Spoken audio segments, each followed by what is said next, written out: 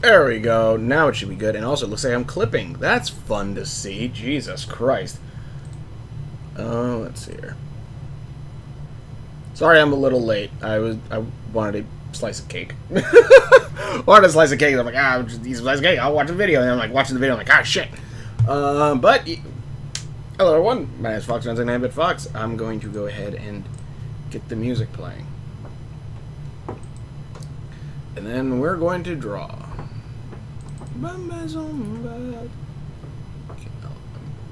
Oh, and hey, Starro. Yeah, sorry about last Friday that I had to move it to Saturday. Let's see here. Songs. Audio Nation. No. Okay, rotate free. Trying to get the song real quick.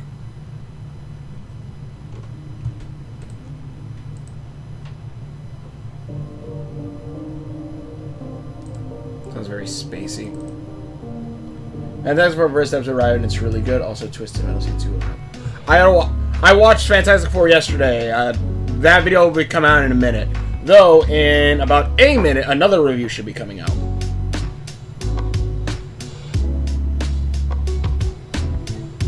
Okay. I think that's good. But, there's that, and then let's get...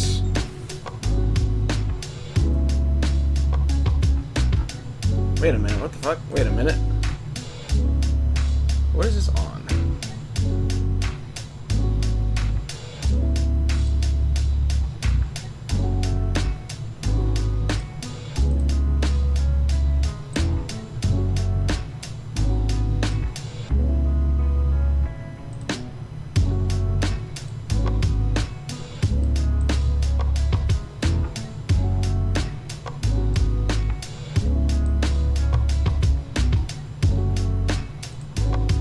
Sorry, let me just check something really quickly.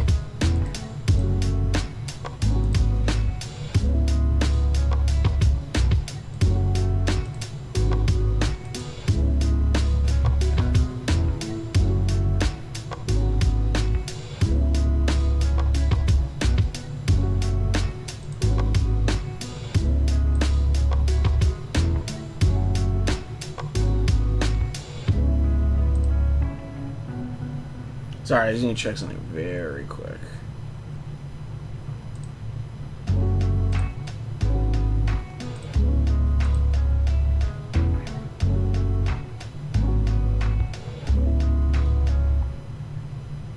I thought I was just on a regular thing, but it's like, because it showed some files, so just make sure nothing got spoiled when I use the files.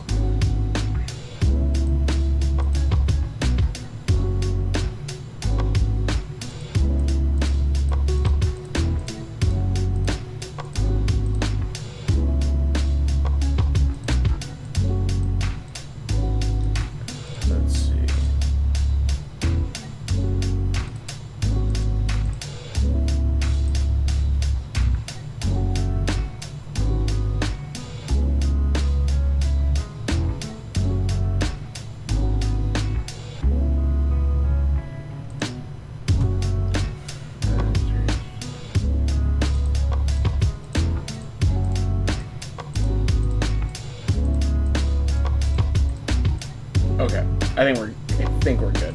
All right, let's see how many word combo drawings tonight. No idea. Hey Pew, long time no see. So which was better, Fantastic Four or Superman? Superman. I ain't gonna lie to you. I ain't gonna lie to you, Superman. Superman won. For me, it did. What wasn't really anything special. Pew, you and me are on the same idea right now. Fantastic Four was okay. It was like legitimately, it was okay. I'm gonna have the review out in a bit, but it was literally okay for me.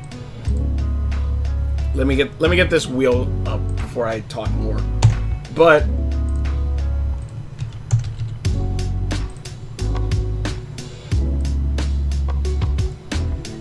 it was legitimately okay. Super Crooks just got uploaded. We'll have to check it out. Fantastic Four was good. Just wish the movie was longer. Yes. And if anything, that would also have probably fixed my issues with it. Because it really, like, someone said on Twitter that it's Fantastic Four. Like, wow, it's amazing they put out a movie that's missing an act. And I'm like, yeah, that tracks. It feels like it is. Especially after watching Superman, I feel like now if there's gonna be Wheel of Names, what the fuck? If there's gonna be a superhero movie, it has to have people saving people. But okay. So what I want to try doing. What I want to try doing this stream is make superheroes that are probably going to be in Owlwolf Town. Not entirely sure. Or maybe they'll just become randos. Who knows? But I want to try making superheroes. So basically, I want to take either words or maybe superpowers and work with that. Or maybe just like kind of like quirks where like it's a word or a group of words together. And like I'll even add like whenever there's a word added, I'll add like a modifier of like add another word. I don't know if I'm going to do too many combos, unless like a combo comes like use 2 words, something like that. But I want to try something along those lines. If anything, I'm going to minimize this. Put that in the corner. I think, if I'm remembering correctly, you gotta admit the first post-credit scene was insane. Yeah, that was pretty good. The guy's final fight was underwhelming, but his appearance throughout the whole movie was great. Oh yeah, Galactus looked astounding, honestly.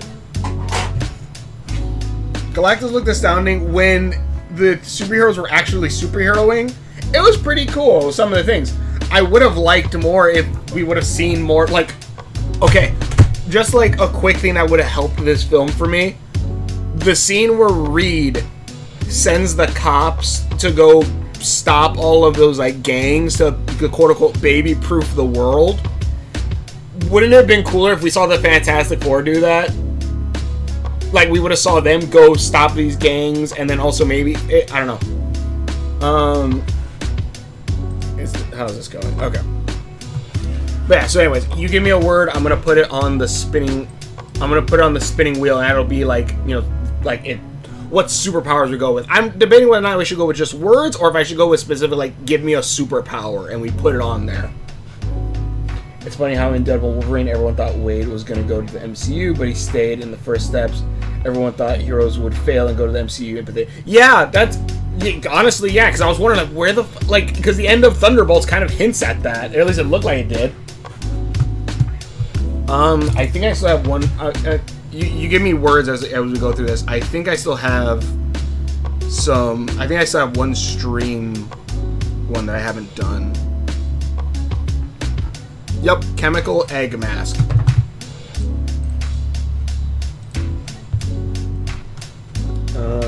So I'll do this and then we'll go for the spinning wheels from there. Chemical...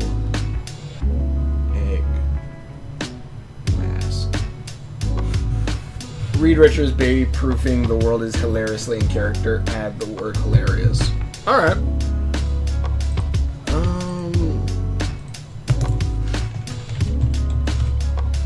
Hilarious.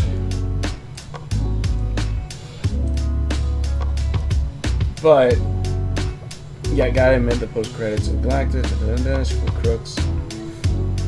Susan Storm was really the heart of the movie. Yeah, she was. She was honestly really cool. Let's see. Chemical egg mask. I feel like this could be a 2-parter one again.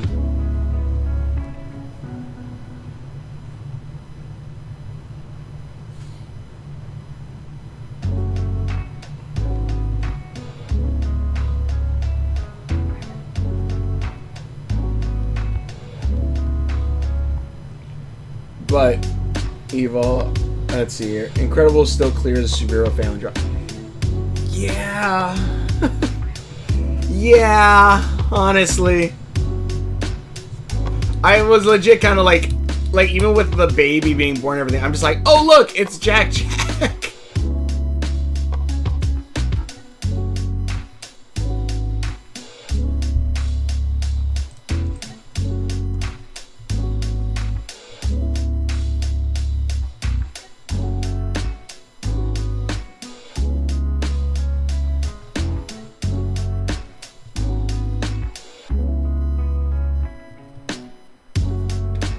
Let's see. Evil, I will not sacrifice my child for this planet. I will not sacrifice this planet for my child. Ansem, ditto. Yeah. God. Chemical. I'm trying to think. But no, she was... I liked the designs and everything for it. I did like the designs and everything for it. It's just... It did feel like we needed more of them being superheroes in this world. It's funny enough, I kind of forgot what Susan's powers were for a minute. I thought, like, can't she just phase through the wall? I'm like, wait, no, that's not her power. Shit. I'm like, I don't know why I thought she could phase through walls for like a hot second. I was like, what? Let's see. The director of Incredibles and WandaVision both worked on the first step. Really? The movie had a lot of retro style. Yeah, I like the retro style. That's one thing I'm hoping will continue with certain things like Superman and this one. What am I drawing? Where I hope we're gonna get more facehugger. I'm hoping we're gonna get more like superheroes in a retro-esque setting. Because also that was one of the reasons why I really liked, even though it wasn't that retro for it technically, but it had that esque feel to it. Gotham I thought had like a really good like set in a period that's kind of retro, but you know, not really, but really. Let me see. I'm trying to figure out. Chemical egg mask. I could either go with a creature coming out of an egg, or I could go with the idea of a mask, like an item, or both. Honestly, we're gonna go with both.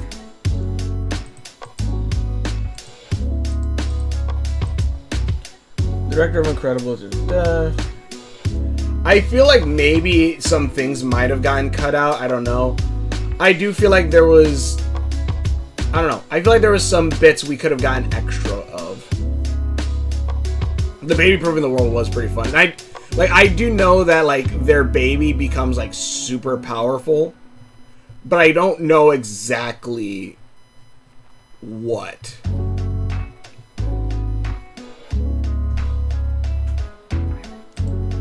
Ah, shit, I screwed up.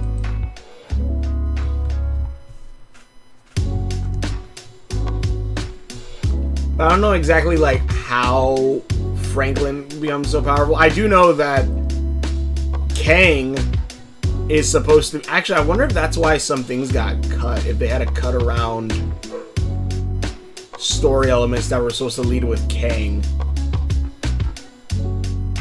Because... Kang is a Richards, if I remember, or at least he's a descendant of Reed Richards. Which, honestly, one thing I kept looking at while looking at Fantastic Four was that a lot of like this world and its technology really did fit into like the TVA's retro-esque look and setting. And I'm like, is this like, is Earth 828 the world Kang came from? Like, it wouldn't surprise me if that was the case. I feel like very likely that Galactus and Shalabal will pop up again in either Doomsday or Secret Wars. Franklin regularly alters / builds reality. Yeah, see, alright. Kitty Pryde, Danny Phantom, Super Crooks, Ghost both had fade through walls, not Susan. Yeah, that's probably why I was kind of throwing me off. I was like, wait a minute.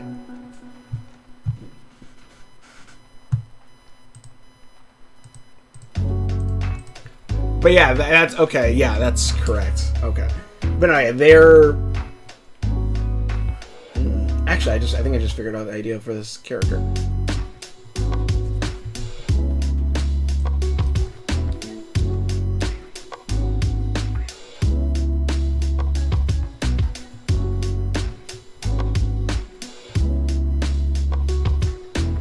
The shell's not gonna line up. If I want to, I'll do that later.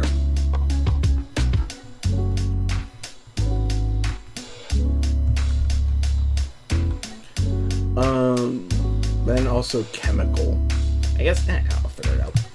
But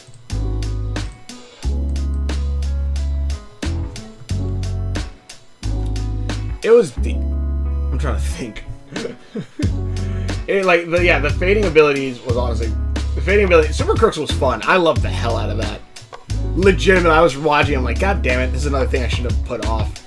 So it legit was. Apparently there was a whole meme about it too, with like Johnny dancing in the intro. It's funny too that in the trailer they showed John Malkovich as Red Ghost, but his scene got cut. He leaves the orangutan. Oh, the orangutans. Okay. Oh wait, is the spinning wheel not up? What the hell? I thought it was still up. Okay, whatever. I guess maybe because if I minimize it, it disappears. I feel like very likely Galactus Shabala. Let me think. That Super Crooks legit was like a really fun run. A really fun one.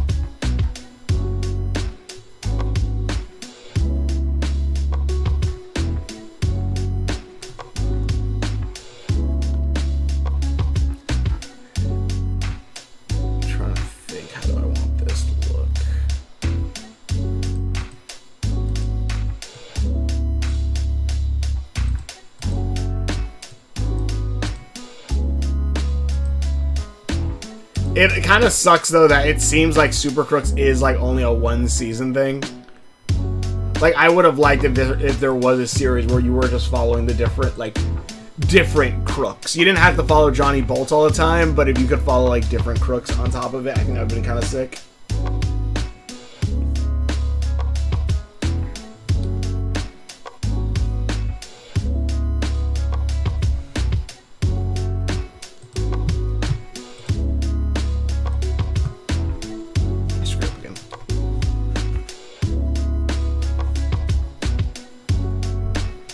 Superman 2025 has it for both head monkeys. That's true, actually. God, here's the thing. I also rewatched. I literally went to the theaters because I had a family member who didn't go see it, and didn't see it, and I'm like, well, let's go see Superman again. And I went to go see it again. God, it's so good. Even on the second watching, it's still so good. I love that movie. That is probably legit one of my favorite superhero movies just in general. It's legit extremely good.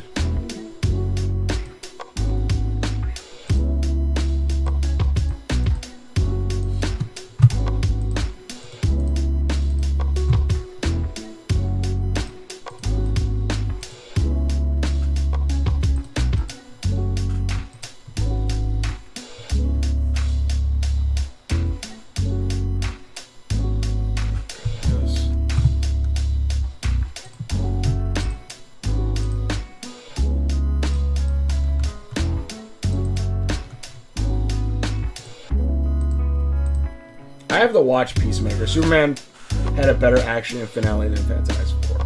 Yeah, like I love.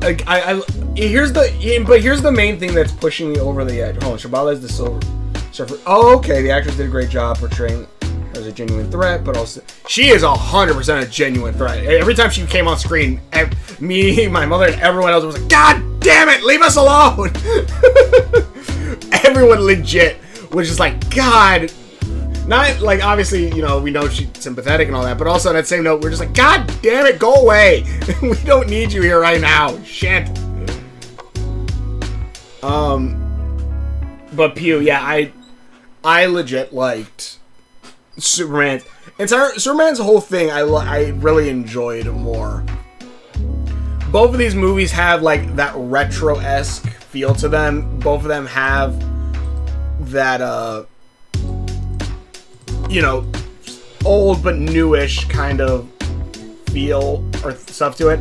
But I think only Superman really sold me more on it.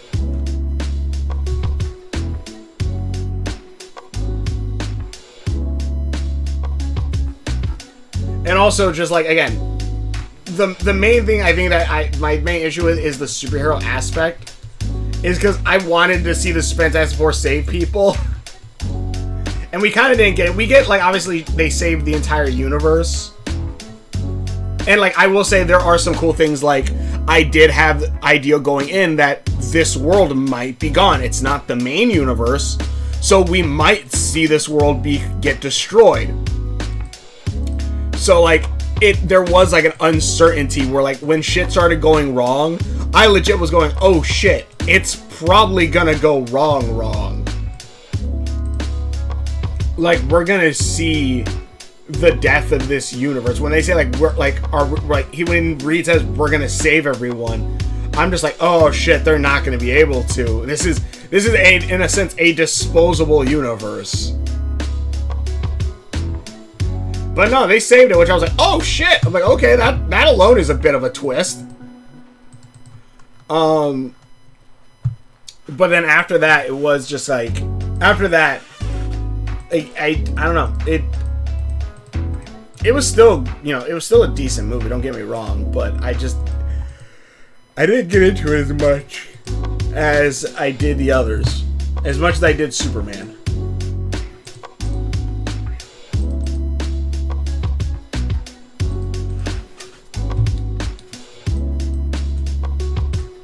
Clicked wrong. Let's see here. True, the music when Clark stops the building and fights the guards was perfect. Yes! Exactly. Stuff like when he stops the building, or when he saves the dog from being crushed by the giant foot.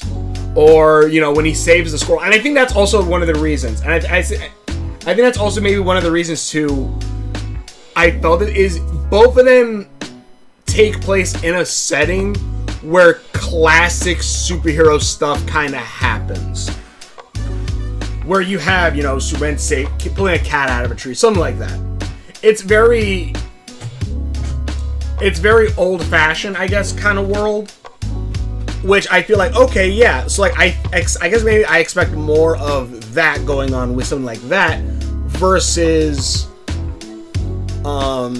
more of the Avengers. It's the entire world is in danger, even though Superman had entire world in danger segment, but, like, I don't know. Yeah, I feel like they could have done a little bit more with that. Let's see. In Fox 2005 Fantastic. Alright. Norrin Rad OG Silver Surfer mentions that Susan reminds him of his wife. Fantastic Four also has a trouble with portraying them as heroes. Yeah. Are you talking about the new one or the old one? But yeah, like it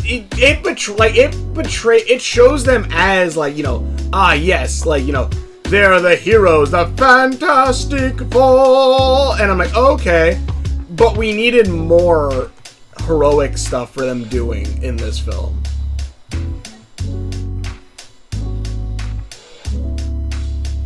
I don't know what I'm drawing.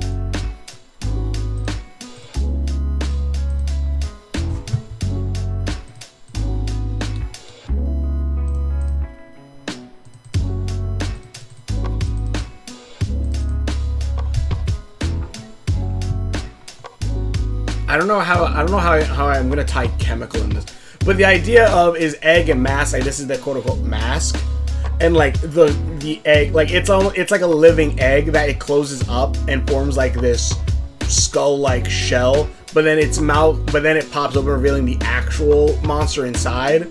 But it uses this to, like, scare off enemies for them thinking it's a bigger creature. If anything, the chemical thing could tie into, like, maybe it has, like, different tendrils that come out and grab things and drag them into its shell where it eats. I'm trying to think. The Thing didn't do much in this film. Yeah, he kind of just destroyed some shit and then just... like, it was mostly... like, him and Johnny had a little back and forth, and that was kind of it.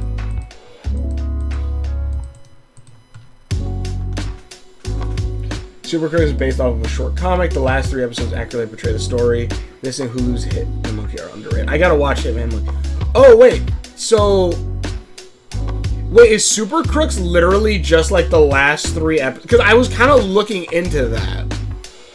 I wanted to read up more about the characters. I saw, oh, okay, so it's based off of a comic.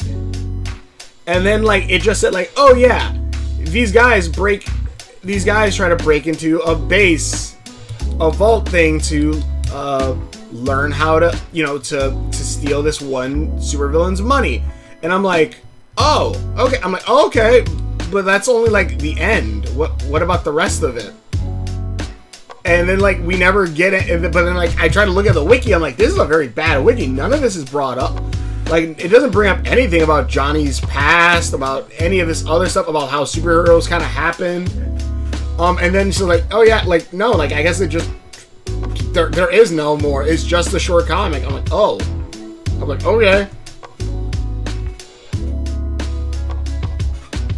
Norman Rad's wife is Shalabal. In First Step, she had a daughter. All Fantastic Four movies struggle with actually showing the hero adventures. Yeah, which honestly, the thing didn't do much. I don't know why though. I feel like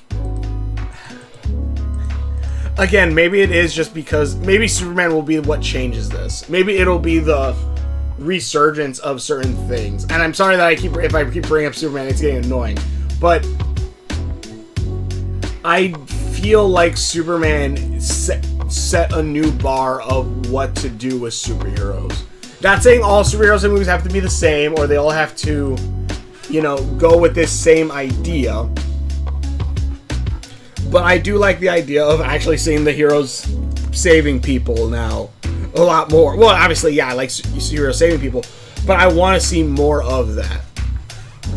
And I feel like the Fantastic Four one, you could easily do that because their powers are, I don't want to say weak enough, but their powers are set in a space where you could see them doing this, of helping save people and working as a team together to fight things. I would have loved to see more of that. I'm not sure how to tie in Chemical here. I guess maybe this body itself is made of egg-like chemical. Maybe it's like more like acidic touch kind of thing, or poison. Ooh, actually could be kind of it. Like it poisons the targets.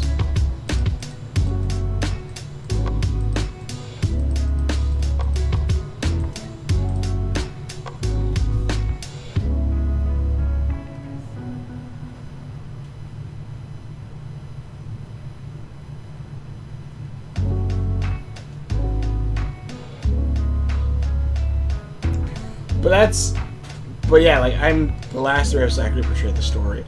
That's really surprising that they made the Super Crooks, like this entire story, which honestly, legit was really good. The Thing's running gag of not wanting to say his catchphrase, yeah, Super Crooks adding more world building with Adventures Plus connecting the Jupiter's Legacy.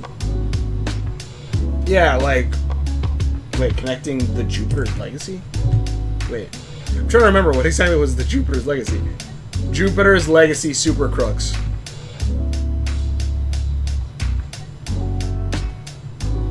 Oh, is Super Crooks related to Jupiter's Legacy? Wait, what's Jupiter's Legacy? Oh! I never watched this show! Holy shit, I might actually watch this show now. All I knew was, okay, there's that Superman looking dude, and then like his wife, and then I think his son, which is like a cross between Superboy and interesting. Should I watch Jupiter's Legacy?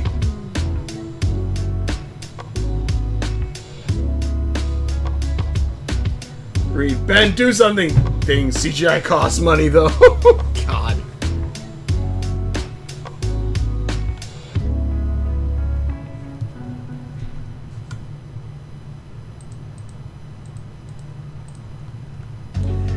I feel like if it's ever down to money, especially for Disney, I feel like it should be they should just post like they should just be the image of Tony Stark going, "If you're nothing without your suit, you shouldn't have it." But instead, it's if you're nothing without CGI, then you shouldn't have it. I feel like you could have given a physical suit for the Thing, because we've seen it kind of already. But you know, especially this Thing, because this Thing legitimately, I don't think he had like any reason why he couldn't be a physical suit. Because he's like almost regular size. I don't know.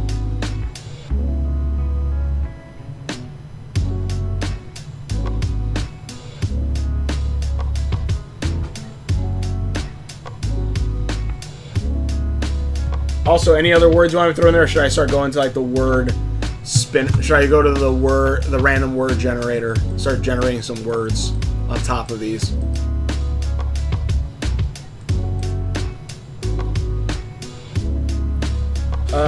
Which character is the best mom? Evil, Dia's mom,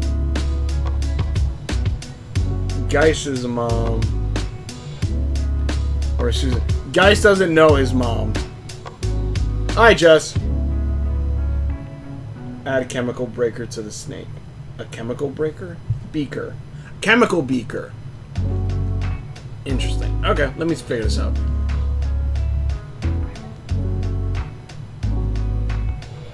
What do I have? It's equipped. Okay.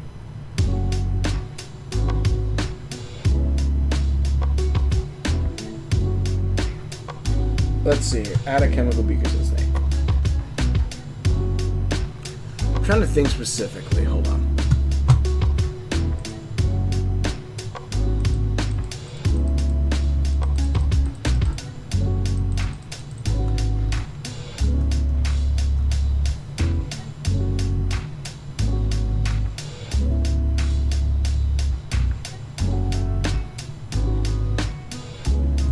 Add a bit like the green stuff is like chemicals that like it can create in its body. It can create things in its body. It's a chemical thing. I'm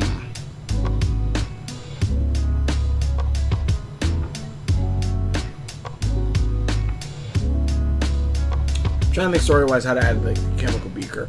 But let me see. Evolve's mom. Dia doesn't know his mom. I don't know. Dia. Wait, Dia. Dia.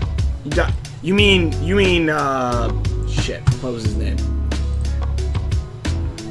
You wrote the names differently, and I'm like, that's what's kind of screwing me up right now. Hold on. Kaiju blood. Die. D-I. Die. Dai's mom was pretty good. Dai had a pretty good mom. The FYI, just we're talking about characters I made while also doing that. Dai's good. Susan Storm. Evil, I would say, makes a good mom. Geist, again, doesn't know his mom. Dai is a good mom. Could you draw my third Sonic OC Adora Fox for me, please? Description of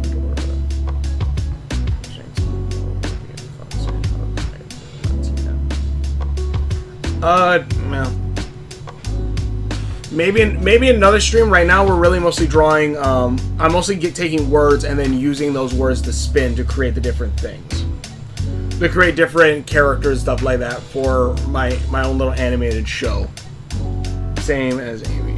Arms and muzzle colors, same as Amy. Adora Foxhog. Bring these. Name Adora Foxhog.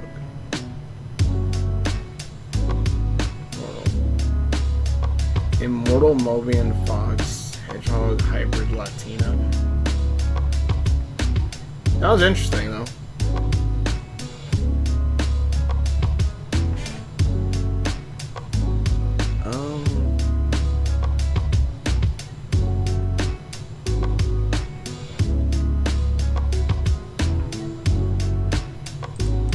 Okay, I got an idea.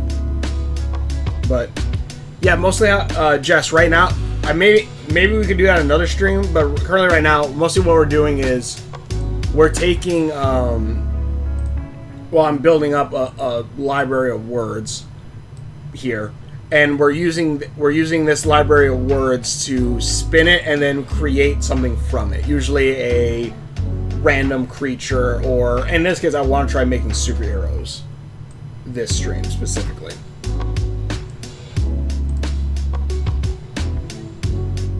What Sonic character is it? Hold on. Well, we don't have that many words. Let me see. What outfit does she wear? Just if I want to throw this in there.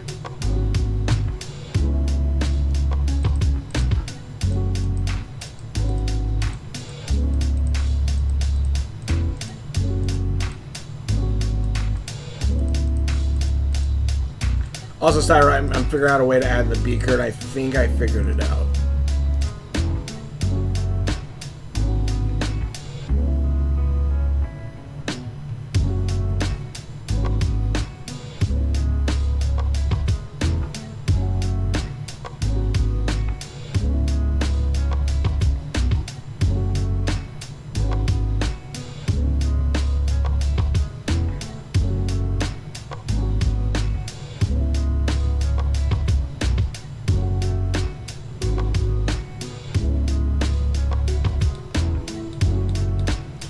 Also, Jess, I will say this too. Sonic characters are some of the easiest characters you could learn to draw. But what outfit does she wear? Because all I can think of is Amy, but a foxtail, which, you know, not on brand for body type. Hourglass, eyes, jade, eyelashes for each eye.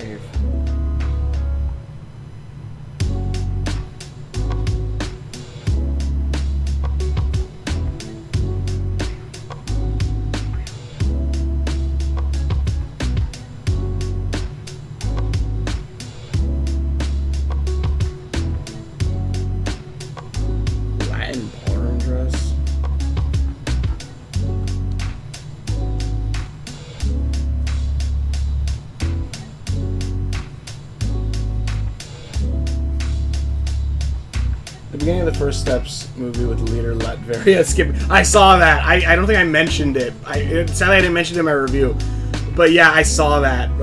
That like the leader of Latveria, aka Doom.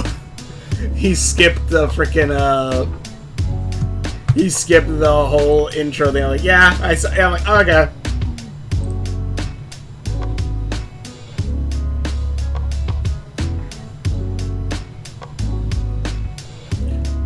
I'm like, that's funny, because no one else, unless you know the Fantastic Four, you're not going to know that's, you're not going to know that is the, Doctor Doom's, place.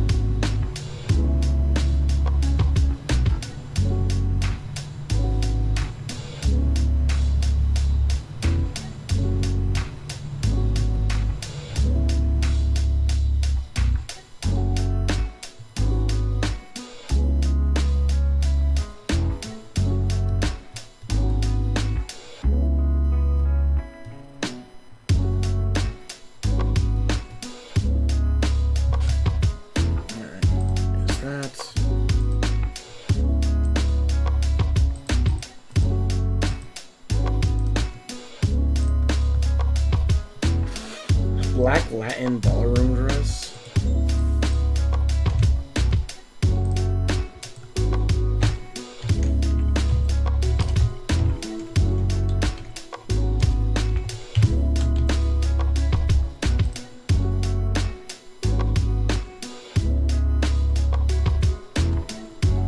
I'm just gonna do a black and white thing. I'm not gonna color it in. If I do draw this character, I'm probably not gonna. You can color. You can get into paint and color it in. If I do draw this character.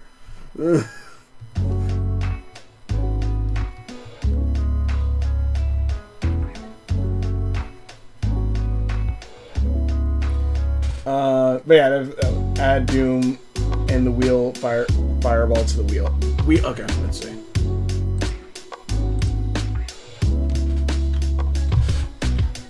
Add Doom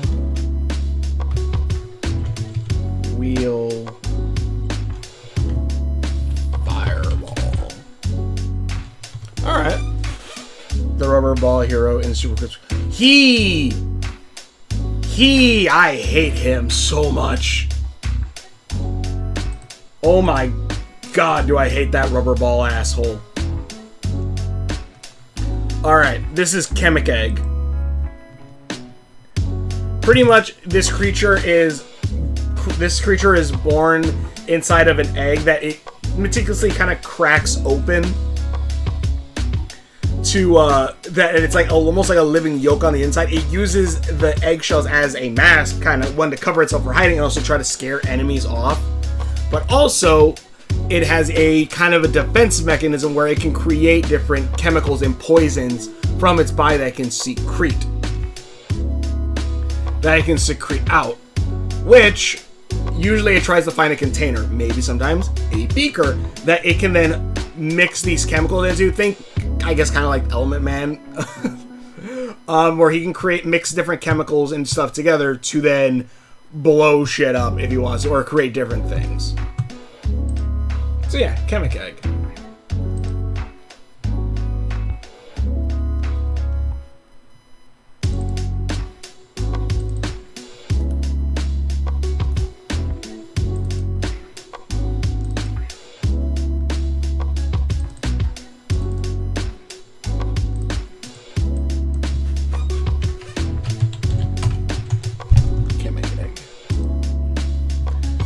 I would say Superman had some of the greatest grounded moments, but the Justice Gang felt underdeveloped.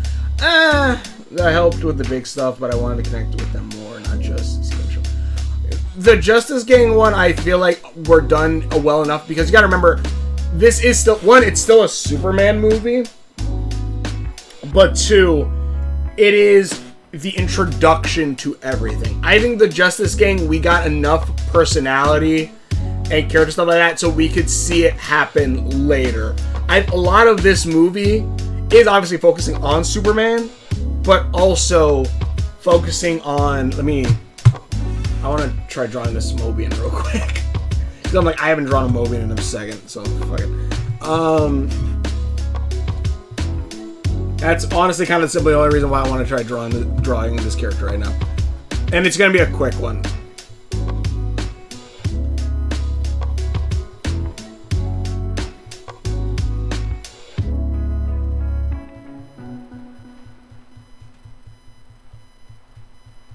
I'm not going to try to spend too much on this. It also gives time for more words to get added. Should I be using random word generator also, just to speed up some things?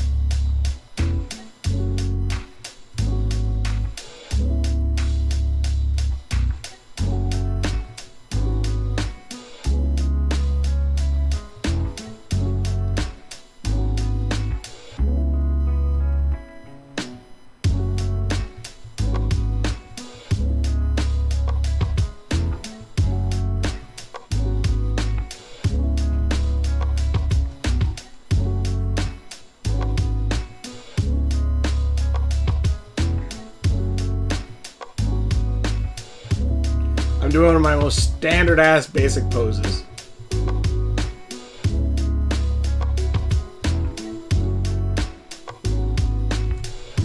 Call it Chemico. Ooh, I like that.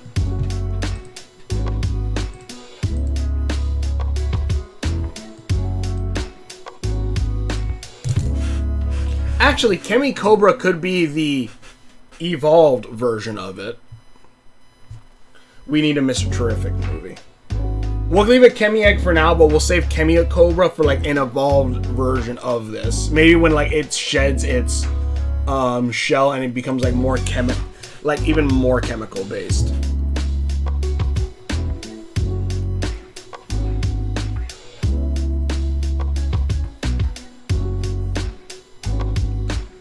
Also, do not be surprised, Jess, if later on I may or may not repurpose this character. Like, obviously, your character is your character. Don't get me wrong, but I will. But if I make another version using similar things, if I like the aesthetic that I'm going with this, I might do that.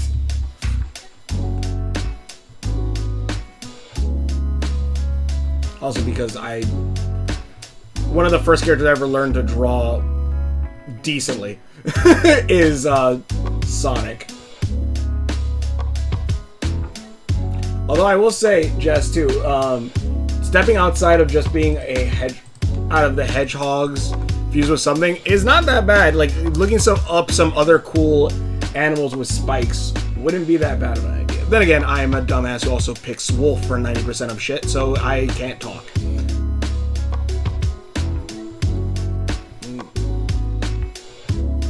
And owls now.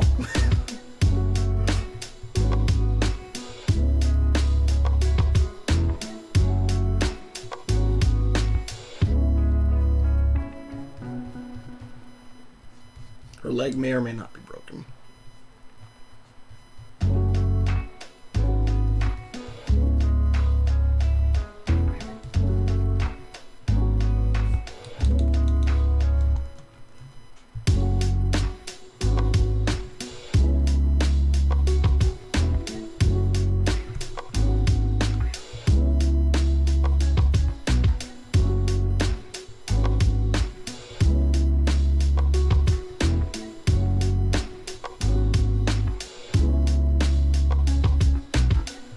Call it Kemi Cobra, Mr. Terrific. Let's see here. Yeah, but the Justice Gang was specifically just made. Also, any other words you want me to add to the wheel? Well, Superman had a black hole scene. That is true, actually. Maybe Gunn might give them a movie. I don't think they were added for no reason. I definitely do feel like, if anything, if they don't get their own movie, they're gonna be part of the Justice League. My only issue, though, is that I feel like Mr. Terrific definitely is kind of the what Batman usually is in the Justice League. Except for maybe being rich. I'm not entirely sure if Mr. Terrific is rich or not. I think he is. Well, yeah, because he said that the Terrifics... Well, actually, no, because he says the Terrific... They're sponsored by the one dude, Lord Tech. So he might not actually be rich in this timeline. Because then why would they need to be sponsored by a company? I don't know.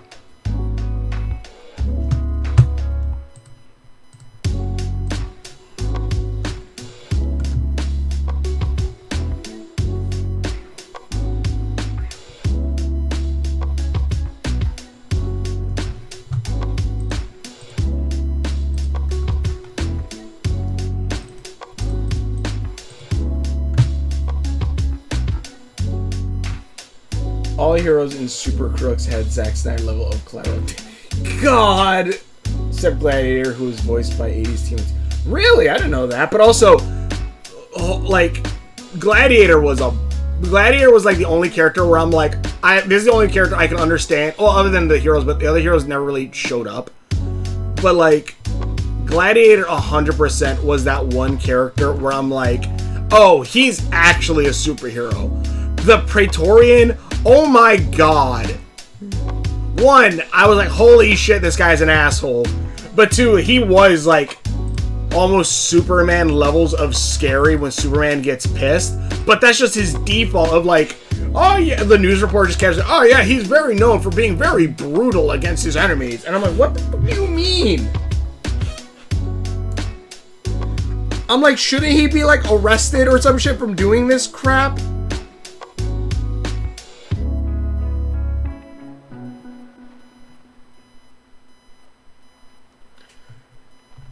I like the Praetorian was such a dick.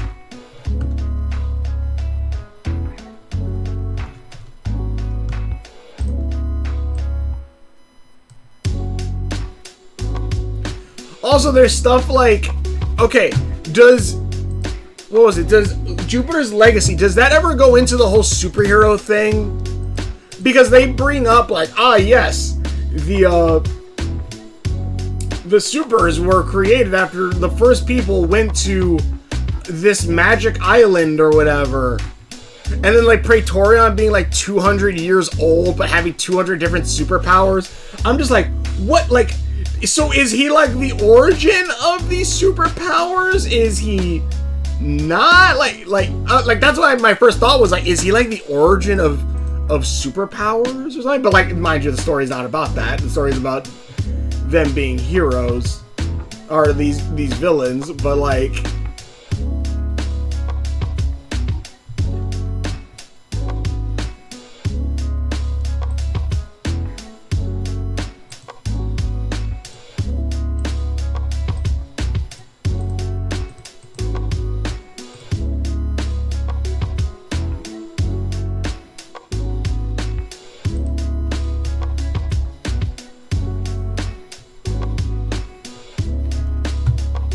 heroes. Mr. Cherry would be great. Justice Gang. Let's wait a minute.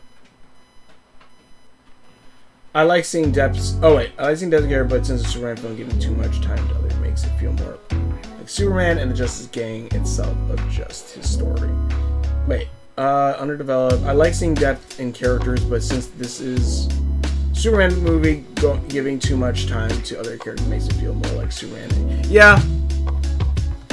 But also, the thing that I love about the Superman movie too, which is why I also really like it, is that it does still feel like a large cinematic universe. It feels like a world that has a ton of different stories in it. But, I can't remember. Does Amy have... Hold on.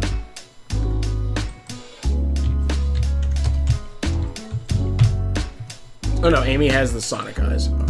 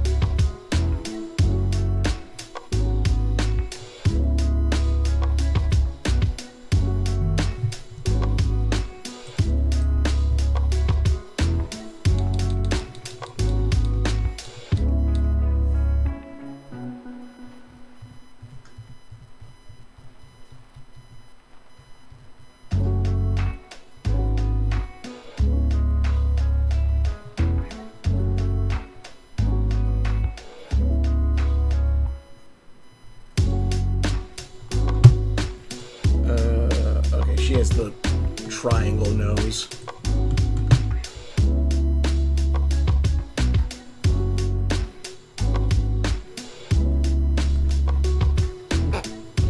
Oh my god, it looks awful. Why am I doing this?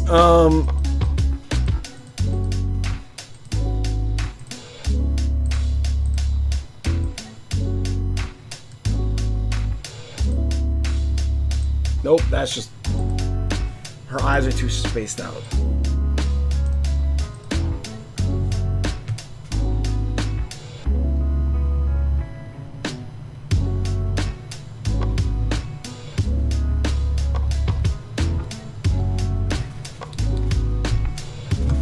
How does Amy's...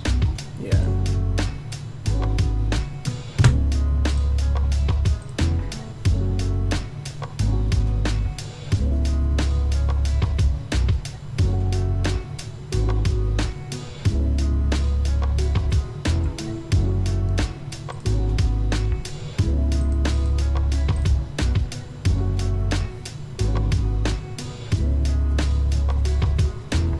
Also, any more words you want to throw in there? Also, but yeah, the destruction that these heroes, and the thing is, a lot of those heroes just did shit.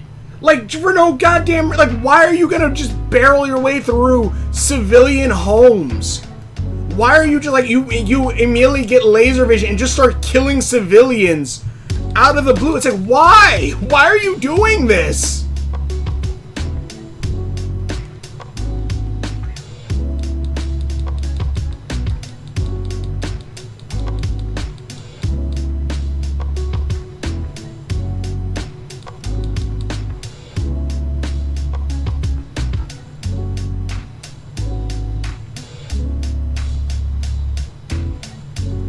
See, now it feels too small. God damn it. I said I was gonna work. I said I wasn't gonna work a lot on this. What the hell am I doing now? Just a quick one. It's just a quick one.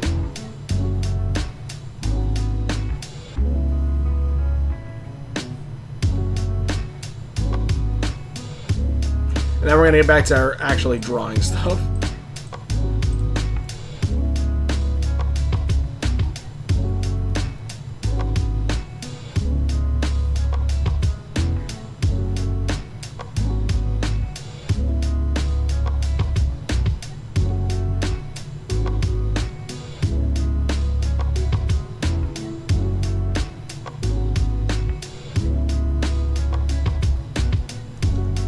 But yeah, the destruction in that movie or that show, God.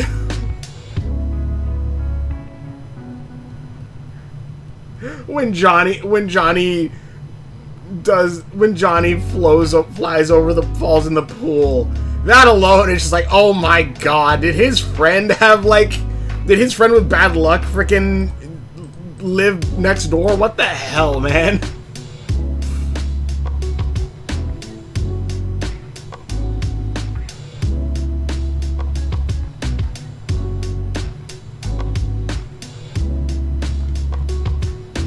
Let me see here.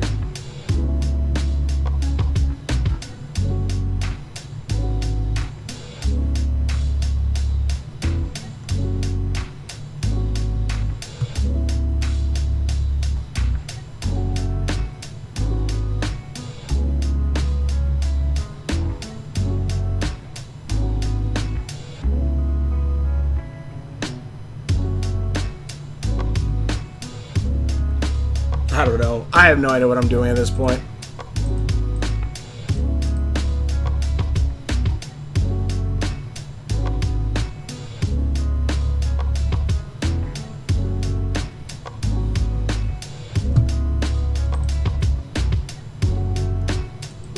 Amy has... going down like this.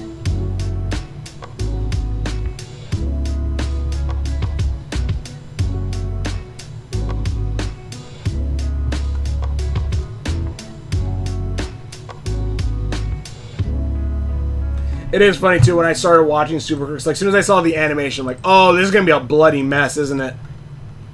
Because as soon as I saw the animation, I'm like, oh, okay, yeah, this is the animation that means you're going to kill a shit ton of people and do an insane amount of bloody, gory stuff. I already see this happening.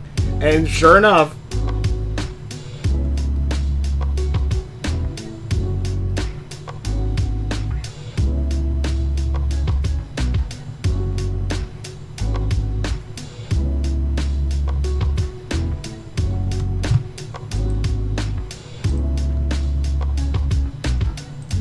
God, I'm getting flashbacks to when I drew Sonic characters just in my notebooks.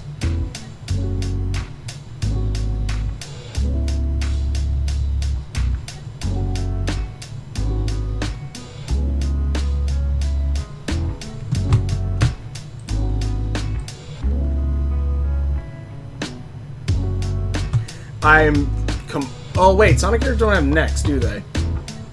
That's why it's looking off. One of the reasons why it's looking off. I ain't gonna say that's the only reason, because holy shit. Okay.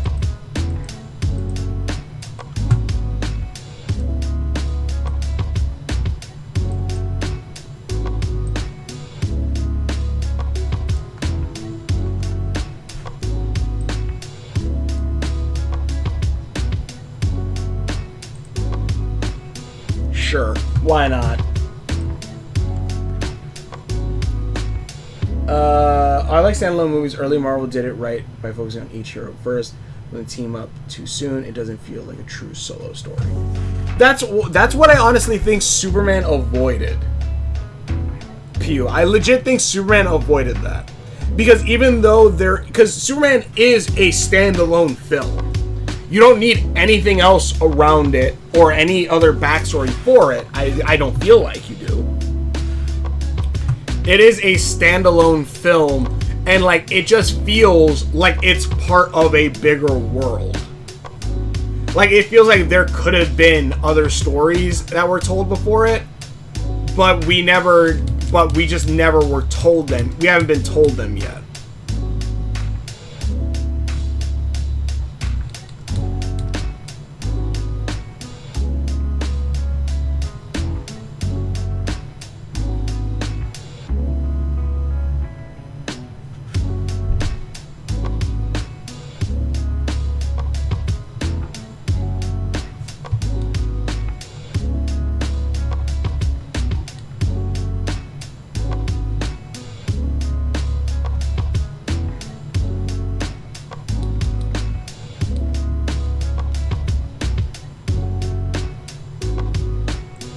Like, it feels like a complete story and a complete world.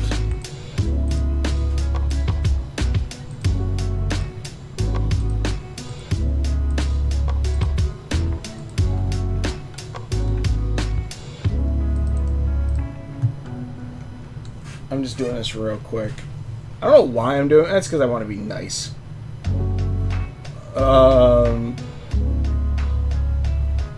Gold rings. I'm not giving fingers. I'm not doing it. Amy's gloves with gold rings. High heels. Black Latin dress. Wait, what's the color of it? Her? Orange. Okay. We're just gonna...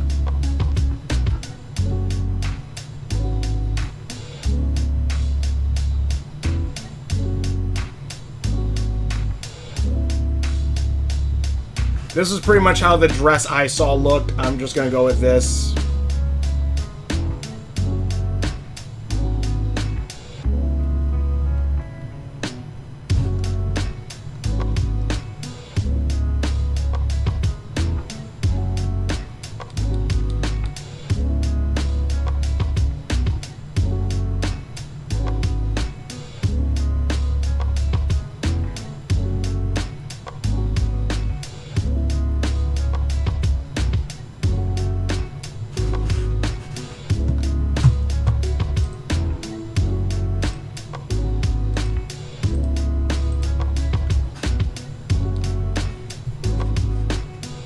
Actually, what did you say, Pew?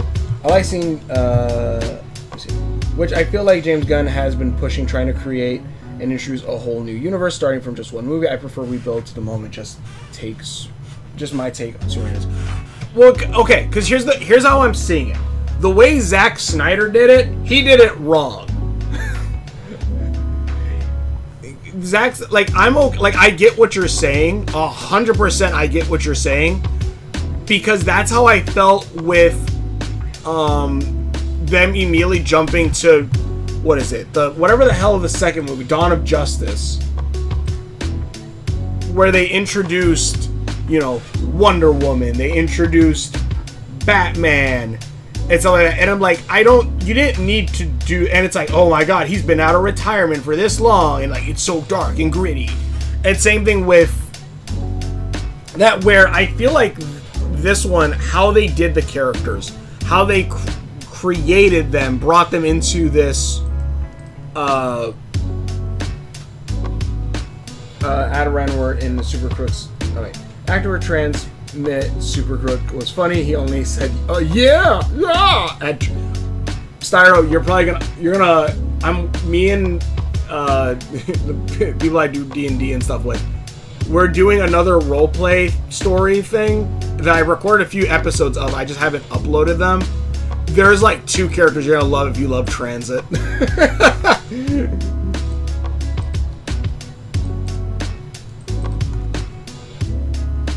Um, introduce a whole new universe starting. But like that's okay. What I was saying, Superman, the Superman world, it felt like a super like one of my favorite scenes in the Superman movie was when Superman comes back from getting Krypto, or comes back trying to find Krypto, and in the background there's like that, was it nymph from the fifth dimension or something? And like Lois is like, "Are you helping with that?" And Clark's like, "Nah, they got it. I've been trying to find the dog." Because like it's like, yeah, that's almost an everyday occurrence. Even stuff like when when the Justice Gang popped in, and they said like, "Oh yeah," like Superman said, "Oh, I'm trying to get it out of the city. I'm trying to get it out of the city so that way like maybe we take it to an intergalactic zoo or something." Like, there's so much world building that immediately was told in this movie while making it feel natural. Like, now immediately, like, oh, there's an intergalactic zoo out there. There's other aliens. Like, even, like, Green Lantern saying stuff like, I was sent to this Earth to protect it. I'm supposed to protect it from people like you, from, like, different aliens like yours.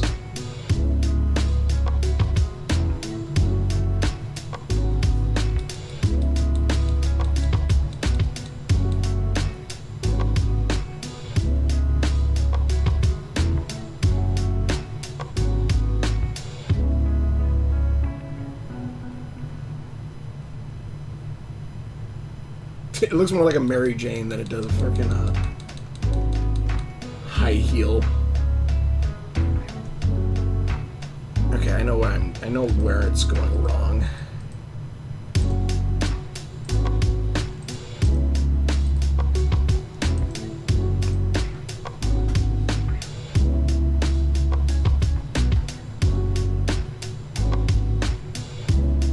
Like, I 100% get what you're saying.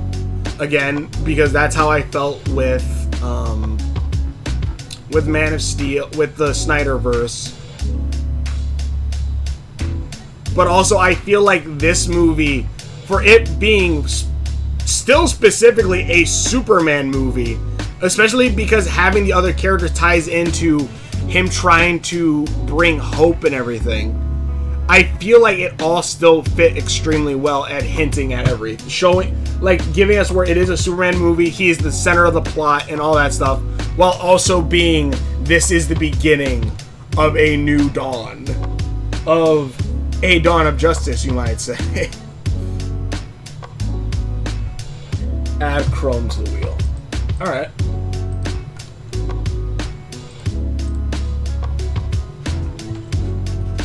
I'm gonna get a random word generator in here also. Chrome. Add random to the wheel. Okay. Random. Which dynamic will be more hilarious? Owltown, Deku, and Owltown Supergirl. Owltown, Deku, and Shatter, or Owltown, Deku, and Miles Morales. I think there might be a rivalry with the Miles Morales.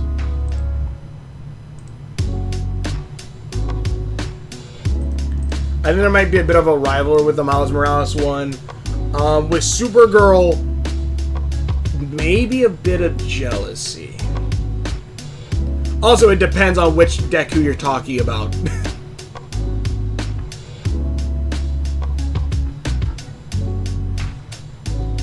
Because there are two. Technically speaking.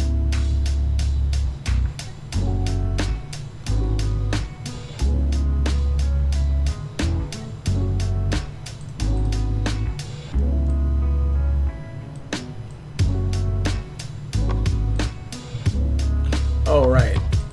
Amy only has arms.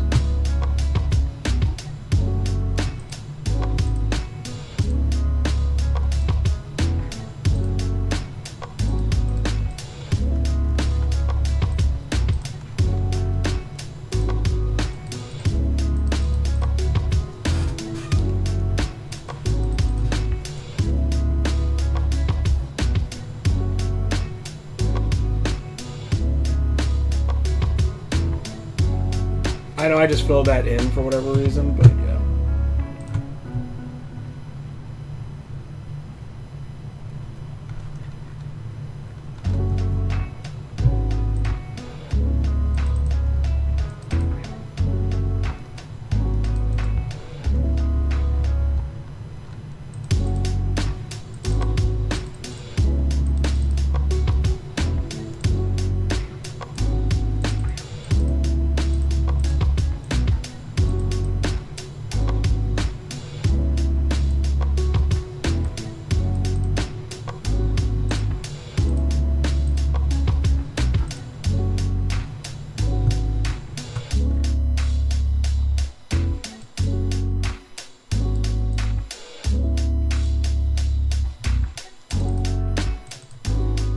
Alright.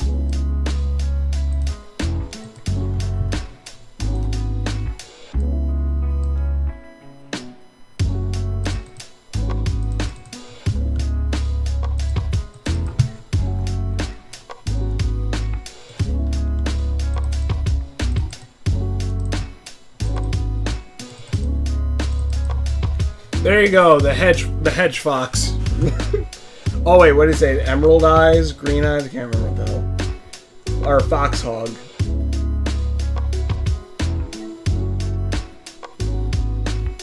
Jade, her eye color is jade. We're just gonna go ahead and give it whatever color. It's a free little commission I just gave. There we go. Probably add a little bit of the tail bits in it, but alright, it's fine. Here you go. Alright. I'm gonna go to the random word generator. I'm gonna add some words.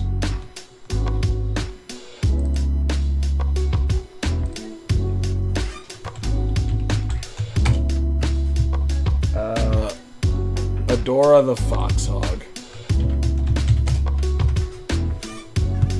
There you go, Adora the Foxhog. I think that's enough. I think that's enough for for that. All right. Yep, I don't think my drawing's gotten that better with these Mobians. All right. How many Owltown Dekus are there, and why does Owltown Super Shatter hate him? I didn't say they hate him. I just said Deku has a bit of jealousy. You're misunderstanding who's jealous of who. You're misunderstanding who's jealous of who here. The Supergirl and Shatter are not jealous in that regard. It's the other way around. Deku is jealous of them. And I'd say there's at least 2 Dekus. There's at least 2.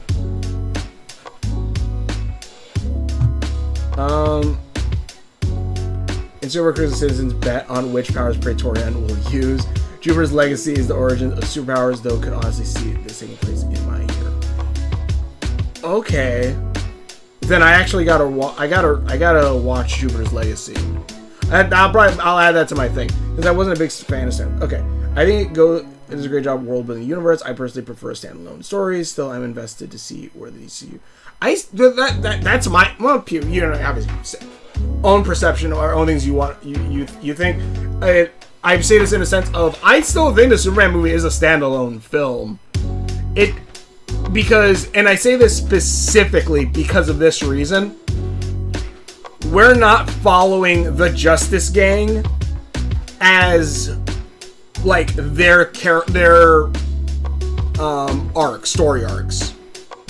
Like, unlike, let's say, in Batman v Superman, we're following Superman's story arc and Batman's story arc. And maybe a little bit of Wonder Woman, not really Wonder Woman, but we're following their story, or even in the Justice League movie, we're following the different characters' story arcs. In Superman, we are strictly following Superman's story arc and Superman's characters, like Lois, who interacts with the gang, but the gang itself isn't really going through some kind of ginormous story arc with them. They're simply part of the world. The best way I can describe it is, to use another example of a movie that just came out, Fantastic Four, where the Silver Surfer is part of the cast. The Silver Surfer is a part of the cast, she isn't necessarily a bad guy, and she does, spoilers, help at one point. But we get a little bit about her, but like other than that, I wouldn't say too much. What the Silver Surfer is in this Fantastic Four movie is what the Justice Gang is to the Superman movie. They're a part of the cast. Maybe we might see more about them later in the future, but that is kind of their thing. But like that's the thing. It's still a standalone Fantastic Four movie, even if the Silver Surfer is a character in it. That's kind of what the Justice Gang is. To me, at least. That's how I see it. Even like stuff like Mr. Terrific and all those scenes really only happen because Lois, who is a Superman character, is investigating. It's not Mr. Terrific doing it himself. And then like, anyways, that's my whole thing. Alright. I'm going to... Okay, so... Okay, so my idea for the wheel. I'm going to grab some more words.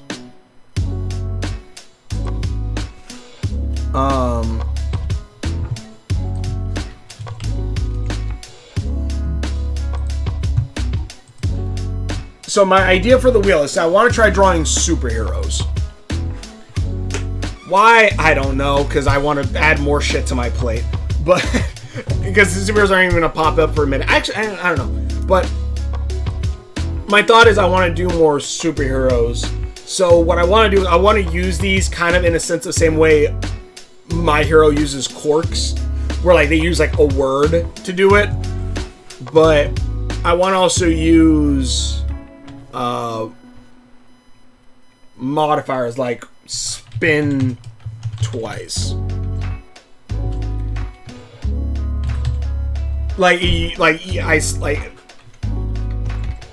Spin twice, so like pretty much spin again.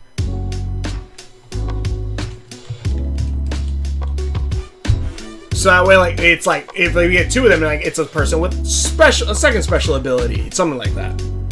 Let me... Monstrous, okay.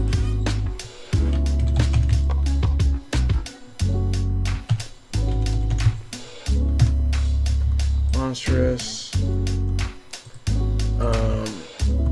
Jess, I don't know if you're here still or not. Oh, wait. But,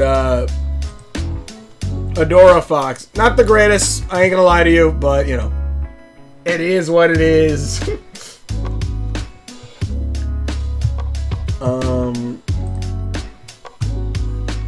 I think I just minimized that, didn't I? Yes, I did. Okay.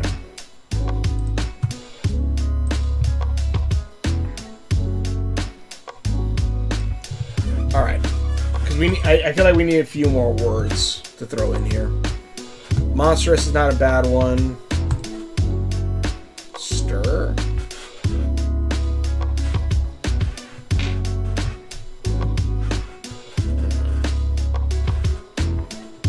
Screw it. Let's add stir.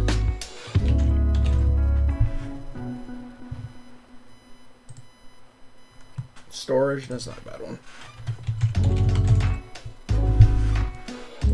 All right. Any other words you want me to throw in here?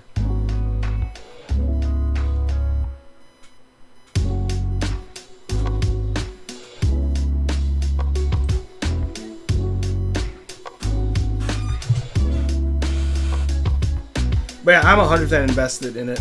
Also, it has been confirmed that like the characters like Blue Beetle will be making an appearance and like are the same ones that will be in the movie. So technically speaking, like the Blue Beetle movie is part of this new DC universe, along with was it Creature Commandos and Peacemaker. I actually got to watch the Peacemaker show. And yeah, Blue Beetle is part of this universe. Blue Beetle runs this universe, and Peacemaker, I think it hasn't been confirmed. I think that one might be like a whole multiverse thing. But from like at least what it seems like with like season 2. But yeah. So any other words you want to throw in this? Xandro Clyde San Pedro. Yay. Hello, Xandro Clyde San Pedro. I'm Hedicicus? Okay. I don't know what that means. How many Dekus are there? Yeah, like I said, Cyro doesn't hate him. Moral on lines there. I'm here. I am here. Welcome. Let's see. What other East? See, some of these random words, I'm just like, okay, how am I gonna? Okay, whatever. Actually, I shouldn't. Disappointment. Oh God. Okay, hold on. East. Disappointment. That's not how you spell disappointment. I'm disappointed in myself for not knowing that.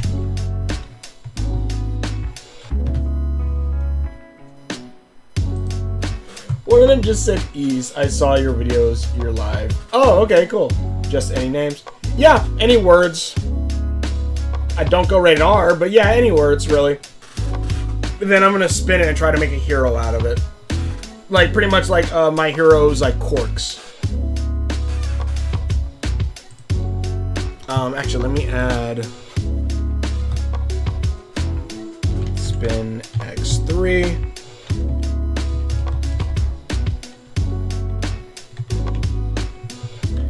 That way, like, it's like multiple different Quarks. And cool. Thanks, Xandro.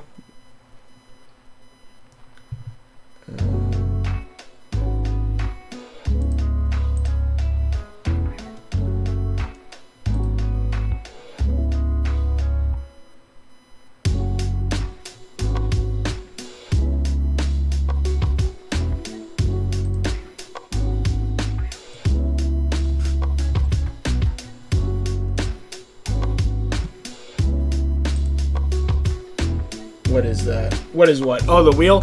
Pretty much, I am pretty much what I want to do is I want to start drawing I want to try drawing superheroes, and you kind of go in the My Hero Academia way of like you take a word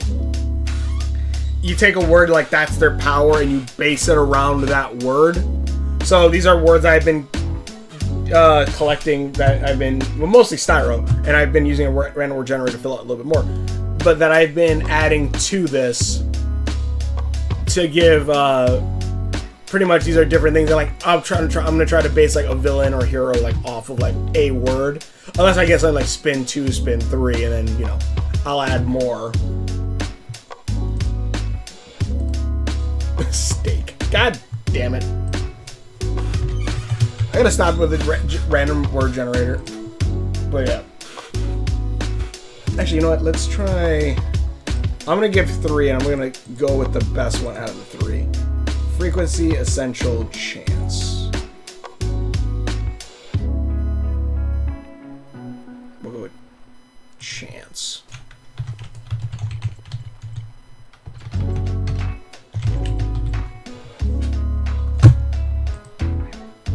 What is that? Okay, yeah. Do you have any words or names, Pew, that you want to throw in there?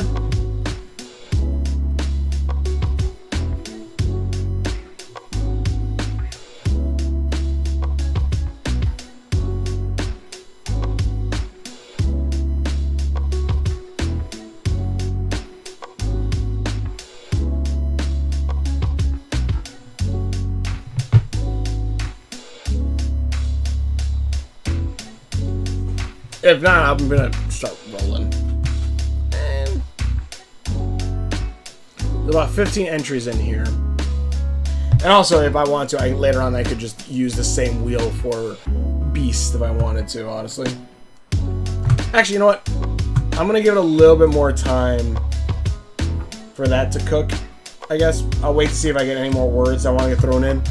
Because I did add like a few of these, which is like... I don't know what I was doing with East and Stir.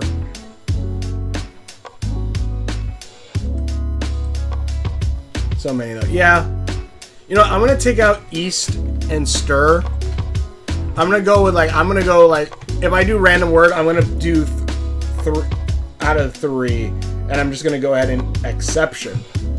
I'm gonna go ahead and go with that route. Let's see out of the 3 which ones I would want to put. Presence, romantic flavor, presence. There's a superhero that just aura farms. Alright.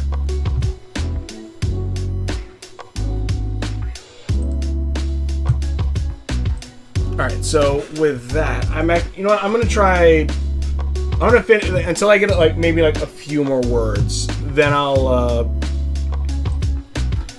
spin for the hero stuff.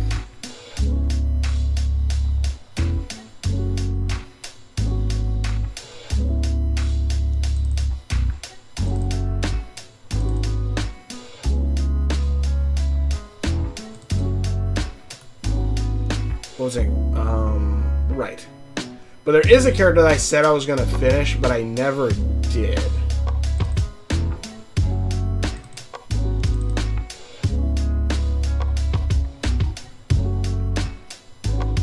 I never did finish drawing Samantha.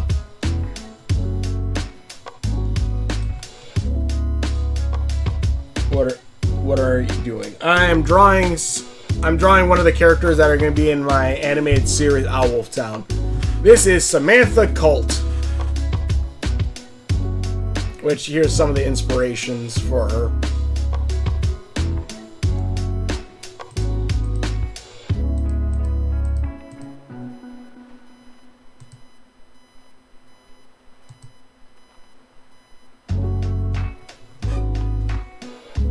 What was I doing with the chest? What the hell?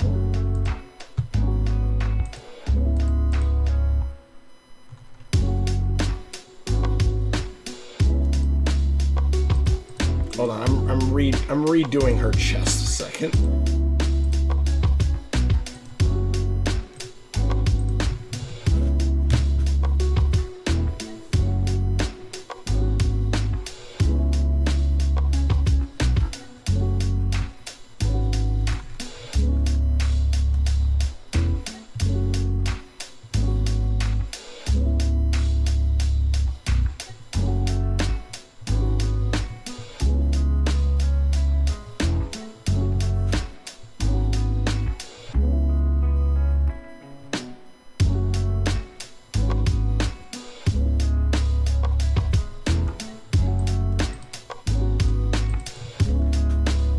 That's a little too big.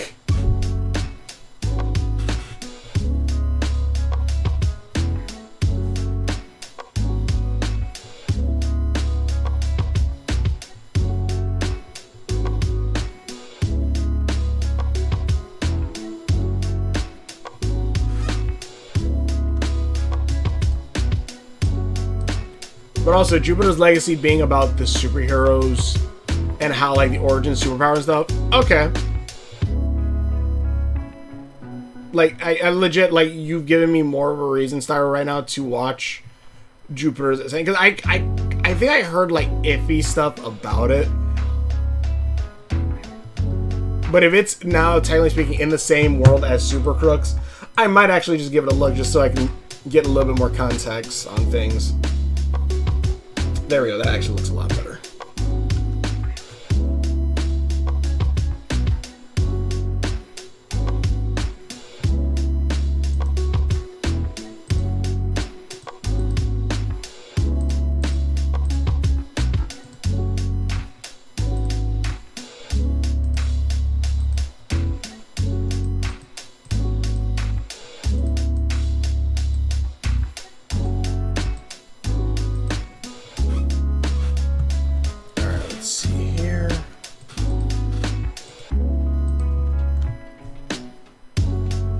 She is very scrawny.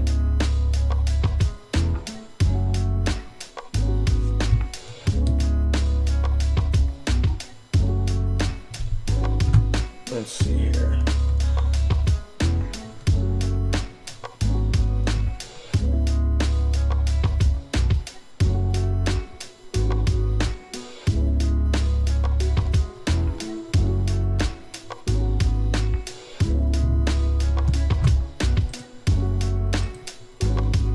debating on the horns, though.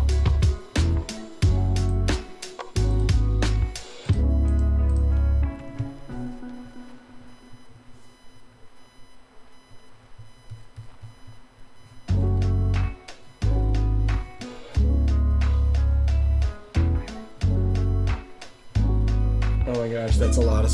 That's a lot... That's a lot... A lot sub? Are you talking about there's a lot of subscribers?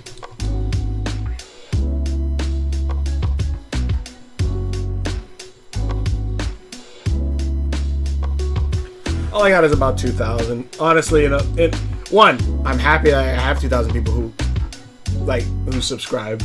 But also on that same note, it is pretty small compared to a lot of other YouTubers. Especially when I look at some YouTubers who've started like a year or two ago and they've already there are like 30K and ugh, I'm probably bad at this.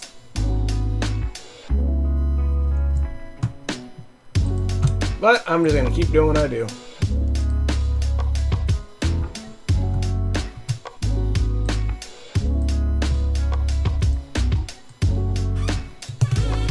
Alright, how do I want to do this specifically? Actually, you know what, let me work on her boots and we'll work on coloring everything else. Are these characters for Owltown? This one, not so much, unless I'm going to edit some things and change some stuff. This girl, yes. Samantha Colt. This will be a beast that appears in Owltown. But yeah, these are characters that... Most of the characters that I've been drawing in these streams have all been for Owltown.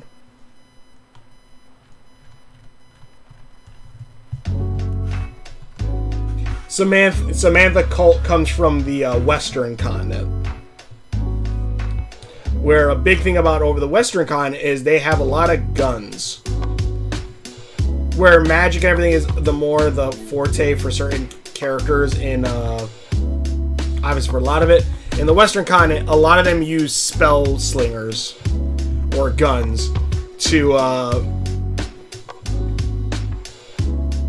in a sense cast like some smaller high damage spells. And she is one of them. She is a gunslinger.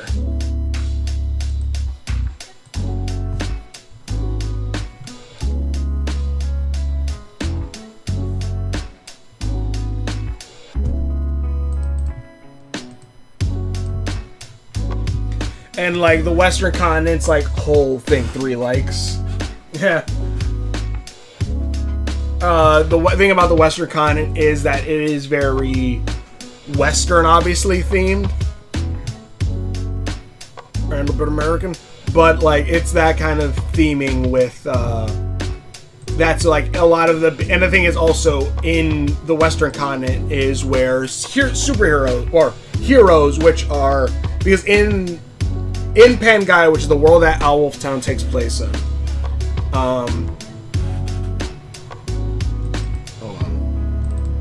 there are different spots around the world, each of them having kind of their own kind of themes. Like, the Black Desert has Egyptian-esque, mixed with a little bit of Japanese feel, but this is straight more just Egyptian.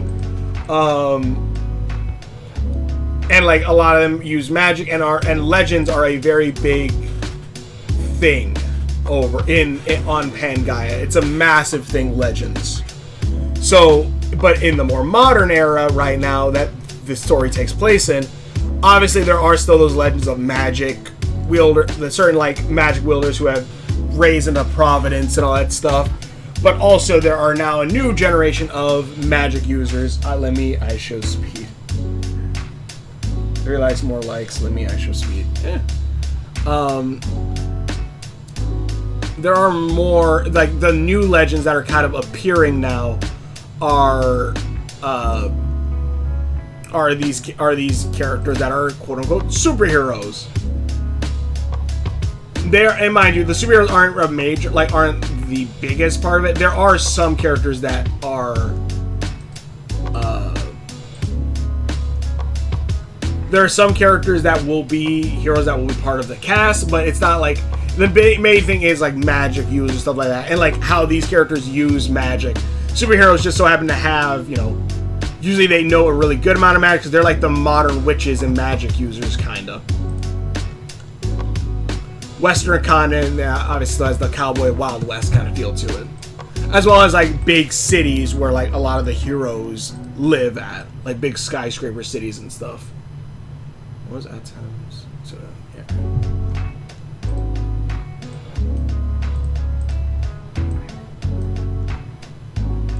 Make this a little darker.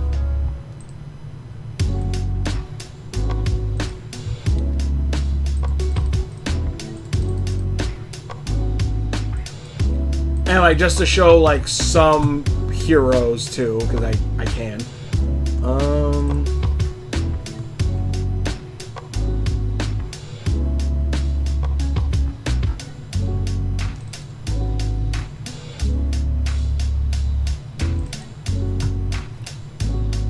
This is one of the heroes for Shadow. And this...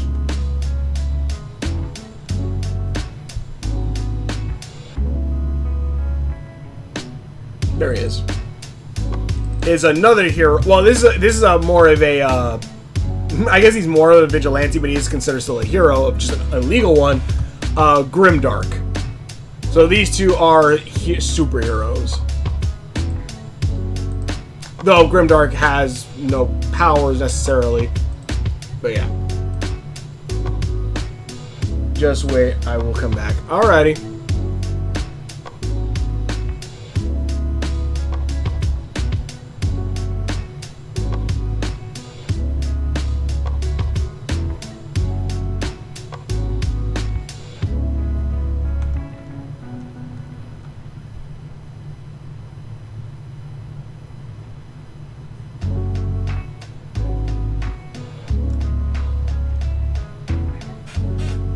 But yeah, so these are characters that will be in Owlwolf Town.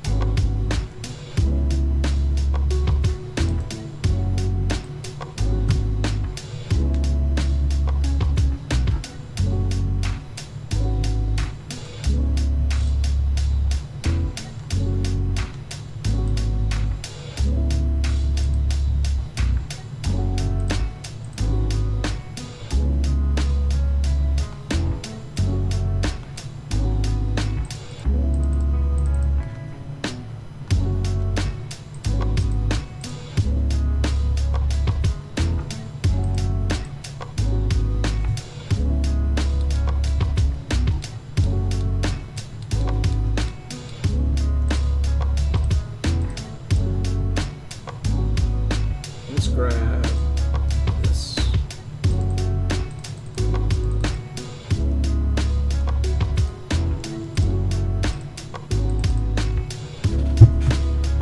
I'm trying to draw character designs for my concept. I just need ideas. All right. Well, okay. That's also. I'll say this again. Like one of the reasons why I even do the wheel spin for sometimes is because, and it's honestly a good exercise, at least for me, I think, because taking just some random words, random words and figuring out a character using them, I think helps with some character creation stuff. Like one, I like, you know, a beast. It's roll twice. Okay, that's why I want to try doing this with hero stuff. Feel free to also again throw ideas out for this thing.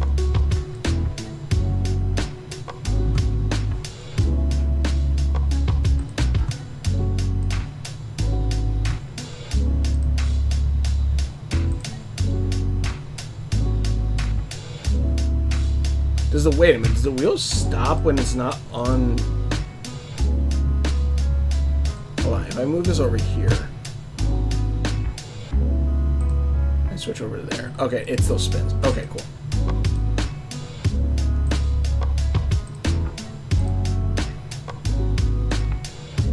There we go. Let that spin. But yeah, something like that, and obviously, like if you have like a basic idea. Like whatever you like, if you can think of like what the setting is,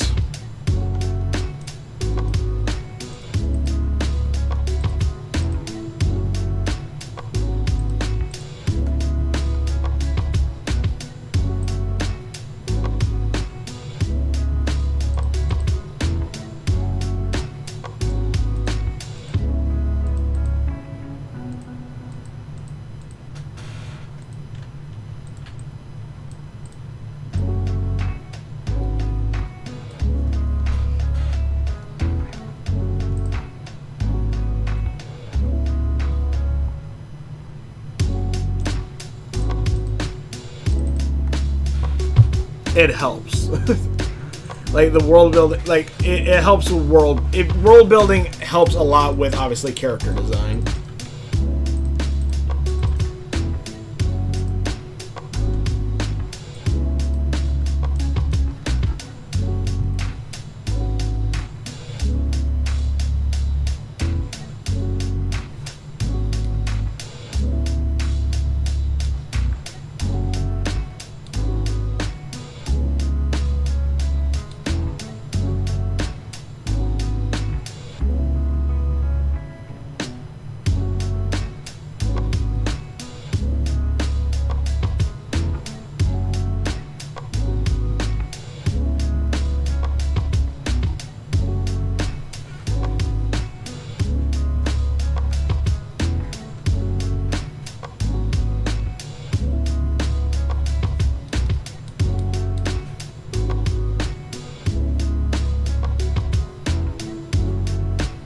And also, like, if you like think of like, you know, use different inspirations from different things that you like could also help with that.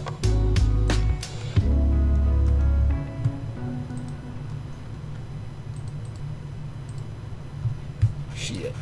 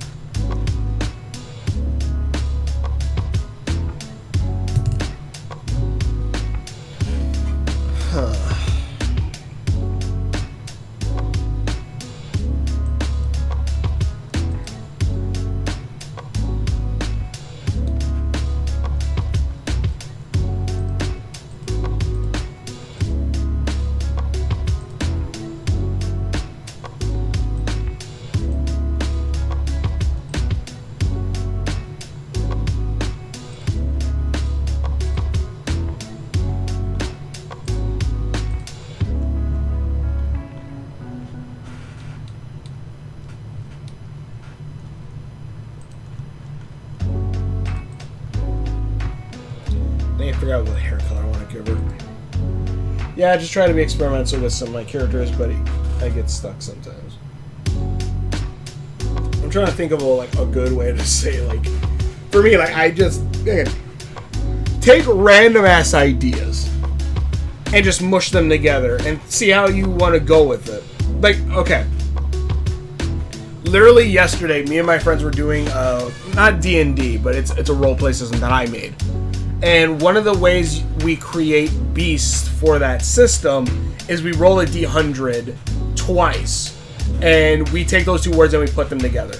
I got the words clown gorilla, which I first rolled out. I'm like, what the hell am I gonna do with that? I don't know what I'm gonna do with a clown gorilla. Like, it just seems like a throwaway enemy. It seems like a throwaway enemy to me. I'm like, okay, fine, whatever. That character so far now is on track to be one of the favorite characters of our campaign, possibly. And he just appeared. Like, taking something random and just like adding like a little bit of your own spin to something, or just adding two random things together and like connecting it maybe to like something else could possibly help you, like, with that bit of block.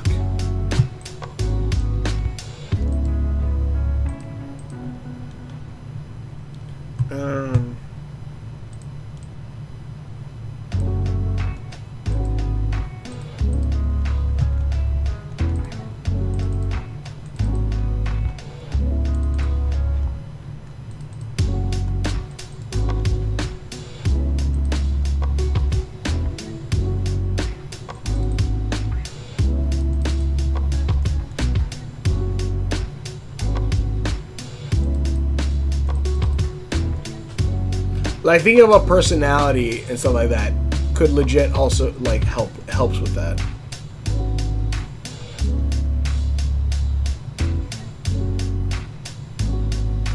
But I just, yeah, whatever.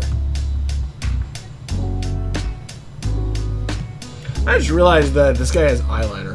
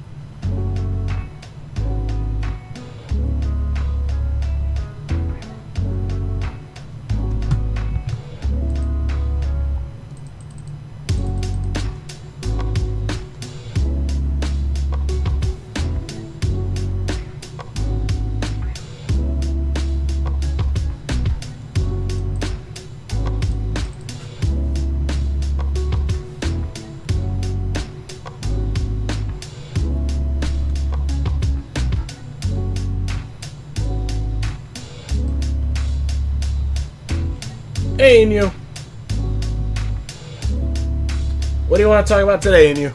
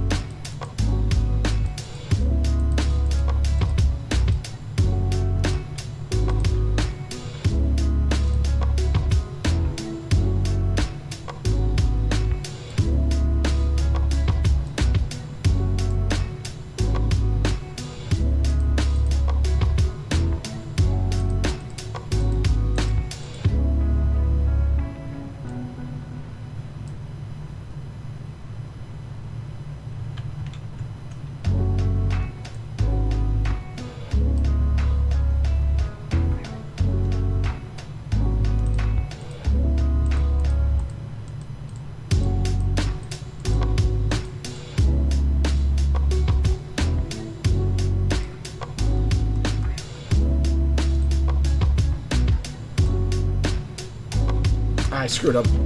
I screwed up a lot of the coloring right here by adding in 2 different layers.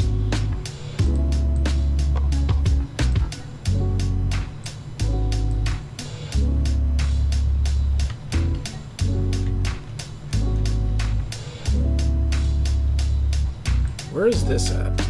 Oh, that's there. Okay. So that's actually not as bad as I thought it was.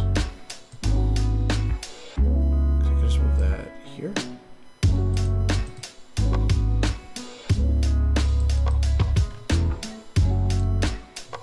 Yeah, that's it.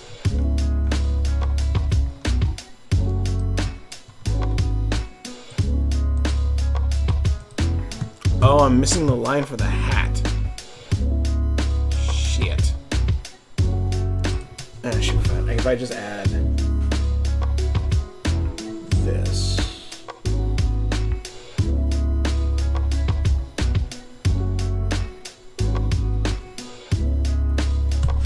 There you go, problem solved. What are we going to talk about today? Inu magic, systems, super soldiers, robots.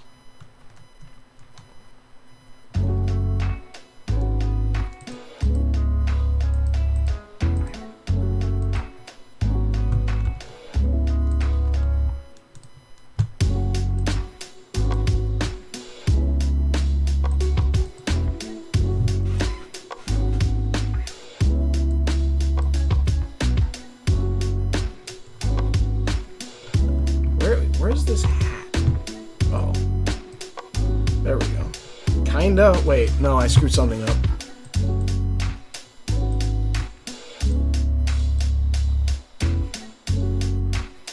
Kinda.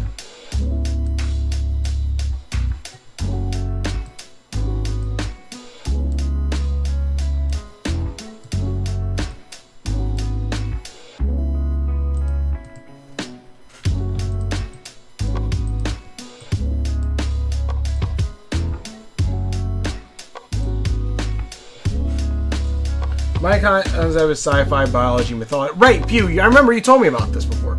If you know any idea of characters that existed to draw inspiration. System Shock. The System Shock series, I think, would probably be something that's decent. I'm trying to think. Sci-fi, biology. Dead Space would be some good ones. The Alien franchise. I'm trying to look around my room and see if there's anything specific that I could give with that. Transformers for sci-fi-esque.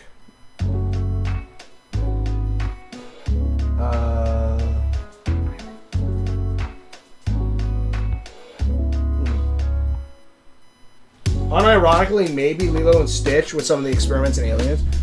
What's anything in fiction that is already terrifying? That's already terrifying to begin with. Space. Space is already terrifying.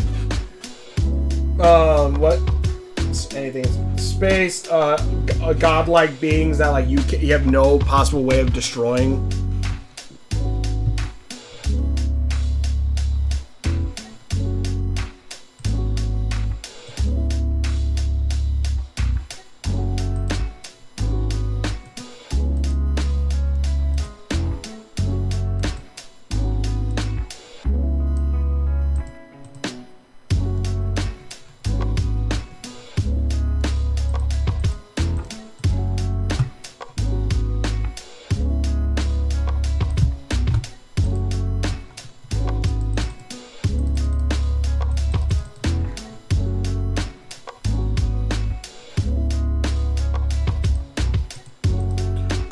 The concept that that you can be frozen like in time and you can't have control over your body.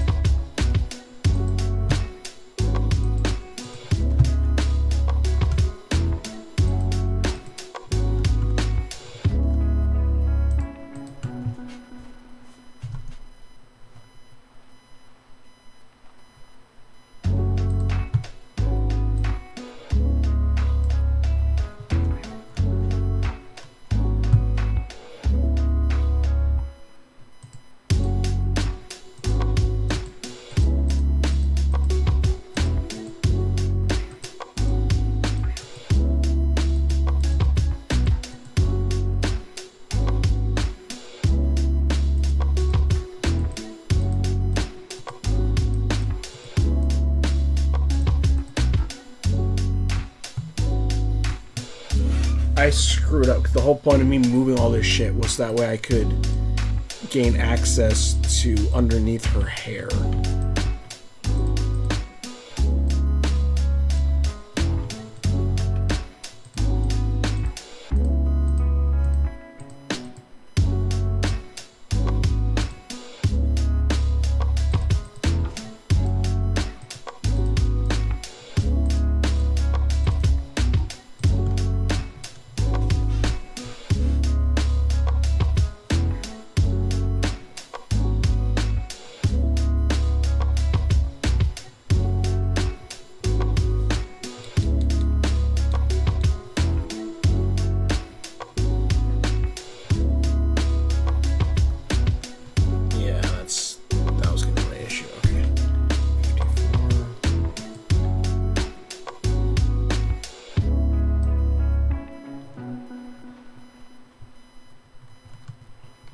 The hat, actually, I could probably just keep up here.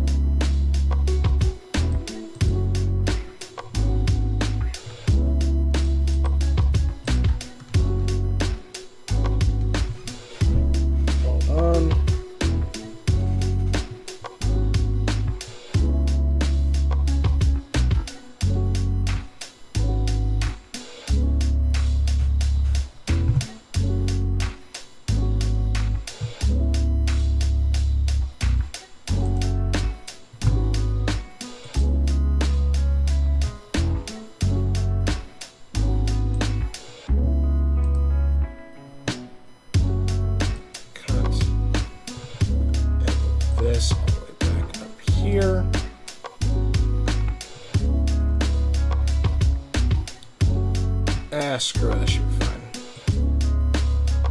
25 copy.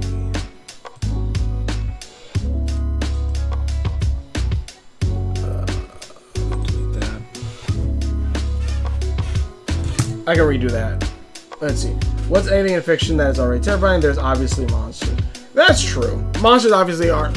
Monsters and like... Well, that's the thing though, because sometimes things change over time. Like dragons originally were like, oh my god, they're so terrifying and scary. And now we have shit like How to Train Your Dragon where it's like dragons don't have to be necessary. Monsters don't have to be scary.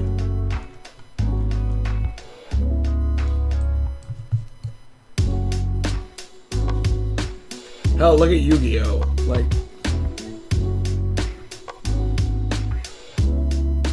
but I get what you're saying though. Like it is that is a pretty decent standard. But then you have stuff like Undertale, which does go against that also, because the monsters in that are actually pretty decent, good people.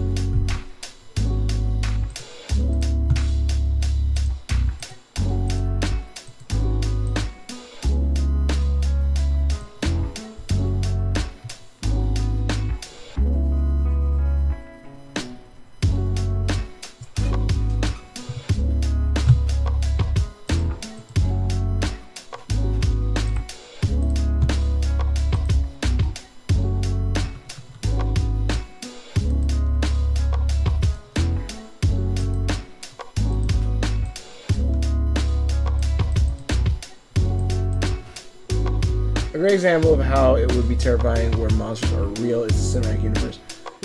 Oh, 100%. Because again, that I think that kind of goes with the idea I was saying, where like giant monsters or monsters you don't think you'd be able to destroy. Like those guys, legit, you understand why they were worshipped as gods. Because they're giant, unstoppable killing machines. They're giant, unstoppable beasts.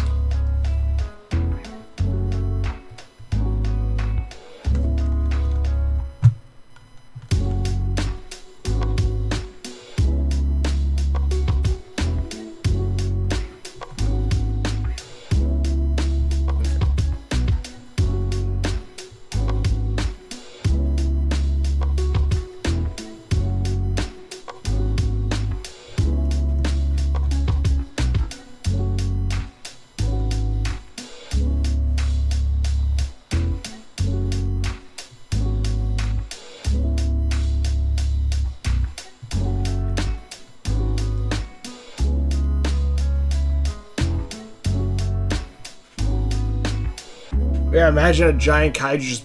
Like, there's nothing you can do in that scenario. Most of the time. Yeah.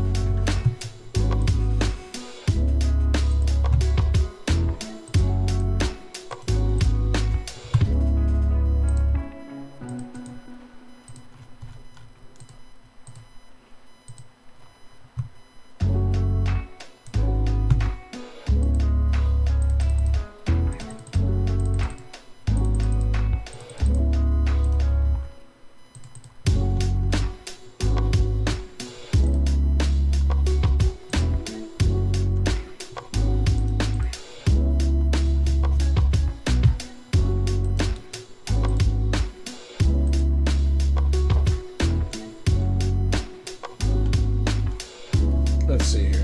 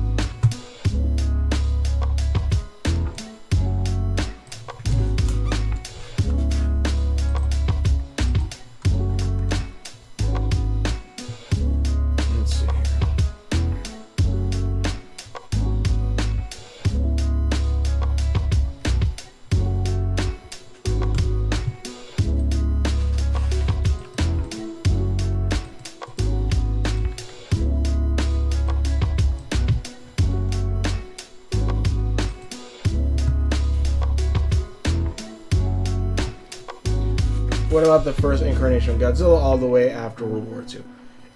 Yeah, that one also specifically because of not only him being a giant monster destroying Japan, but also because of the deadly radiation that is coming off of him that is also killing people, which is obviously supposed to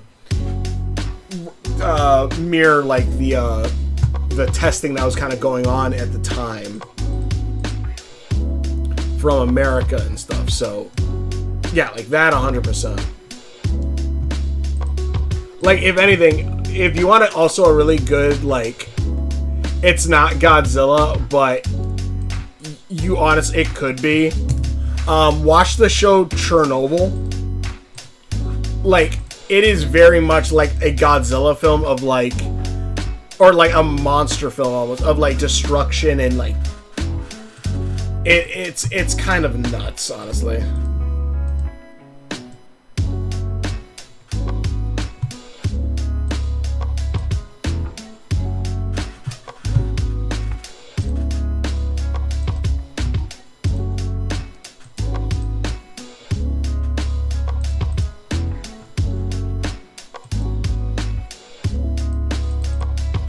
What is happening?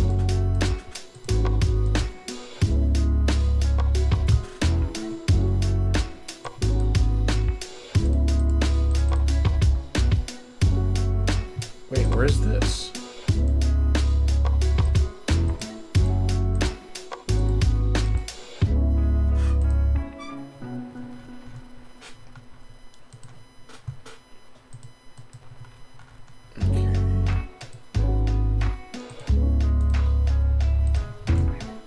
Let me erase this.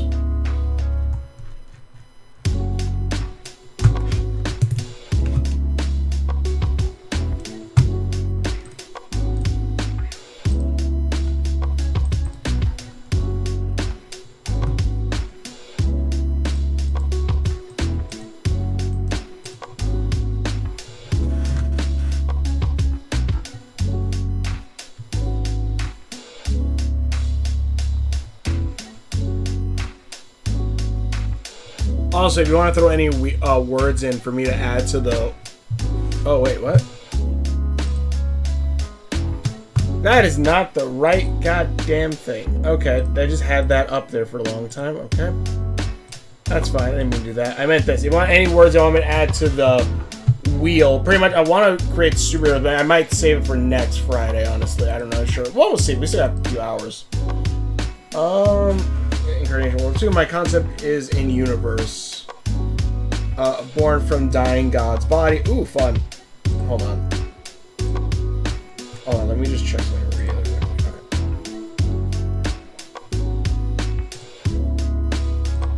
quick. Okay. Concept of the universe, a dying God's body. Only Leocodians can awaken the forbidden power to become Soldians. But the darkness threatening all may consume even them, testing their soul. Did you hear about the new Avatar show, Avatar: The Seventh Heaven? I have. It looks cool. Like, I was already hearing about the leaks, like, a while ago. So, like, I kind of already saw the designs for, like, Pavi and all that. And, like, there's hints at, like, oh, yes, Pavi is going to have a sister. But they were separated at birth or something like that. And, like, one of them, obviously, is the Avatar. And then, like, I'm just like, okay, so the other one's gonna be the Dark Avatar, right? Like, that's where this is going.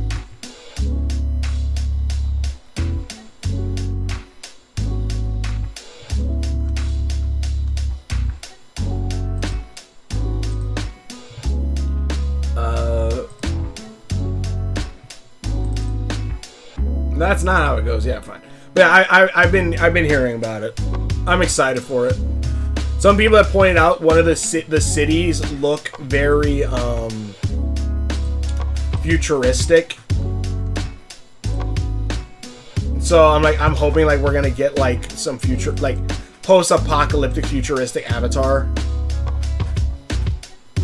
which was the original idea for the show. Actually, if you ever look up the original pitches, I guess. But let's see. Godzilla alone is a pretty good one like that. There's one accurate thing about nuclear radiation with Godzilla. It's the blue glowing. Yes! When I found that out, I was very surprised. I didn't know, like, the blue glowing light was, like, a thing. Like, an actual thing for it. That was kind of nuts to find out. It's cool. But, like, that was, like, legit nuts to find out. Like, oh, the blue glowing light thing is an actual thing.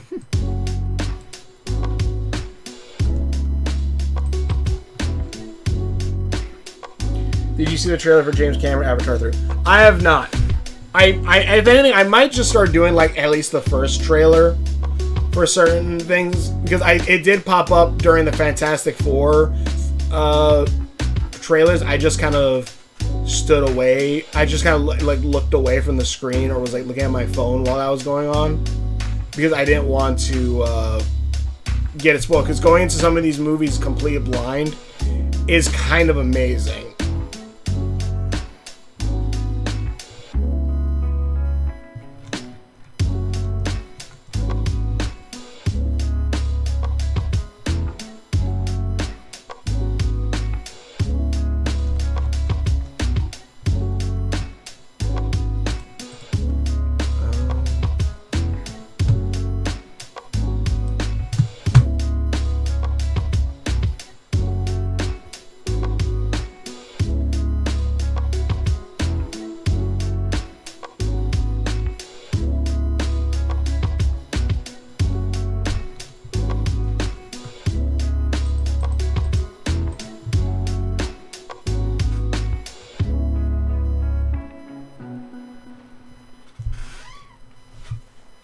But yeah, the radiation thing is also, if you ever look up like the demon core in you of that, where like it was a bright blue flash too, but like the demon core thing is freaking terrifying also.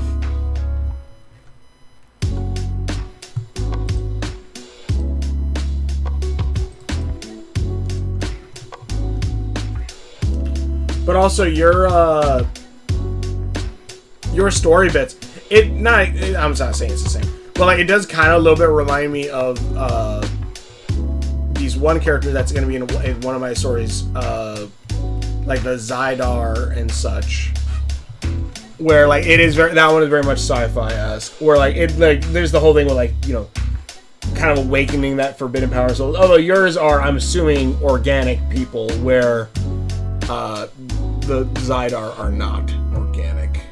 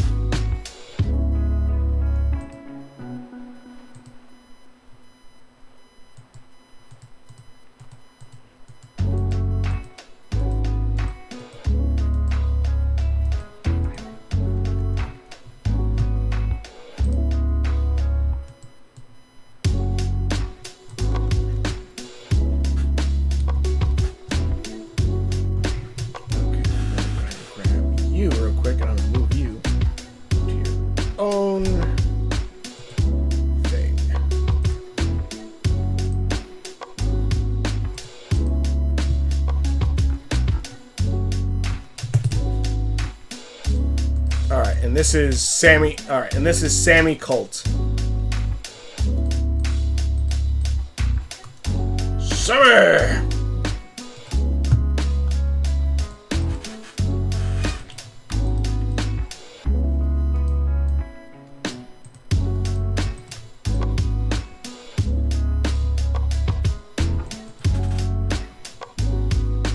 So do you actually know what happens when a human being is close to extremely radioactive objects and it suddenly happens to a flash of light in close proximity? Would you say what happens next? From what I understand, the radiation... What I understand from radiation is a basic-esque understanding. Radiation is pretty much is it atoms or particles constantly like firing off. So it's constantly firing off, and something like, I think like the Demon Core or like other stuff, where like that bright blue flash that happens when it hits and like it releases that bright blue flash, like that's just releasing all the particles and all that shit out, and that is hitting your body and like bouncing off of all of your cells, breaking you down kind of like on a molecular level, I think, and or destroying your DNA on like that level with that radioactiveness. And by it doing that, like it starts creating like cancers and all that stuff, or your body starts deteriorating because your cells and your atoms and all that shit is being broken apart by like the radiation of those little popping like radiation particles bouncing off you, infecting you pretty much, and bouncing off all this shit inside of you, and thus creating abnormalities such as cancer and all that stuff. That is how I believe that works. Now, if you're and like that's also why if you stand next to a nuclear bomb and it goes off, you just become ash, because you are just completely incinerated as all your cells are broken apart and destroyed. Honestly, it's kind of like if you look into like how, if you really think about how acid works, acid is literally like, when you think of acid, you're like, oh, it's dissolving, it's burning you away, but really what it's doing is converting the matter that makes you and converting it into it's converting you into like other things like methane and part, like it is breaking you apart and turning you into different material, and it just so happens you feel all that pain and hurt as you're being broken apart. So yeah. Well, all I can is James Cameron Avatar added 2 new tribes related to elements. Oh yeah, I don't know what the other one is. Isn't it air? The other one they added, because there was something that they talked about it. Because I know there's obviously what were the base Na'vi? Are they like considered Earth or Forest?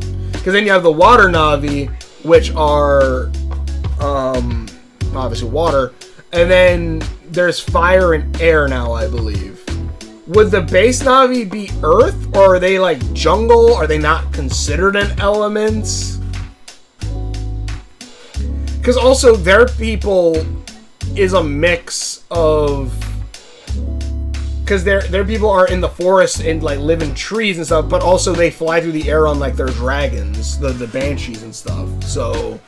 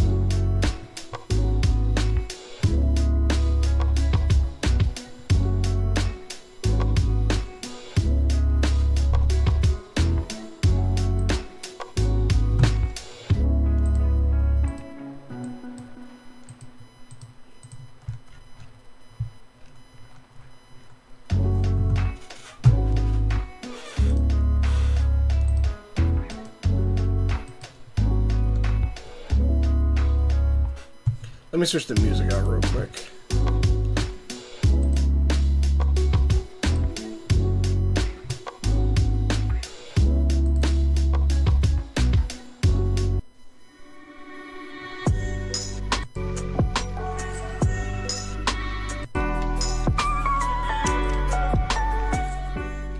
I'll lower. Hopefully it's not too loud for you guys, and hopefully maybe it'll help. I'm kind of getting like a little bit of a headache. I don't know why.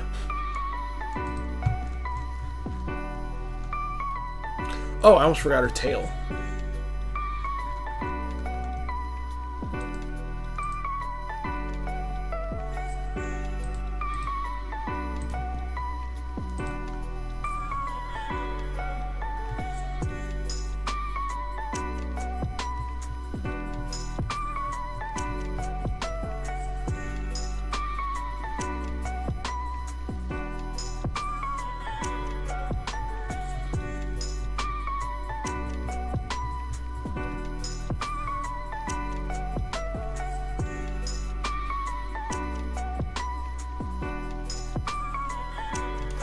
tail might actually be a little too thick.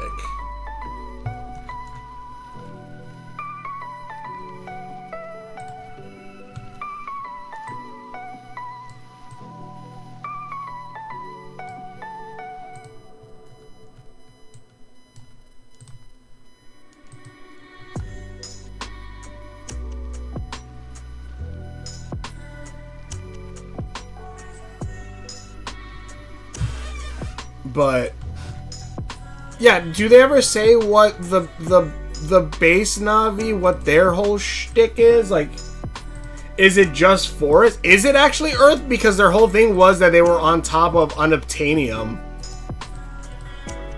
So like, it wouldn't surprise me if like Earth was technically supposed to be their element.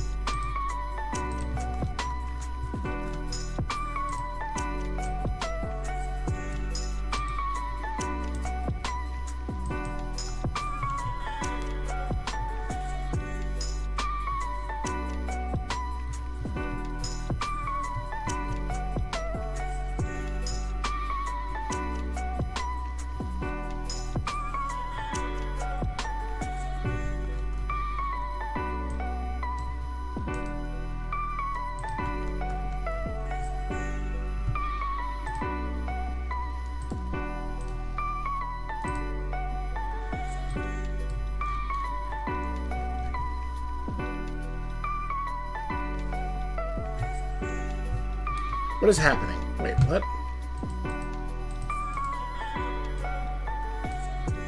Oh, there we go.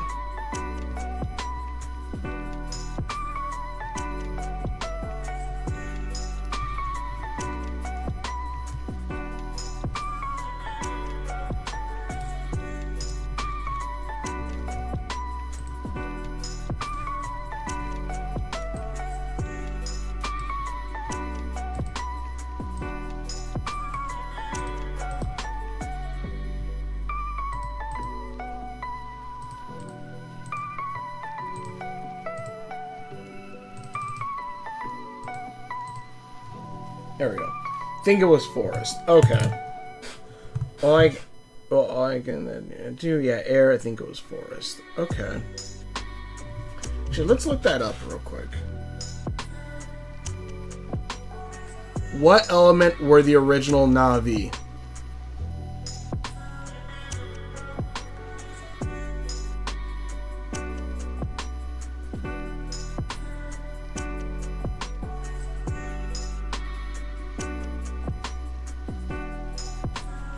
What are the elements of the Na'vi?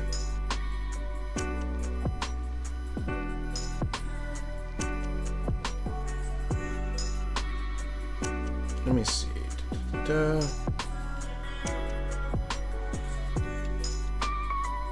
Diversification, maybe. Na'vi of the ocean, who more fin-like arms. Although scientists consider the Na'vi to be a single species, there are unique levels of diversification and morphological variations among the comparable domestication of dogs. The Na'vi show evidence of rapid evolution, widely variety of habitats. An example of this is a Metacania clan, an oceanic group. Alright, so an aquatic lifestyle but developing fin-like arms, legs, broad paddle, Exactly how many races of Na'vi exist is unclear. Okay. Jake Sully did say we are sea people now. Avatar 2, so the last on the Avatar will be we are fire, air, sea, and forest. We are the Avatar. For jungle, sea, ash, and wind. The Avatar. Good balance between all the elements. God, it does feel like James Cameron kind of like saw the jokes and was like, that's not a bad idea. Let's add elements to it.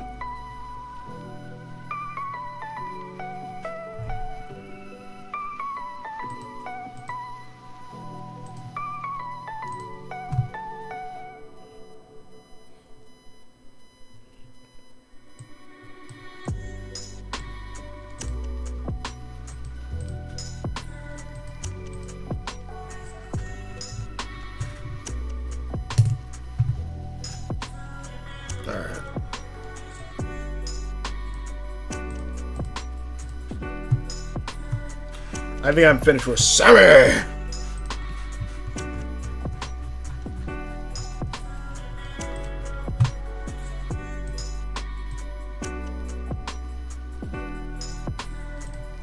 This here is Samantha Colt, aka Sammy.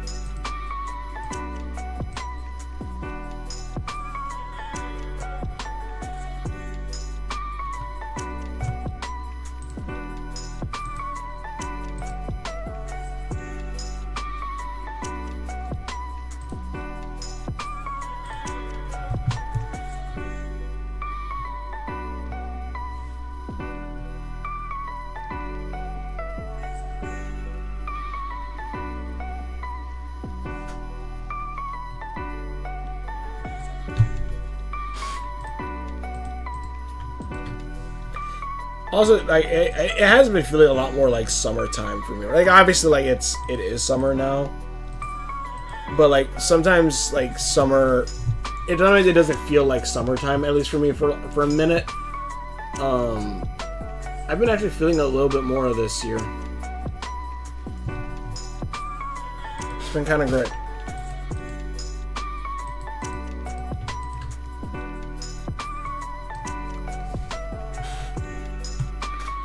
Does James Cameron even know it exists? He has to. He has to simply on the merit that so many people make fun of. Well, I'm not sure if make fun is the correct word, but they make jokes about Avatar, you know, Avatar The Last Airbender when talking about his Avatar series. I would be shocked if he didn't know about Avatar The Last Airbender or Korra. At least Avatar The Last Airbender. It would legit be shocking if he did not know about it at this point in time.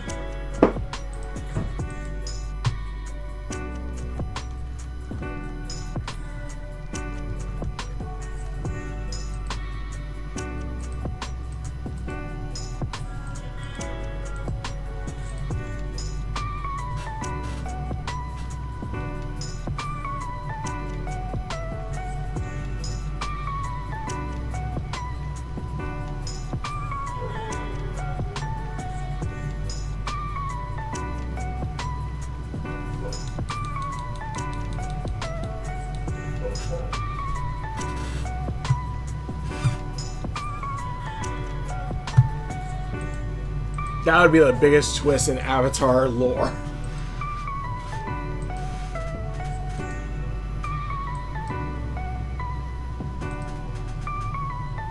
Honestly, it wouldn't even surprise me if one of the main reasons why Disney wanted Avatar and want to continue it is simply because Avatar The Last Airbender, even to this day I would say, is pretty popular. And if you tie in elements into this movie series, you're gonna get a little bit of bleed over when people try to just look up Avatar and elements. And you're gonna get like either James Cameron's one or, you know, Avatar The Last Airbender. So, yeah, and you know Disney or Nickelodeon isn't gonna give up the Avatar brand, so Disney's not gonna, and Disney's probably not gonna try buying Nickelodeon, at least not yet. So, yeah.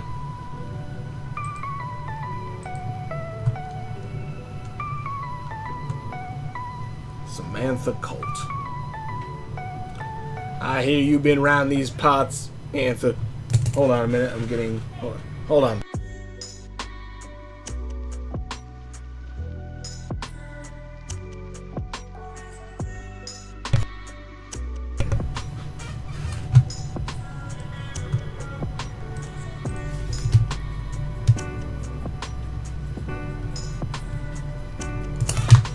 I'll be right back. Give me 1 second. Okay. I'll be right back. I'll read that when I get back.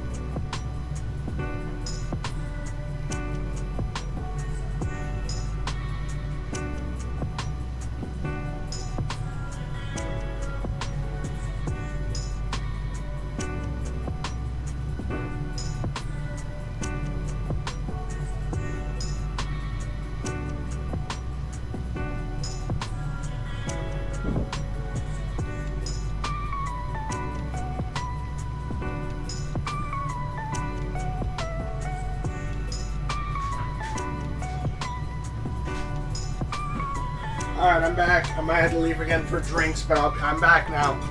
I mean, James Cameron got the rights to the title Avatar. Only had to add The Last Airbender to the title. Really? Was that really around the same time? How many years do you know who should have been dead by bursts of radiation in fiction? The Hulk. I'm trying to think of like multiple other ones. The Hulk is a big one. Most space stories where they go into space and like they go by like the sun or something. Like legitimately, one of the scary thing that I found out is apparently astronauts, when in space, they'll close their eyes and they'll see little bursts, and that's radiation particles from the sun shooting through the spaceships and through their eyelids and stuff. Like, it's insane in fiction. But yeah, like I would say Bruce Banner is an obvious easy one. Let me see, what's the next thing? Should I try drawing the superheroes? I guess we have like a good amount of words.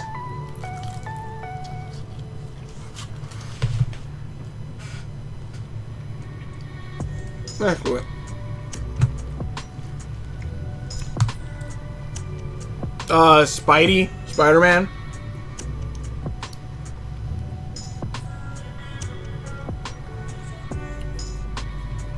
Alright. So we got Monstrous.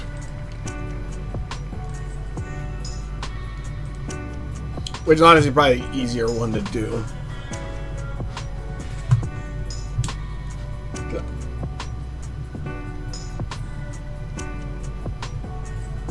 I'm sure I spelled that wrong, but whatever. Yeah, there's obviously Dr. Bruce Banner, aka the Hulk. Yeah, all of Fantastic Four.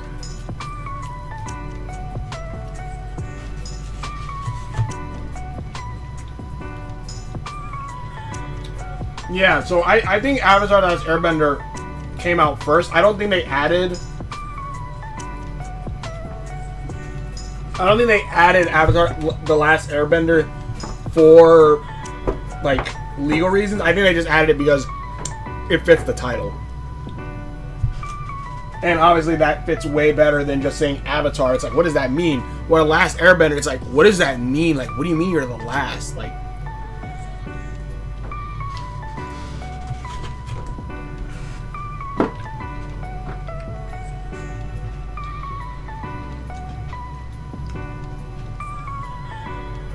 I'm trying to think.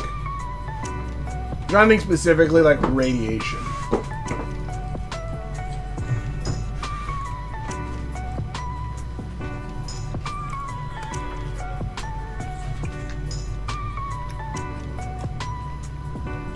Most of the people who fight Blight.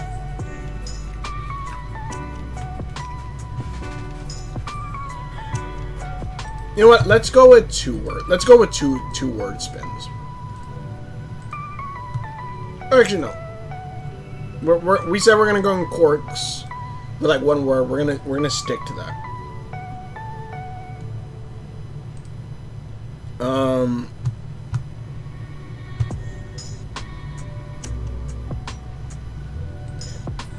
trying to think specifically.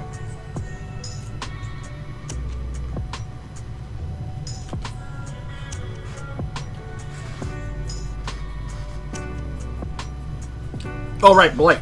Because Blight got hit with a shit ton of radiation. He lived.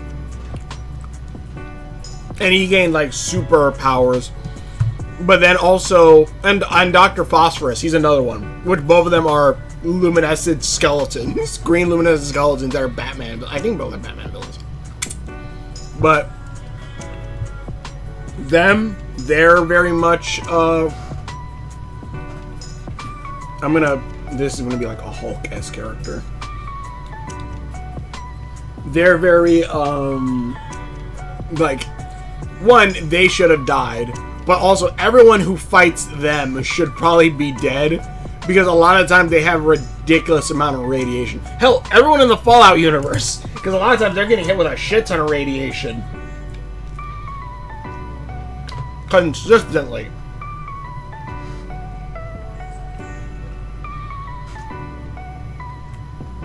But apparently it was. They had to change the name due to the rights they added. Really? So I guess James Cameron must have just had the rights to it years prior. That's interesting. If I'm off camera, I'm eating fucking or pizza.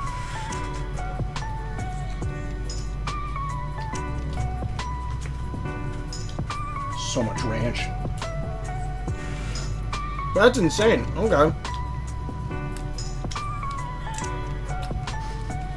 Which honestly, in the end, I think it was a better choice.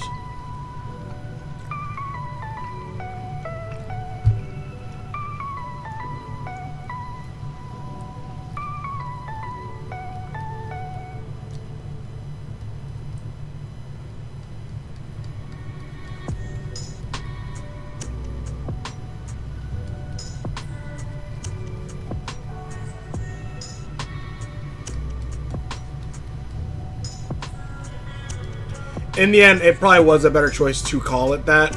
Because imagine if we were referring to Avatar: The Last Airbender as just Avatar. Where in this one, oh, think of it this way. Avatar: The Last Airbender is its full name, but we all still refer to it as just Avatar. And a lot of times when you say Avatar, like, oh, you mean the one with the blue monkeys? And it's like, or the blue people? And you're like, no, that's James Cameron's Avatar. We still refer to Avatar: The Last Airbender as Avatar anyways.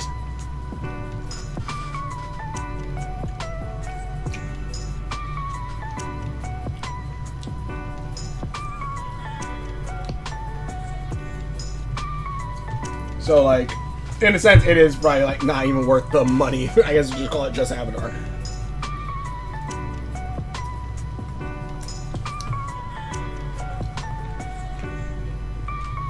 Not to mention, it gives us the abbreviation for Avatar being ATLA. So.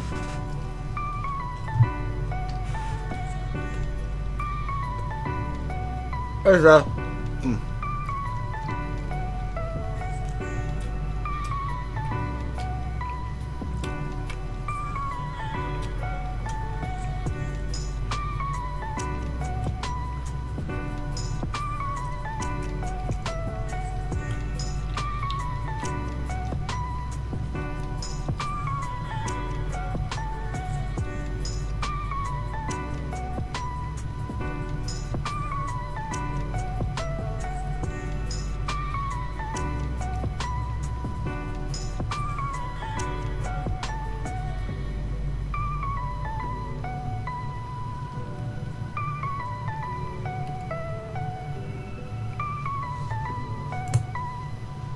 I know a bit about basic astronomy, like solar radiation.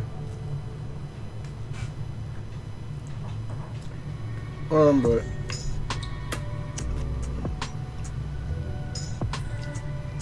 oh, there it is. Yep.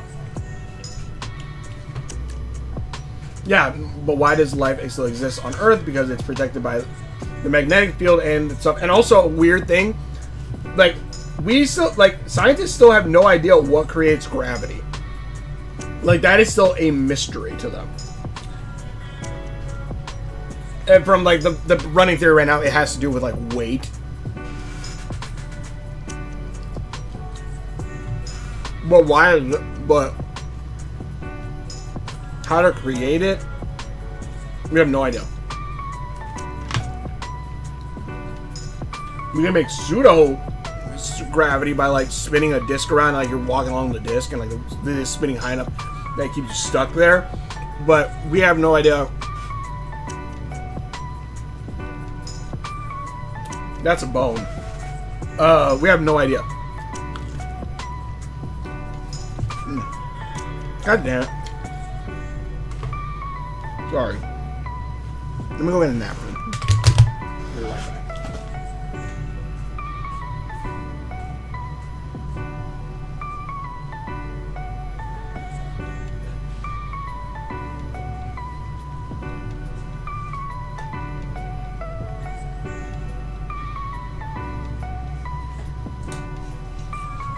But yeah, we currently have no idea how gravity necessarily works.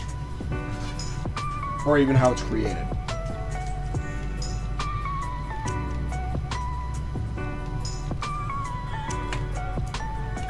Also, I like boneless wings better. And like, yeah, it's like nugget. Sure.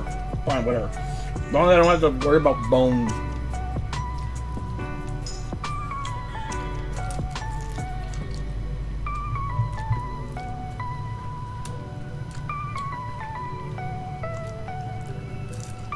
Boneless wings are like dubbed anime.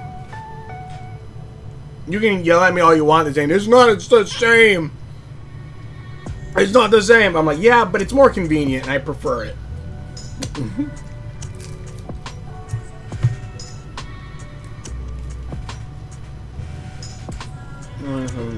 When there was, Durgas lived inside a god. To save it, they must travel through its arm. Let me buy in mind. Come one with it, with the powers of wisdom. Ooh, I like that. It's giving me a little bit of Owl House mixed with a little bit of Owl House, a little bit. It more gives me Bionicles.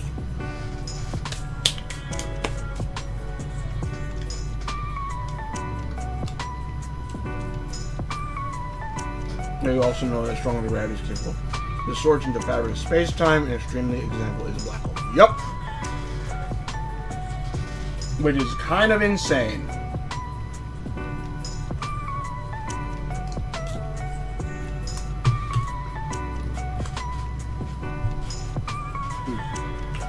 Alright, I'm gonna keep drawing in a minute. I just need to eat some food. But Pew, your story also kind of reminds me of, at least the whole living in a body, going to different parts of it, reminds me a lot of Bionicle. You might want to look into that for like some inspiration bits.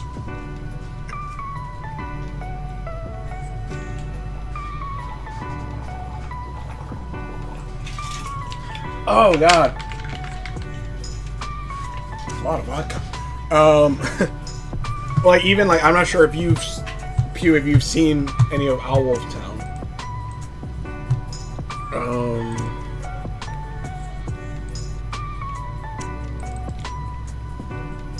Like this is Diz's, the main character. This is Diz's hometown right here.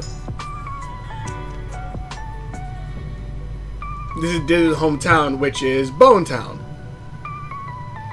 where they live in the different. They carve into the dead skeleton of this dead kaiju, and pretty much it's their home and everything.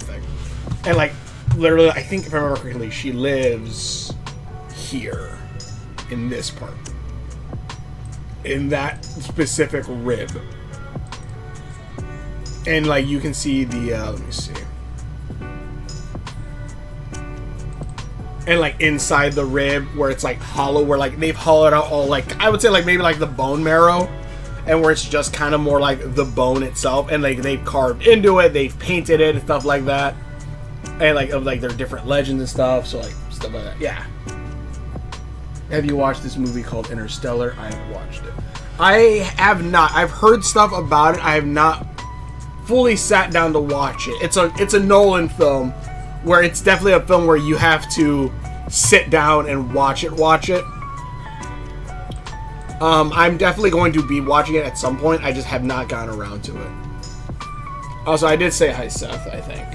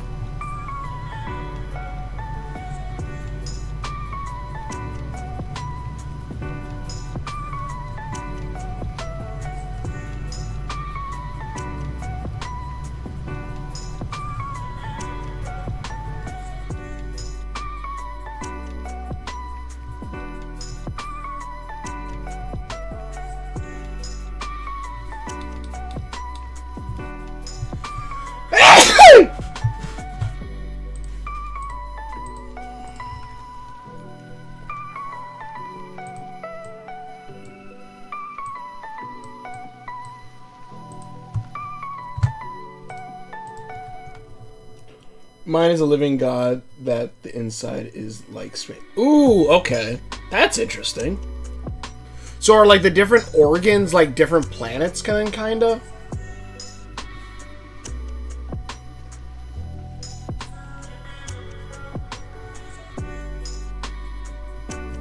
Like is there like a town of like on the heart of this of this world?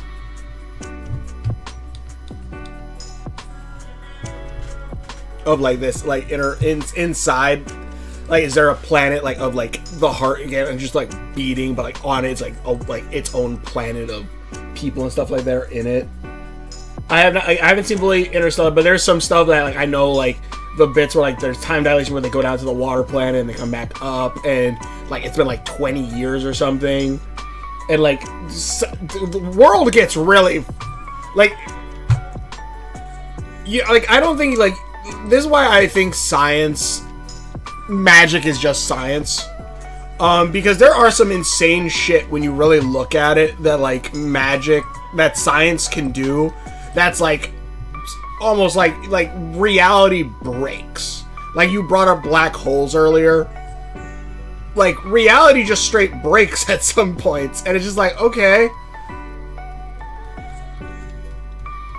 I have enough like, and that just feels very like supernatural, I guess. And as I'm saying, like it's really like obviously natural because it's a thing that happens, but like it feels like when you're describing like magic to somebody.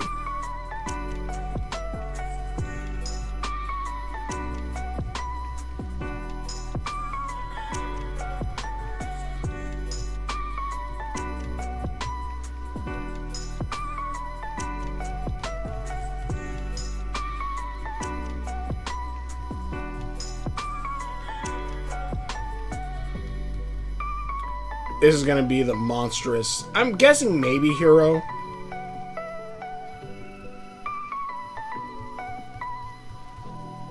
I'm honestly debating whether or not I should make heroes now for some of these, but whatever. We'll see how this goes. If not, worst case scenario, I can just use the wheel for more creatures.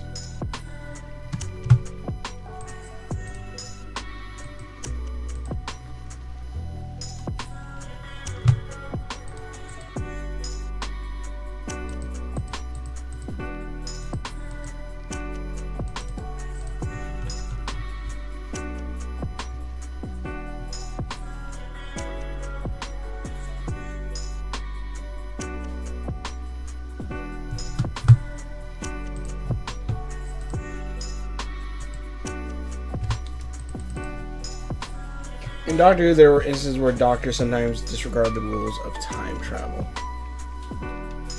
Are you saying like when like he just goes against the rules specific, like when like I think it was Rose who went back in time to save like her dad, and then or something like that, and then like it started to like a time warp thing, like Grim Reapers of Time started coming out of the walls. Like what the hell? Like that? Are you talking about like that, or are you talking about like, specifically like the Doctor messing with the past when like he shouldn't be? Give me 1 minute. I gotta run to the bathroom real fast now. God damn it. But tell me what you mean exactly. Right back. Mine is a living god. I want to know more. Like, again, Pew, is it like there's different planets there for the different organs?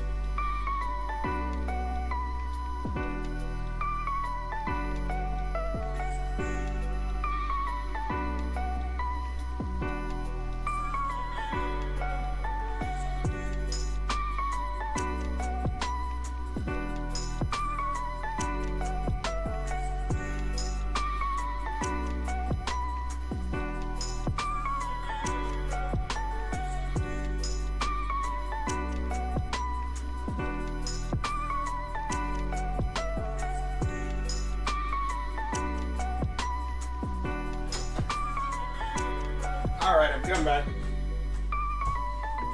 Actually, let me throw this out. Then I'll come back.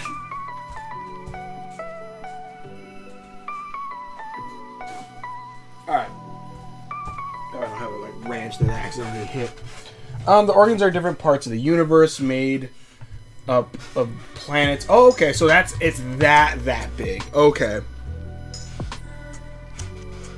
Connected to that region. Each one represents part of life. There's this Christmas Carol episode where he acts as the ghost of Chris of the past. When video recording is playing, Doctor just travels back to the past and befriends a boy, which never happened. Ow! Yeah, that'll do it. That'll break something. Broke something in time. Probably someone's mind too. They're like, "What do you mean?" It's like, "I made friends with you in the past." What?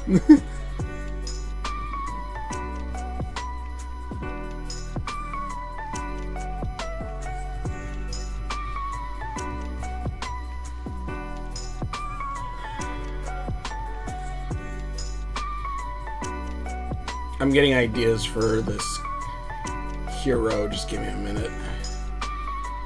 Honestly, I probably should have looked up some like hero characters, but also I kind of want to just go off the word alone. For right now, at least.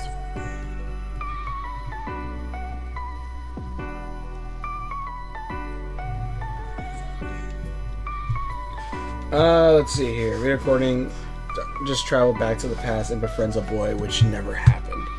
So he never befriended the boy, but he did now recently. In this, I guess, version, I guess. Doctor Who does play it pretty loose with its rules at times.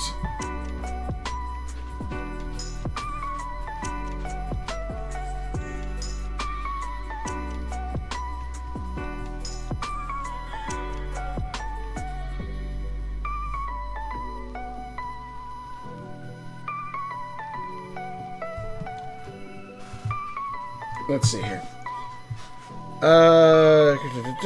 It's a lot that I myself am still exploring. I have a notebook of everything like worlds and character arcs that's still... Ooh, interesting. Yeah, I have a few notebooks. I have a few notebooks of different story beats. These are my older stuff. A lot of my newer stuff I write down digitally, which is probably not good because I should have physical copies of a lot of these thought processes and stuff, just in case. But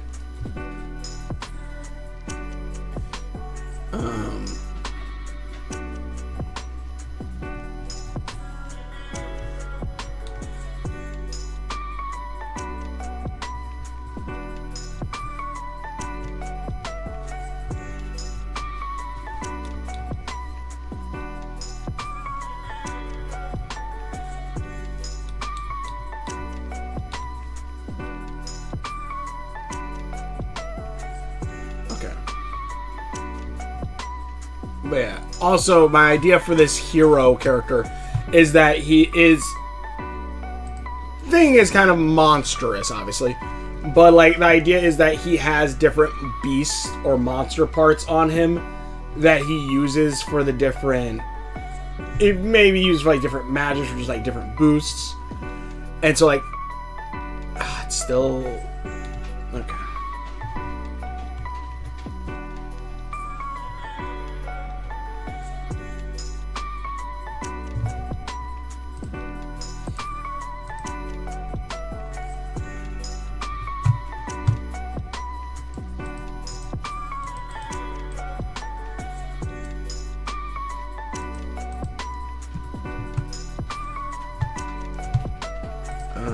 Let's get rid of the tail. Also, TV scene with a pre-recorded video from the episode Blink, which he responded back perfectly to them for conversation that hasn't happened yet. Oh, right. I remember that one. That's the famous one where he talks about wibbly wobbly timey wimey stuff, which I use a good chunk of time for certain things. But I think it's more along the lines of, yeah, the conversation technically hasn't happened yet. But wait, because wasn't the whole thing that time was wonky because of the Weeping Angels already being there? So because of that, he was able to do it because the Weeping Angels themselves kind of break time, if I remember correctly.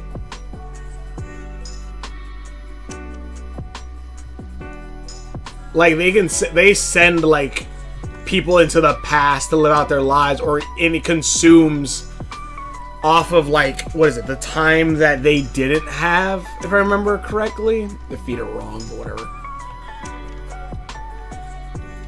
It was something along those lines.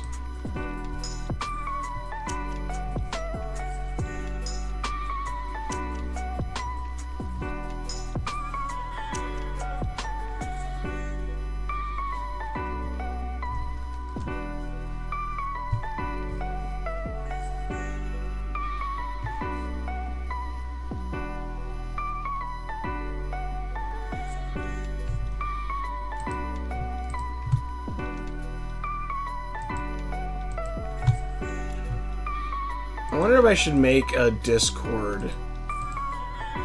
Like a Discord server for like subscribers and stuff.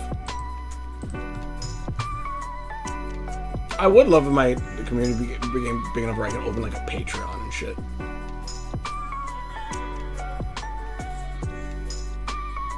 But opening a Discord where like, you know, just and stuff. Let's see. There's also a TV pre-recorded link.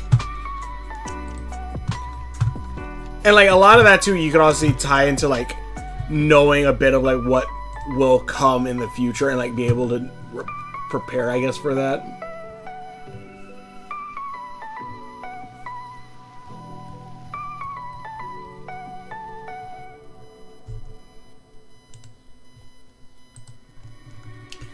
Also, I could be completely talking my ass on like what the Weeping Angels do. I'm trying to remember, but it's been a good chunk of time since I've watched Doctor Who, and I really do want to catch up on like the new stuff.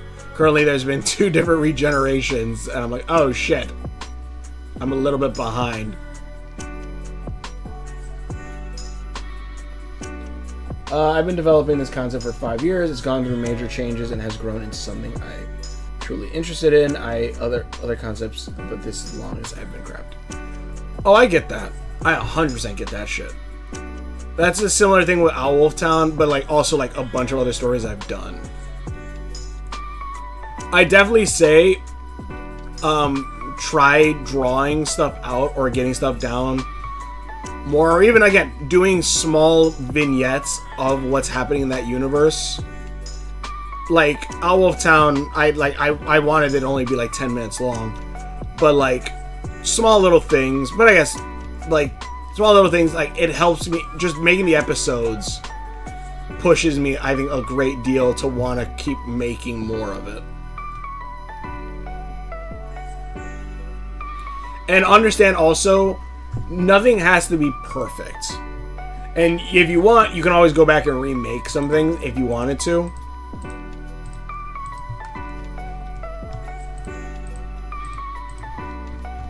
At least if you're doing it like, you know, something like here with YouTube where you can just do whatever.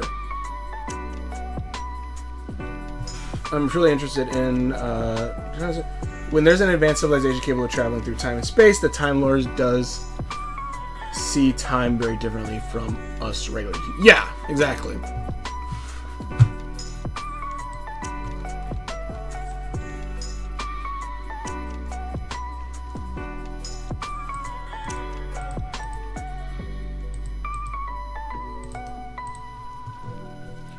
Time, like, that's why, like, I think, like, obviously, like, the Doctor can do certain stuff like that, where, like, he could talk through time, and it's like, okay. It's like you pre-recorded a message, but he's still having a conversation with them, like a cartoon character.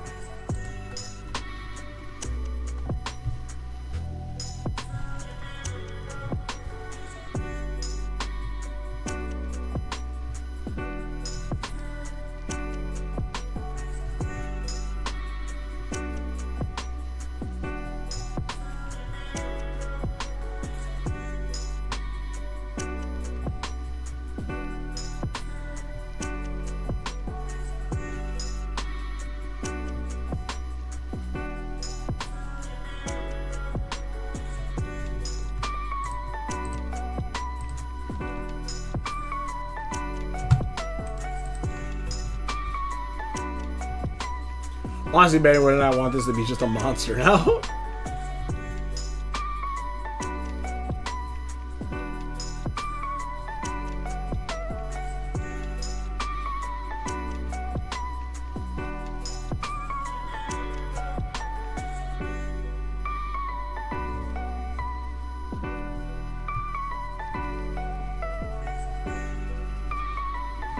Yeah, nothing has to be perfect right out of the gate, and honestly, some imperfections in a story make the story better.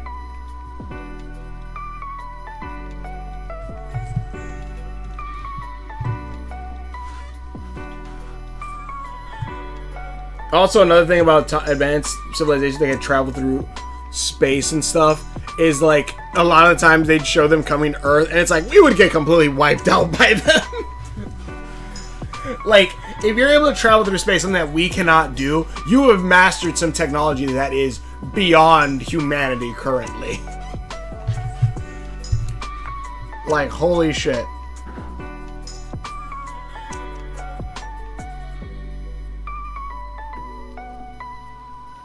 Sorry.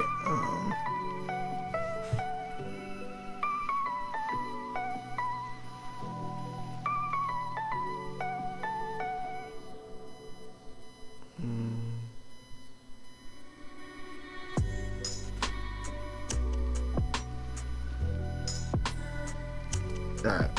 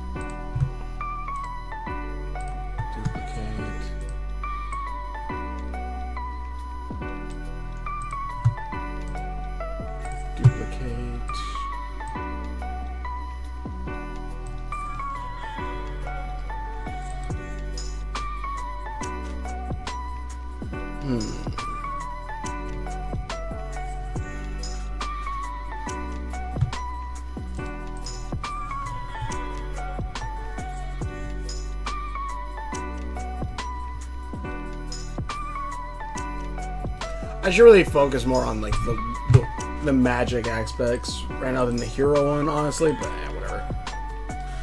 Let's see here. Earth doesn't exist in my universe. Alright.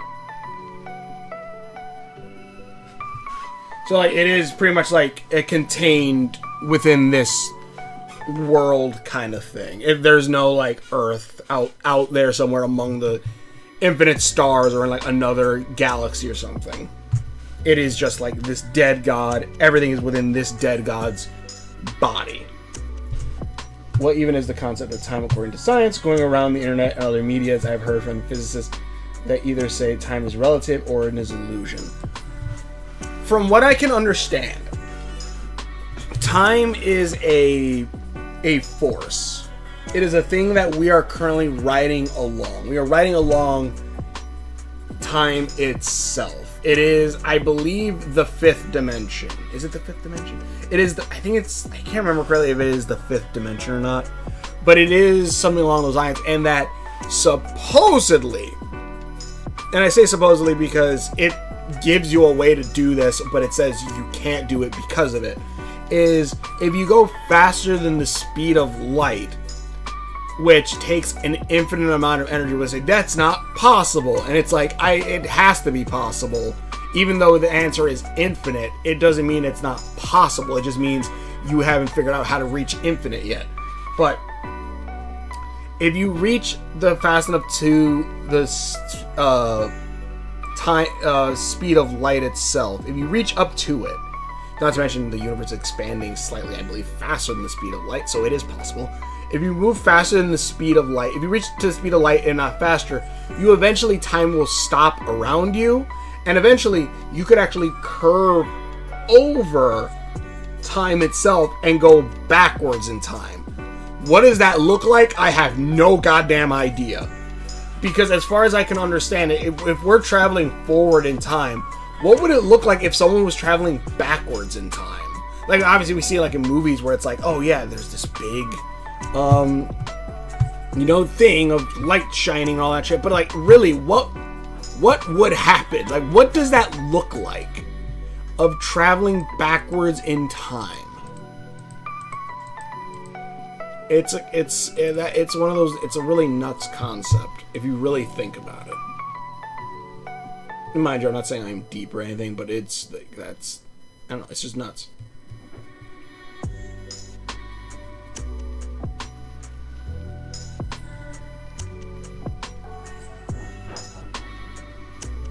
I don't know what I'm doing. I'm just drawing. Like I'm still going with the monstrous idea. Like maybe he has like different beasts and monsters on him, and like I would say he's probably a beast, a magic user that uses these things for this. Yeah. What even is the concept of that? The media, I've heard their physicist perspective. They say that time is relative or illusion. Yeah, and like also another thing is apparently aging, like people aging, really is like our body in a sense rusting. And the thing is too, again, like time is relative depending on certain things. It seems like gravity has a good thing on it, and also speed. The faster you go, the younger you'll be, if I'm understanding it correctly. Is that how that works? Because like when they shot two twins into space and they went up into space and they came back down, the twin that stayed on Earth was slightly older than the twin that, even though they were born at the exact same time. That's why I find science really fascinating. Sometimes reality is even more strange than fiction. That's why I just say science is magic. It, like, mind you, like I'm like if you think about it, there are rules to magic. A lot of times there's a verbal component, which, I'm trying to think of like we have verbal components where we tell Siri to go, look something up for us. We have there's things like I'm trying to think specifically now. There's stuff like, oh yes, like the wizard made a potion for me to drink that'll heal my wounds or make me feel no pain. And it's like, here's Tylenol. Like, I mixed this shit together, I made Tylenol. Take it.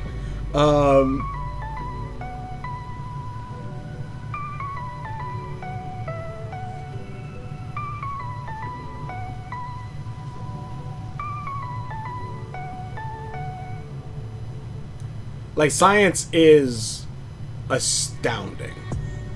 And again, that's why, honestly, I feel like if someone would have told me back then, because I wanted to be a magician back in the day. Because I wanted to be a magician back in the day because I wanted to learn magic. Like, I saw a magic show, I think, like, in the first grade or kindergarten. And I'm like, oh my god, that's so awesome. I want to learn magic. Because I want to do magic and stuff. And then, like, in a sense, too, I would say, like, art and everything itself is a type of magic, too. But, I want to learn to do magic and stuff. And then, like, it's like, oh, no. Like, everything I would watch on, like, magicians of that, it's like, oh, no, it's not magic. It's just illusions. It's false. And, like, honestly, if people would have told me back in the day, like, oh, you want to learn magic? Go learn science. I probably would be learning a lot more. Like, mind you, I'd still love writing stories, all that, so I don't know if that's 100% true. But I would probably still be like, I would probably be looking a lot more into more science things a lot earlier than at least I am now. Simply for that fact that that's at least how I view science currently.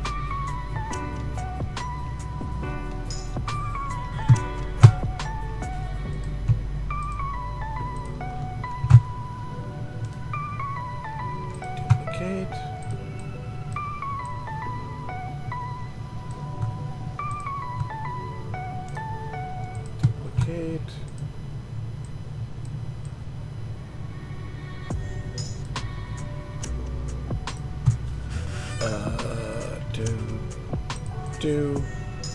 Duplicate this down here, and then shift it.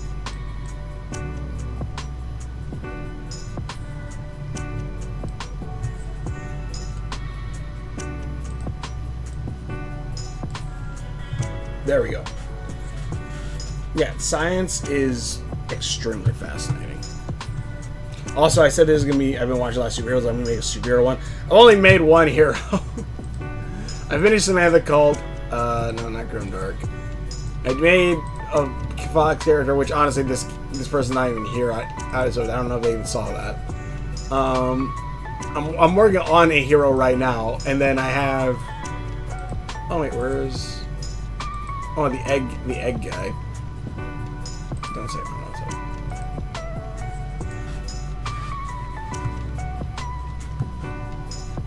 Yeah, science. Science, man. Friggin' awesome.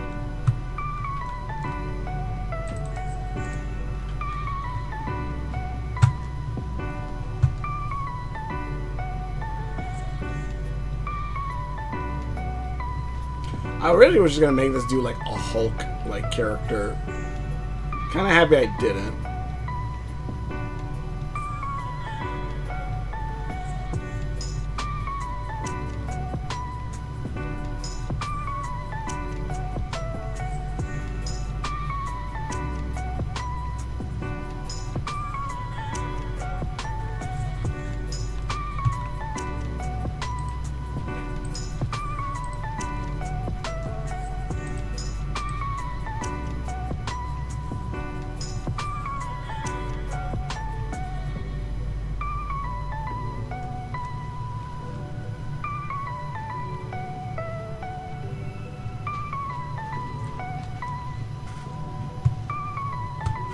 Alright. As an end guide, but over time many got lost, corrupted, or worshipped as gods themselves. Wait a minute, is this... Do I not have live chat on? Oh, I did not have live chat on. I am so sorry. I might have missed something. The only concept for 5 years. Anyways, no god is alive, but that god is slowly dying from spreading virus-like force. The protectors of the system, called Lucodians, are supposed to evolve into Soldians, higher beings meant to heal and guide. But over time, many got lost, corrupted, or worshipped as gods themselves. Very again, may want to look into some Bionicle stuff for some more inspiration on that. If you, maybe that's what you were saying you saw already. I'm not entirely sure at this point, but...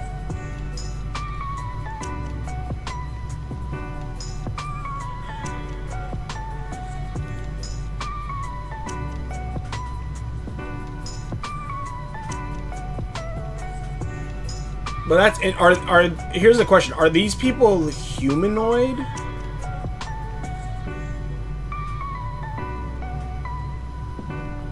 Or are they like straight alien-esque? Are they like humans? Or is it like, are they just like their own thing? I would definitely look into like the lore of Bionicles. Really interesting, and very much has a similar idea of like a god dying and like the main characters being like antibodies almost. Really interesting stuff. But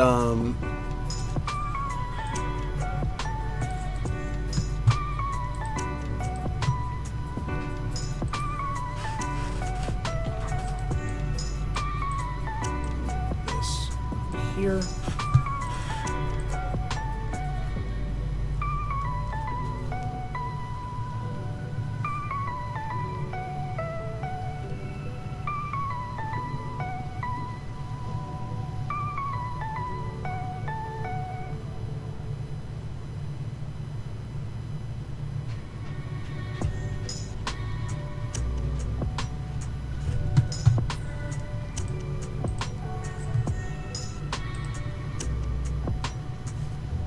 Shit.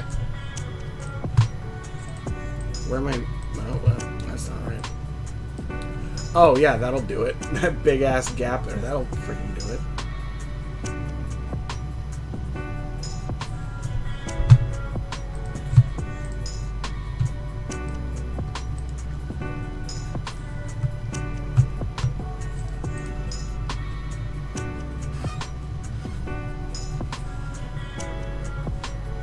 Though, mind you, theirs is on a...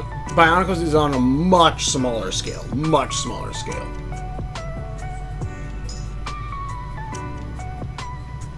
Where their god is just like... Well, their god is like a whole country and islands. You have an entire, like, world and universe and stuff. Which is honestly interesting. It's, like, maybe also look into, like, Warhammer 40k for some ideas also.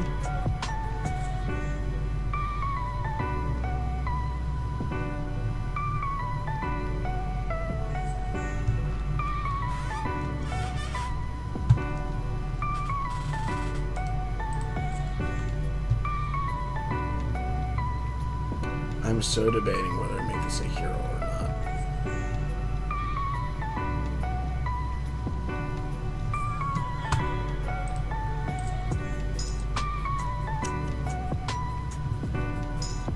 The idea that these are all different skeletal bits from like different beasts that are being used together.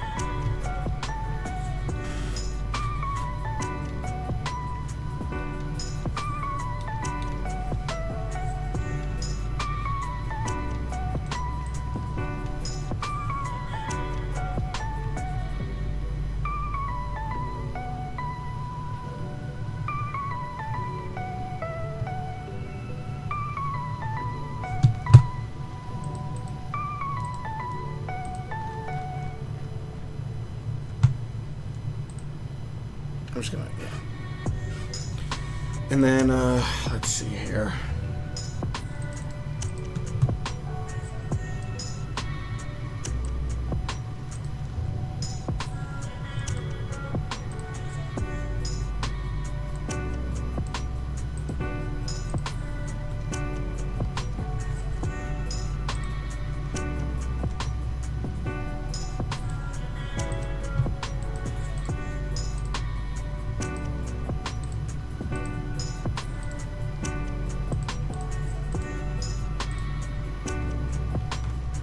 Couldn't make the bones like different colors, but I feel like the aesthetic of the bones should still be like that whitish, grayish kind of thing to it.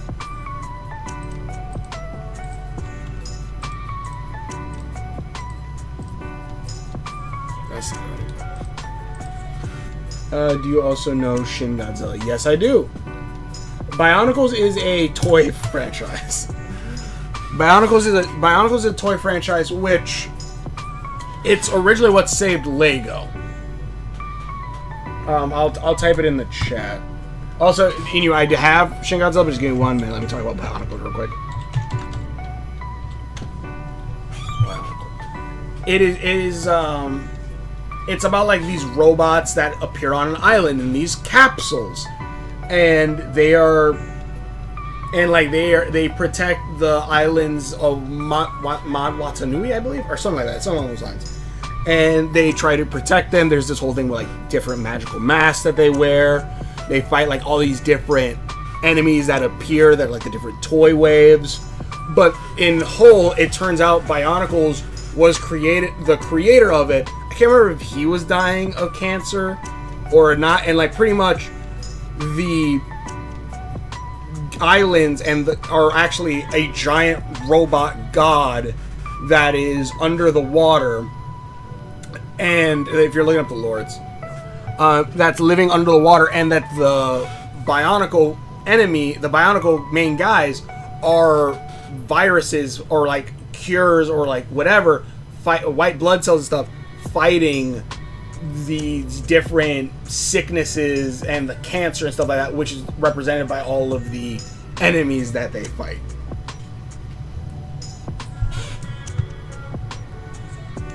It's really interesting. That's why I would say just look up the lore itself. There are movies and stuff, but I'm not sure how much of it goes into a depth of that much. But yeah, But yeah, Shin Godzilla I have seen. It is. I loved everything with Godzilla in it. I didn't like the boardroom stuff, but you know, it's also partially the point of it, where the boardroom stuff, which I get because of, like, you know, it's the whole thing is like the boardrooms of just going to talk in the boardrooms. It really what harmed them a lot during like the different like catastrophes that were happening at the time, like the nuclear reactor exploding. Still doesn't change that. I was kind of bored. I did like -1 though. -1 was really good. But yeah, Bionicle, look it up. It's, again, I would say look into the lore. There's a ton of videos you can watch on it. There's a lot of cool bits, but again, it is also on a much smaller scale. They are called leucodions, lekuo, which are like white blood cells in my show. Yes, exactly. Oh, okay. Leucodion, yeah. See, I would definitely say look into Bionicle. Like, looking into things that are kind of similar as to your story sometimes helps. Like, okay, that'd be kind of a cool thing to maybe add my own version to. At least from my own experience.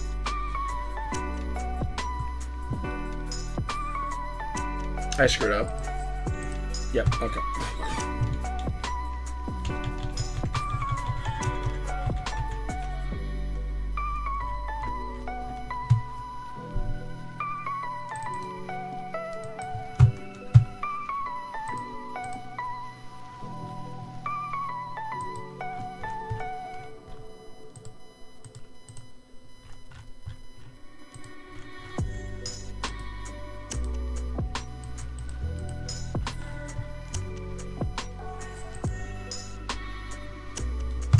Oh, I screwed up and painted that the wrong color.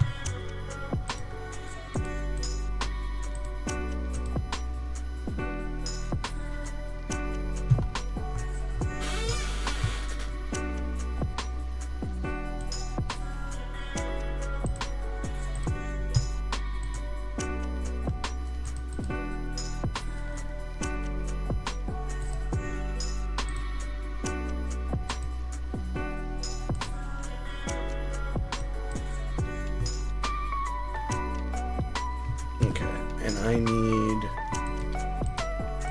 Oh, no, that is... Okay, I did get that right. Or I didn't, actually, because I was supposed to add this to it.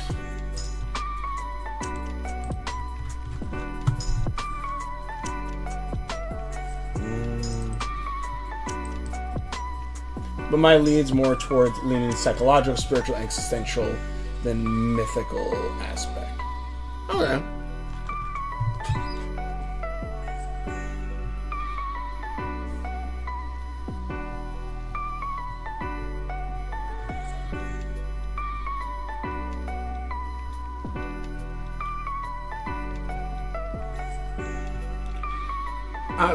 It'll be interesting whenever you publish that, or however you publish it or get it out there, because I legit would want to see what it's about, like listening to it.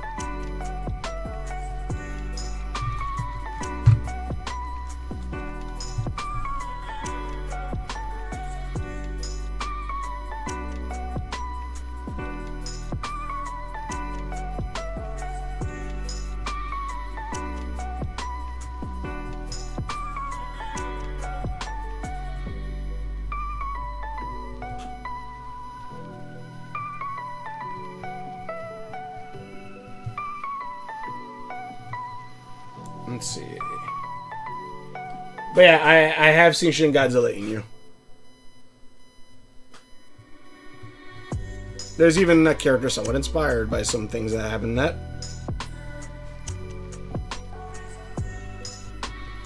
Let's see. Shin Godzilla is literally a nightmare fuel, and that's what intended for these people who worked on this version. And it's more of a modern one based off of like the, what is it, the nuclear reactors and stuff exploding. My only issue with that movie is the boardroom stuff, which I understand. Again, I understand the commentary, but it was God, I hated everything about that. Where Godzilla -1 is a masterpiece, I think, and honestly, I feel like that one definitely captured like some really good like emotions, and I cared about all the characters.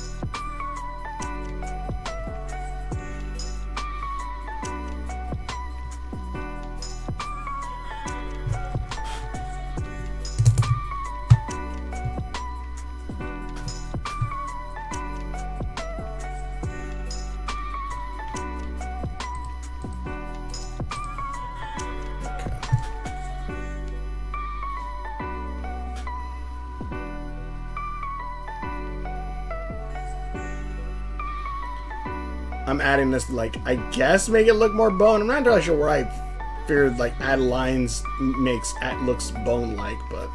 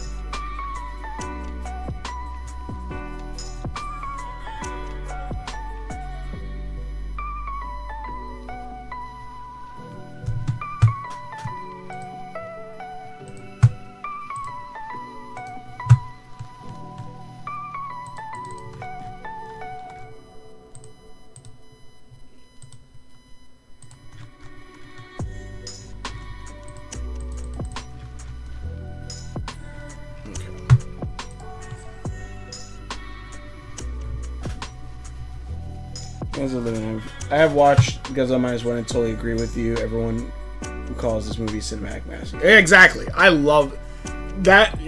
Godzilla Minus One is kind of what I wanted Shin Godzilla at least be. Like, yeah, like there's only one monster, yeah. But yeah, like Shin Godzilla, I love the hell out of the idea of Shin Godzilla. Of like a monster that's constantly like evolving and eventually could evolve to like consume the world or some shit like that. Like, that stuff is nuts. I love the hell out of that. But like, I don't know, just like everything with like the boardrooms and all that stuff. It was, I don't give a shit about 90% of this.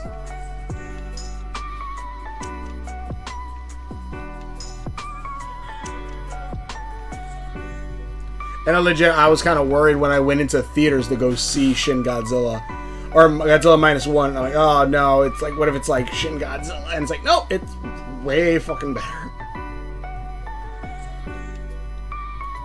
But then you also have people who like swear up and down like it's Shin is like the best one, which I guess...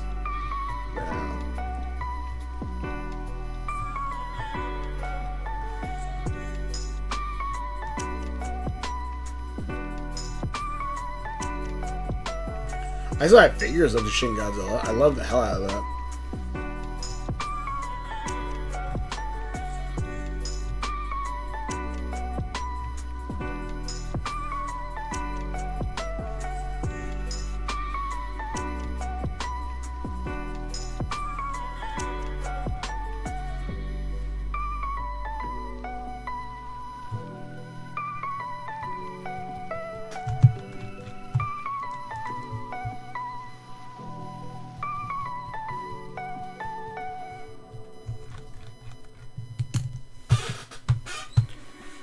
Okay, let's see. How do I want to do this?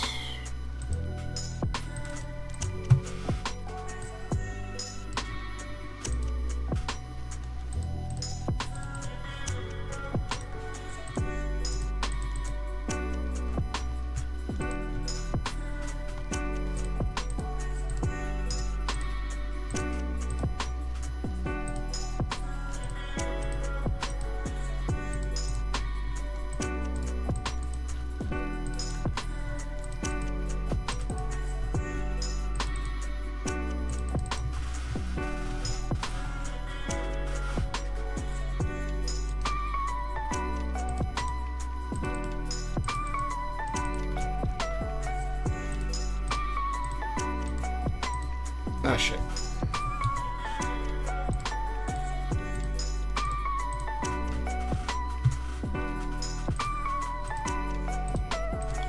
Alright. So, running idea for right now. This here is I want to say a hero, but I'm not entirely certain right now. This is a hero known as Monstrous Bone. Where his whole thing is that he uses bones of different beasts to control, to like use like the different beasts' magic.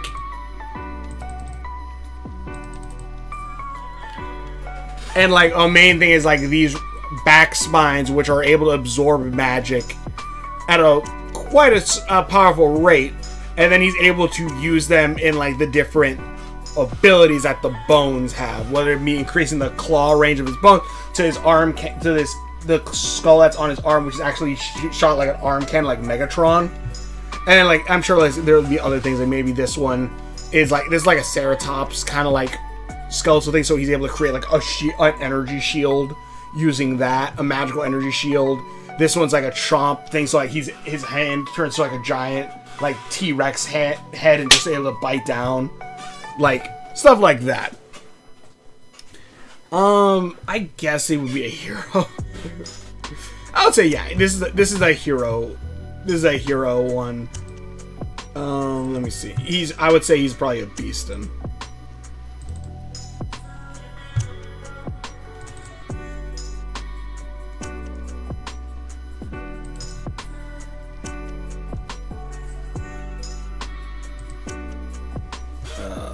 What did I name him?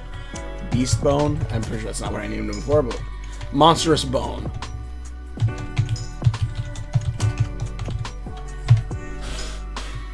I have not watched the Shin Godzilla movie, but I know the spoilers about the story, which is basically commentary on how Japan's government acts when there's that. Yeah, exactly. Like like I get it, I get the concept, but by God, is it hard to sit through those scenes?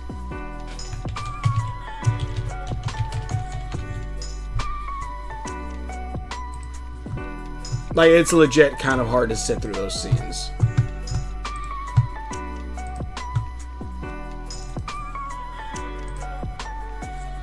My characters create a planet that can move on, so instead of traveling on a ship, they travel by moving the planet itself, eventually build a civilization.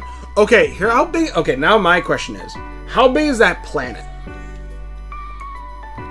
Because, obviously, a planet is pretty freaking huge, and like it definitely sounds freaking cool to have an entire planet that moves, but I also want to know, how big is this planet? And like what do they do for stuff like heat? Since obviously like our planet gets heat from the sun, is that similar to that as well? Like, do they have a miniature sun there, or is it like geothermal power, or is it like a story where like that necessarily does not matter? Or do they like is the planet able to store up heat itself to while it's traveling, but then when it reaches like a nearby star, like a certain distance, it stops there to like recharge their heat or something along those lines?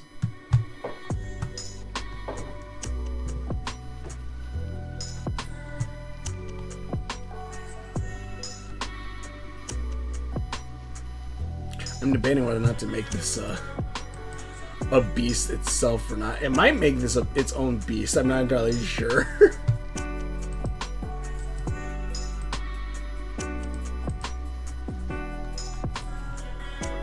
I'd look at it though. Giving me Godzilla-esque vibes, unintentional. Well, not fully unintentional. I kind of have the spikes for a reason. Yeah, basically stopping by every star, they essentially have to come up with a destination in mind. Okay.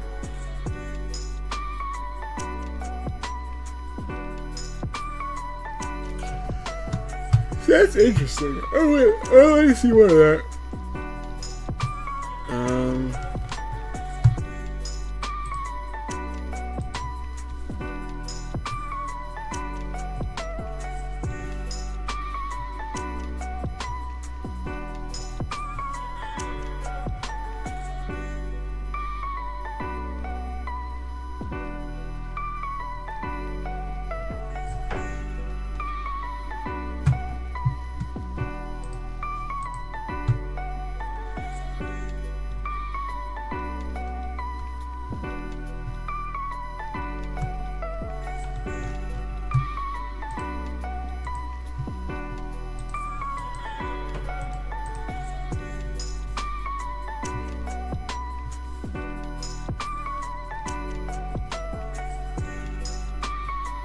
Some of these characters I look at, I'm like, God, I'm gonna have to draw them in like different poses at some point. But also some of these, I'm just like, I'm just not ever gonna draw you in a different pose.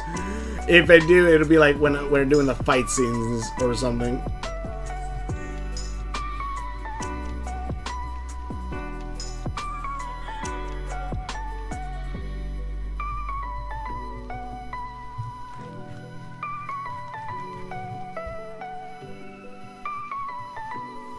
Young Kong. Hey, we gotta play Fortnite. Kong. What's good, my ninja? God, we need to play Fortnite. Like, legitimately, I've just been, like, looking at the squad Discord, like, every so often. Who's? What the hell? Who's? I'm talking to Kong, the guy that's right above you. I've been seeing his group chat for a minute. Like, I'm in his group chat with his other friends. I just keep forgetting. Yeah, it's been a mess. Yeah, we gotta freaking play some Fortnite. Here's which would you rather choose question. So which version of Godzilla would you rather have exist in the world? Yeah, hypothetical. Shin or -1? Oh God, both are bad. I'm messing with you. I would honestly -1. -1. Because both of them you can't kill. Both of them you can't kill. Like, Shin Godzilla's eventually gonna come back. But, like, and Shin, like, even if you put the ice thing in, it eventually will come back. But also, not only will it come back, it'll keep evolving until it consumes the planet. Shin Godzilla is bad. Shin Godzilla is very bad. I would not... Shin Godzilla, I would not... -1, you have a big immortal lizard you gotta deal with, but at least it's one immortal lizard that's not doubling. Kurt Cobain myself. Jesus. Yeah, like, that's the one. Like, Shin Godzilla is a hard no. Shin Godzilla is the hardest no possible. That legitimately is, oh, an extra-dimensional god that will, like, end everything just constantly evolving. No, I'm not dealing with that shit. Kurt Cobain myself. Their powers are to nourish planets, but most of them use for defense or as a weapon against it. What are their powers kind of like? See what drawing you finish. I was working on the new spin wheel thing, where I want to try to make like heroes and villains. Which honestly, I'm debating whether or not just make these monsters instead. Because I really like this design, and I feel like I don't want to limit it to just a hero or a villain. But like, this is a monstrous bone, which is probably either the hero name or the creature name. Not entirely sure. Pretty much, it uses different bones, and like with different powers. Like, and this back spikes are kind of like, it generates magic or absorbs magic into the back spikes, and then like it can channel it to different things. Like this one is like almost like a Stegosaurus skull, so it could create like an energy shield. This one shoots fire out of the skull on its arm. This is a claw one. This one creates like a giant T-Rex, like ethereal T-Rex that you can use to grab things and bite down. And then like the claws also help like run up. Right, you know, run up things. So like tail, it can shapeshift to different weapon stuff. Like Kimimaro from Naruto. Kinda? I would say more it's along the lines of like Green Lantern mixed with like Shaman King Oversouls. For me personally, I would choose -1 to exist in the hypothetical. Yeah, see, that's the same. Same. That's 100% the same. But yeah, I'm not debating whether I should make this a superhero or like it's just its own thing. Honestly, I might just make it like it's a beast thing. But yeah, I did do Samantha Cult earlier.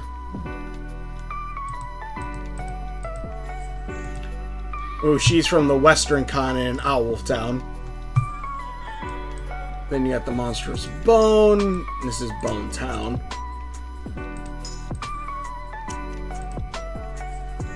And I did another. I did. Someone asked to draw like a Sonic character. Like, all right. But what was the other thing I did?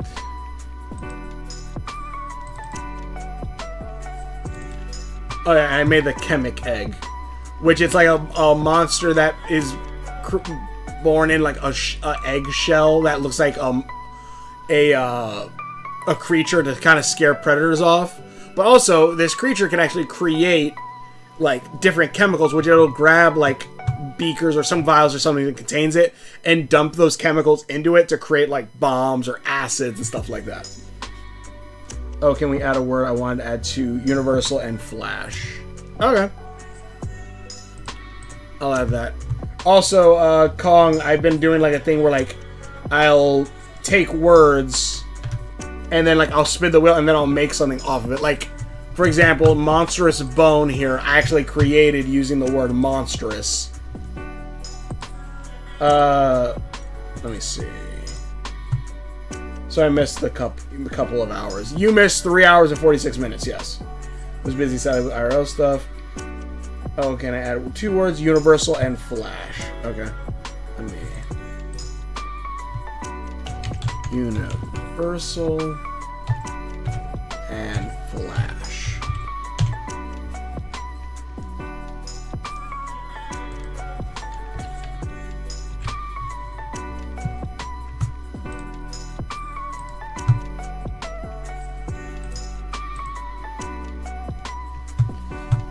But yeah, I'm trying to think now. I guess I could spin again. See what else I can grab from this. Let's see. Yeah, I needed to take my mom to the hospital. Luckily, things came out. Okay, cool. Honestly, yeah, good that everything came out well. But yeah, this guy was monstrous. That was its word name. Hopefully everything goes. And Universal is the first thing that pops up. Son of a glitch.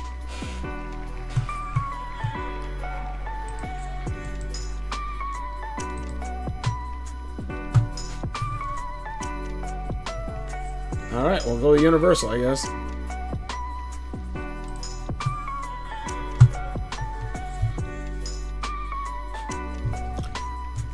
Alright.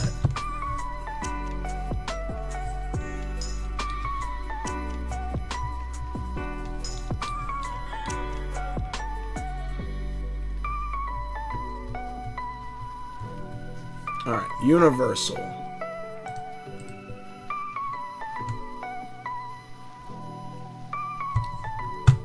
Honestly, I'm debating whether or not to make this. Again, I'm debating whether or not to make this a beast. I feel like it should be a beast. I feel like, you know what, I'm going to stick with beast for right now. Hero-wise, I'll figure that out later if need be. Anyways, Universal. I kind of got an idea.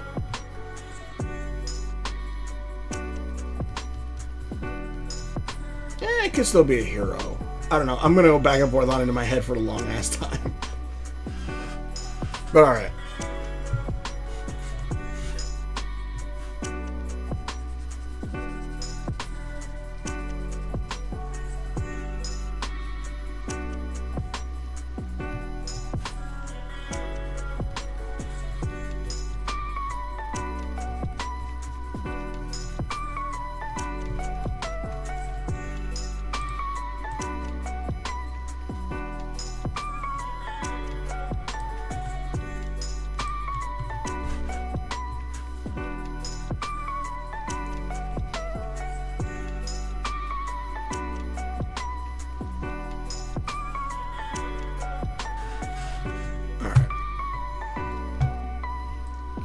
I can duplicate.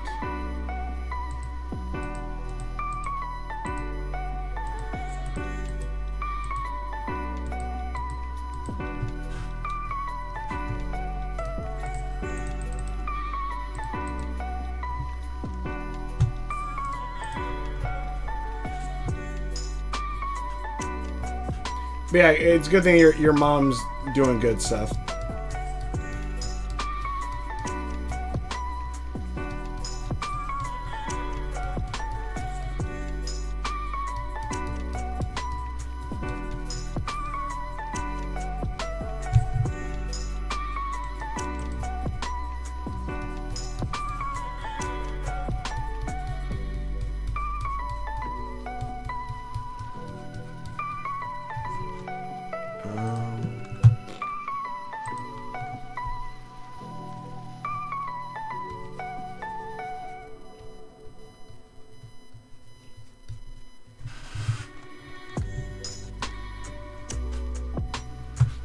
Let's see here.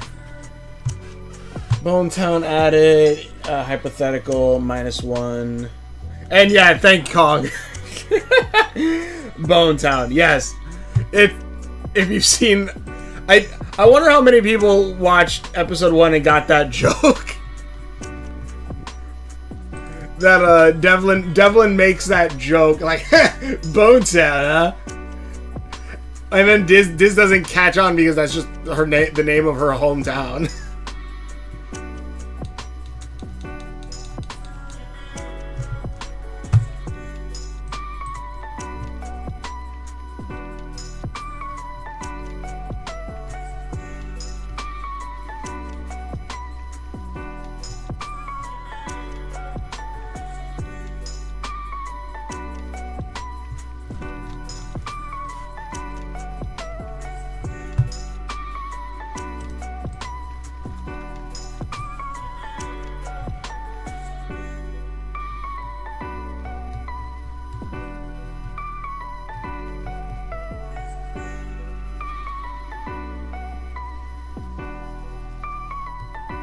If anything, what if some beasts were like...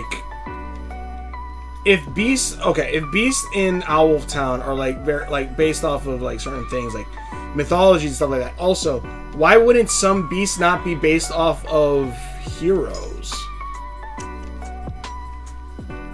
I guess that's a way I could do it, where it's both a hero and a beast.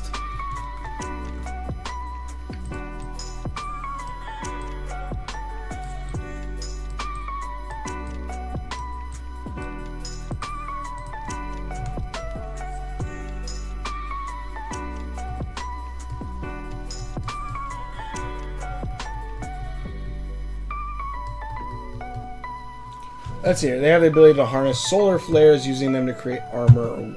Oh, okay.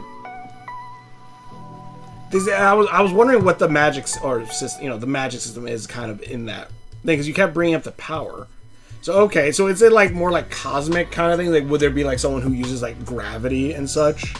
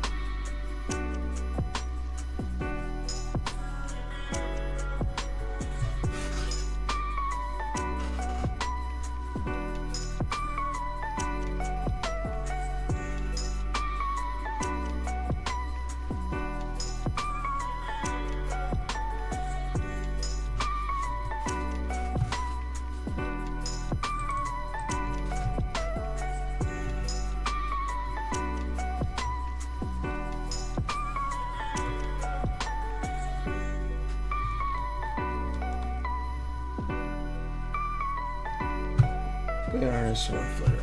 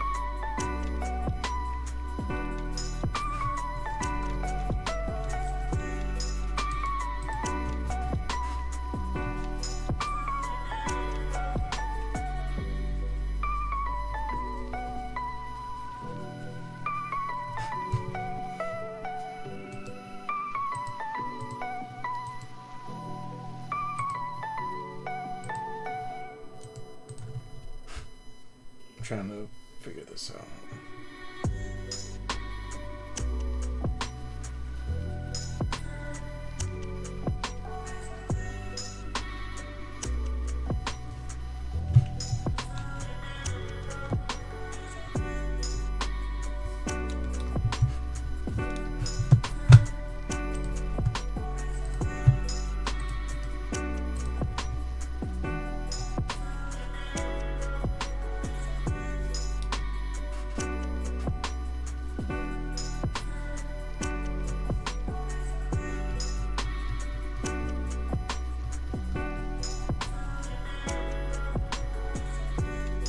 We were talking about black holes and stuff earlier.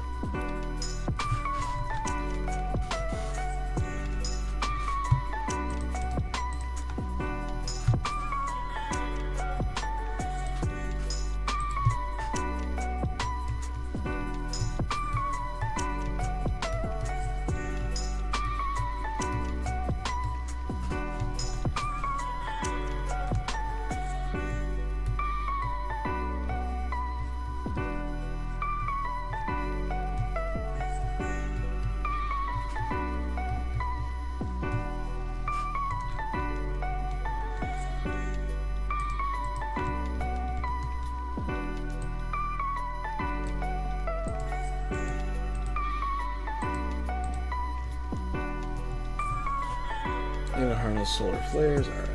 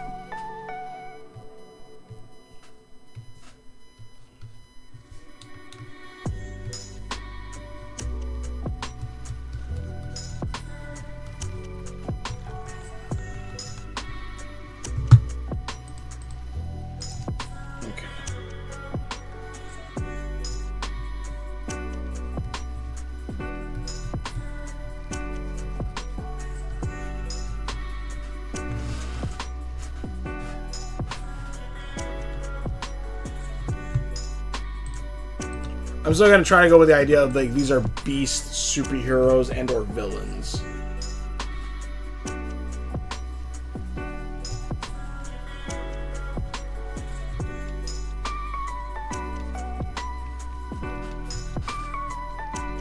Alright.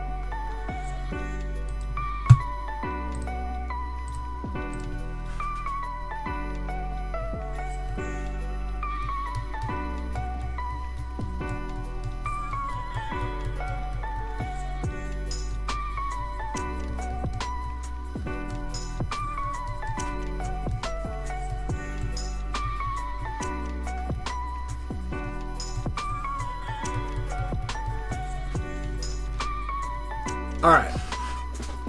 Simple. This one's way simpler than Monstrous Bone.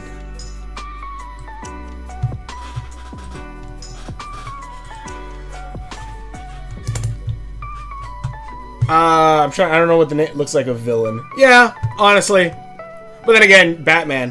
Batman could look like a villain to a few people. But I actually don't know a name for this guy yet. Actually, let me look up black hole names. Cygnus. Cygnus, scientists suspect the black hole Cygnus X-1 began life as a star of 40 million. Okay.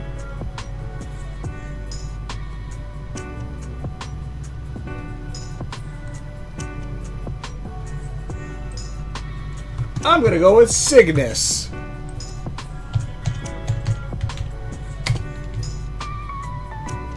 What is Cygnus in mythology?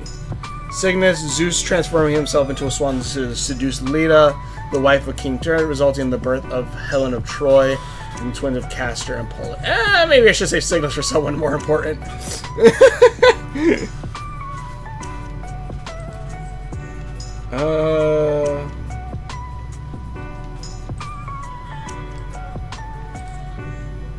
Let's see. Primordial black holes.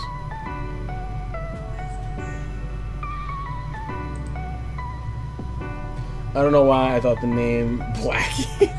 I think that might be bad on a few reasons. Yes, Blackie. Let me see.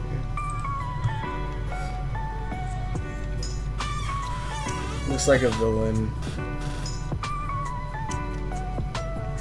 Black Line? Absorb Black.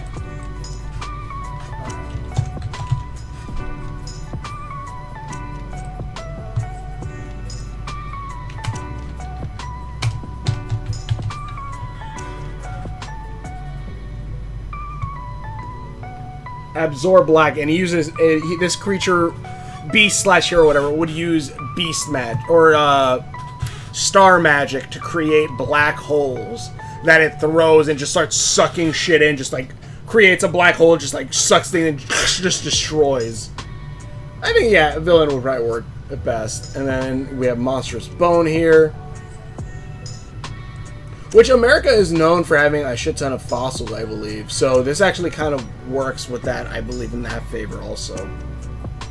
If these guys are supposed to be like hero, villain, beasts. Samantha Cult.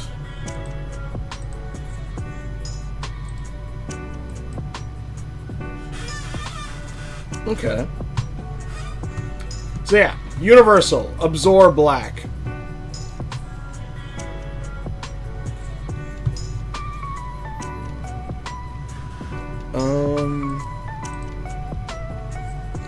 Let me see if I can do one more before I...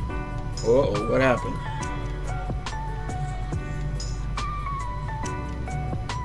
Okay, I think we're good. I think we're good. Alright. I'll probably see about if we do one more, because that was a pretty quick one.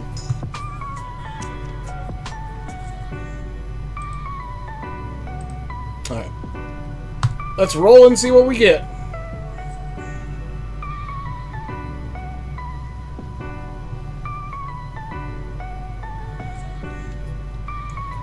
Hilarious. Alright.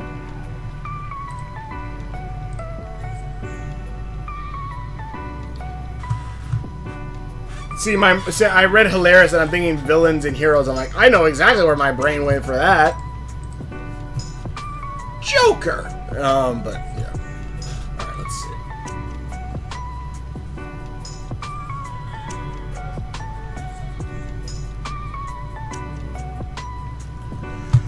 I think I spelled hilarious wrong. Or maybe I didn't, or maybe I did. I'm not entirely sure. Is his last name Absorb? Like, his last name Black? Absorb Black. Let's see. Black Absorb. Is his first name Absorb and his last name Black? Absorb Black, yes. Well, A-B-S-O-R. Absorb. Not Absorb, but Absorb. Because there is a thing called Absorb Line, the Absorb Line, which I believe it's called the Absorb Line, where it is like right where like I think over the event horizon of a black hole where you will just get sucked in. So it's that and then black for black hole. So Absorb Black. Monstrous Bone, Absorb Black, Chemic Egg. Hilarious. Hilarious! I'm the Joker!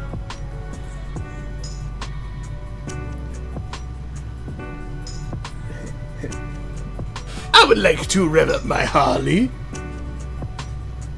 Vroom vroom. Oh, Batman. Where are you?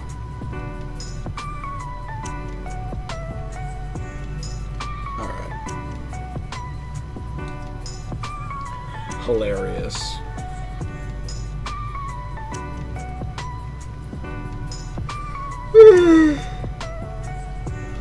Alright.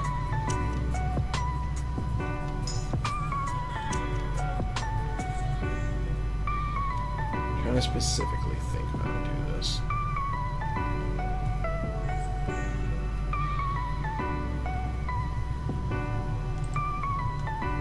Maybe I should roll again. Just, like, not lose out on hilarious, but add another word to it. Because I'm trying to think, like, how the fuck am I going to do this?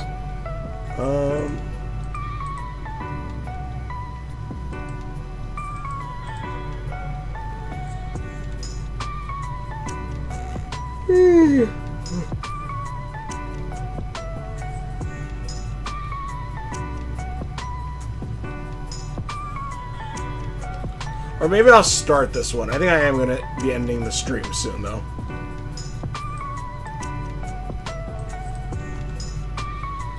Okay, I'm back. I'm at work, and I was listening to some nerdcore rap. What we doing? Right now I'm working on another villain hero beast. That's going off of the word hilarious. I just finished Absorb Black, which was based off of the word universal, which Seth just added. If you want any words for me to add to the wheel for later streams, I can do that. Also, nerdcore is probably my favorite, like, music choice for a good chunk right now. A lot. JT Machinima is extremely good at it. JT Machinima and Dan Bull. Yeah, Absorb Black is the one I just finished. Very simple design.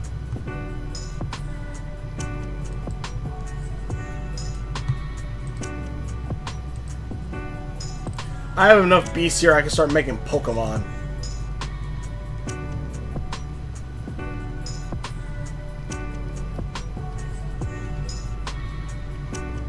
Dog, I'm listening to Liberated by Dizzy Eye. It's fucking dope.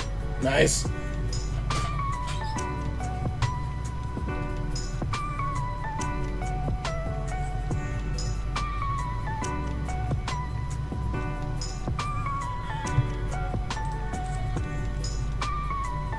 I'm trying to think of what the hell I'm going to do with this.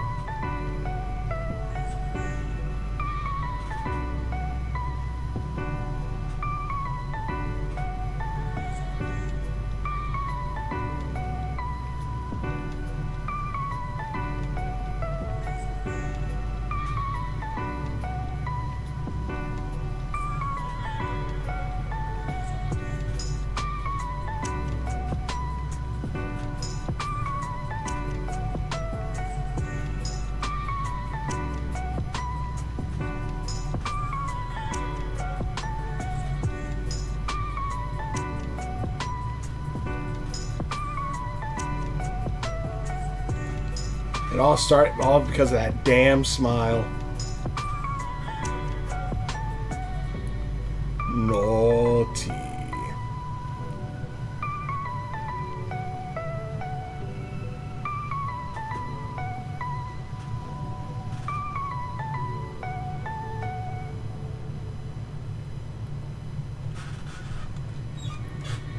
I should have colored it in before I did the smile. I feel like a clown is too in your face now. About a face stuck smiling like Mr. Smiles creepypasta. Now, about a face stuck smiling like Mr. Smiles creepypasta. I'm gonna look that up real quick.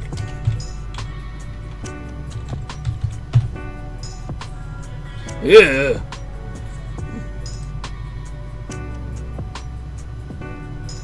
Wait, which one? Hold on. There's a lot of Mr. Smiley, Mr. Smiles. Mr. Smiles. Let me look up. Oh, creepypasta.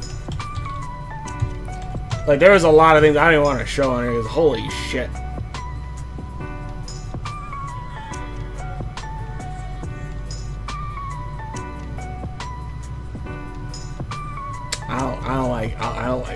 I don't like 90% of this. Ugh. I'm just gonna burn that tab. Wait, you've never heard of Mr. Smiles? I don't think so. I don't think so.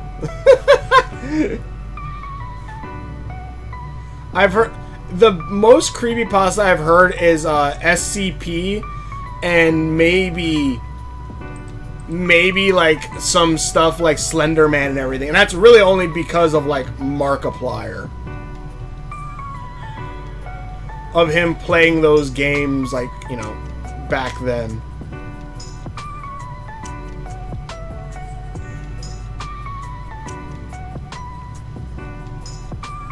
I guess now the more modern ones I've heard of, like the back rooms and stuff, but yeah.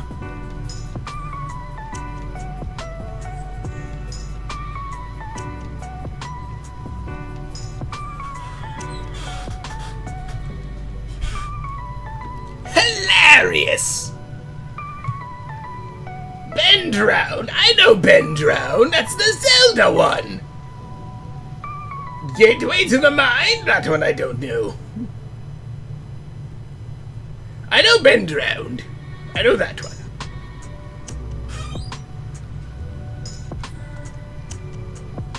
But I do like that idea of... I like the idea more of, yeah, of a creepypasta-esque one. Okay.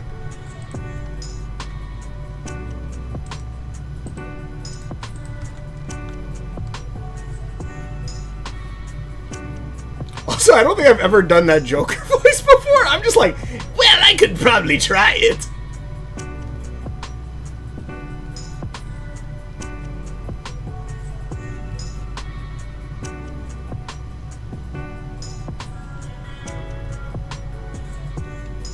That is definitely a thing I do with hats for some reason. I have no idea why. Avoid Russian sleep experiments. Okay. Why? Is that just like... Is that really a bad one? The Russian sleep experiment is the one that's bad?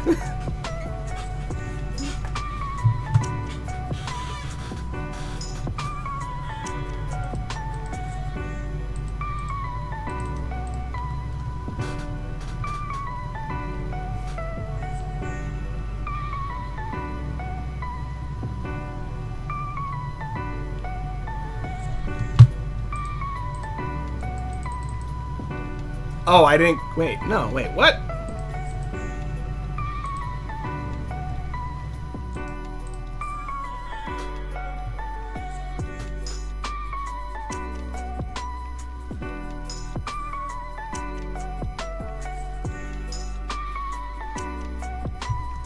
There we go.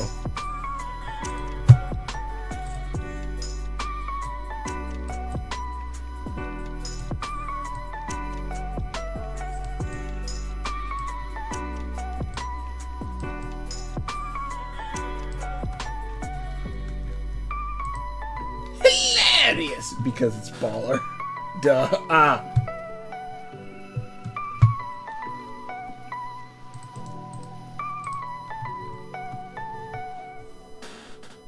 I say this folk looks like he has some great hilarity in him.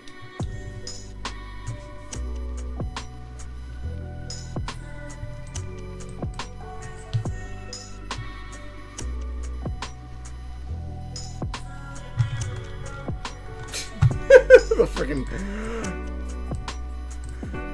I give little beady eyes, or I just take the eyes away, and I think it's a little more mystery if I just take the eyes away.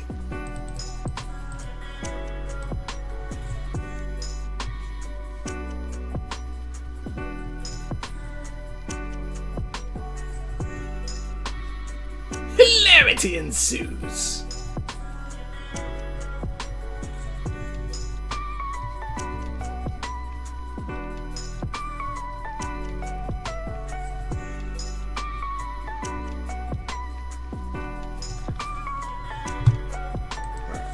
Here.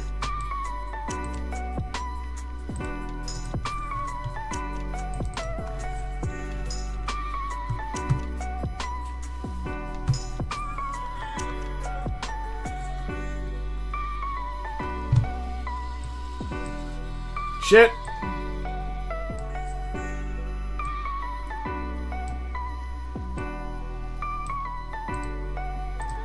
This here.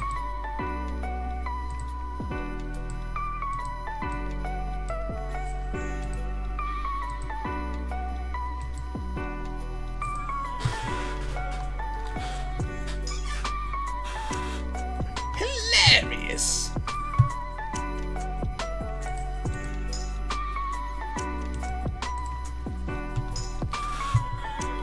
kind of thinking.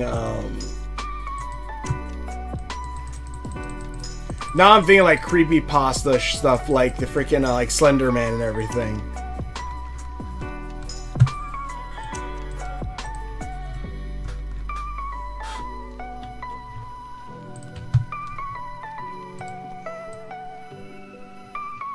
No, don't grab the goddamn bird.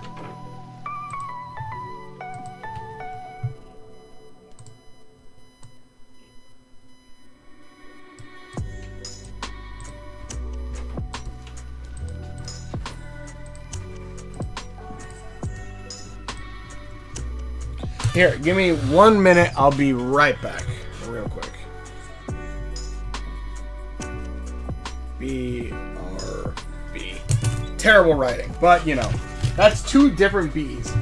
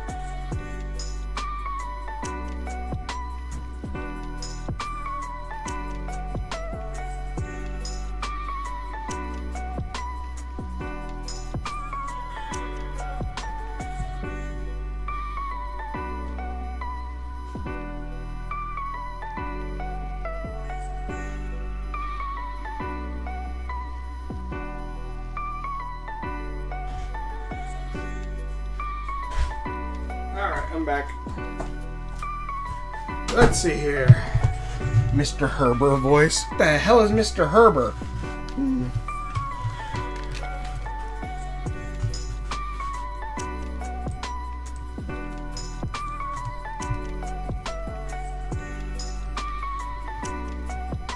This is Mr. Hilarity!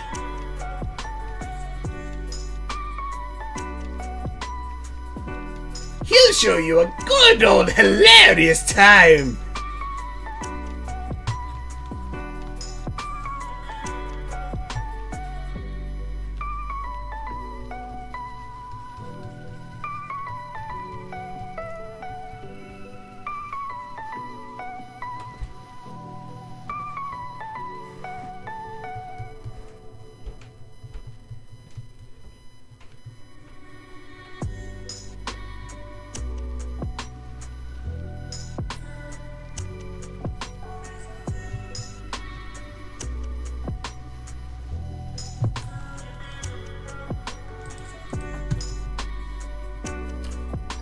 You be right back. I'm gonna erase you. Click. Miss. Oh, how you doing, friends? Smoke 'em if you got 'em.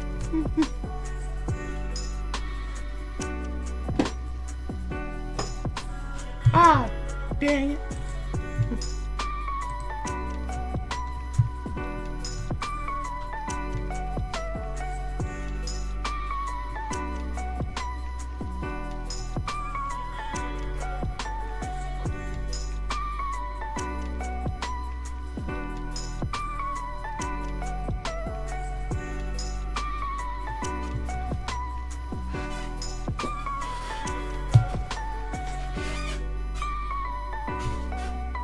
Can't remember why I thought I was gonna give him a cigarette or a cigar. I can't remember. I hear Mr. Towley, Mr. Herbert, but fuck it, let it ride. Isn't it a very similar-esque voice?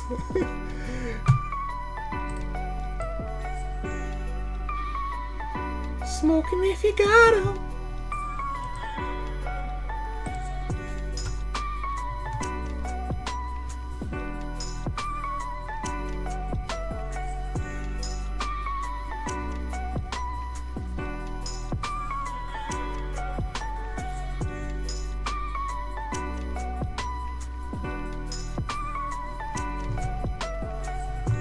Hey there, Gahora.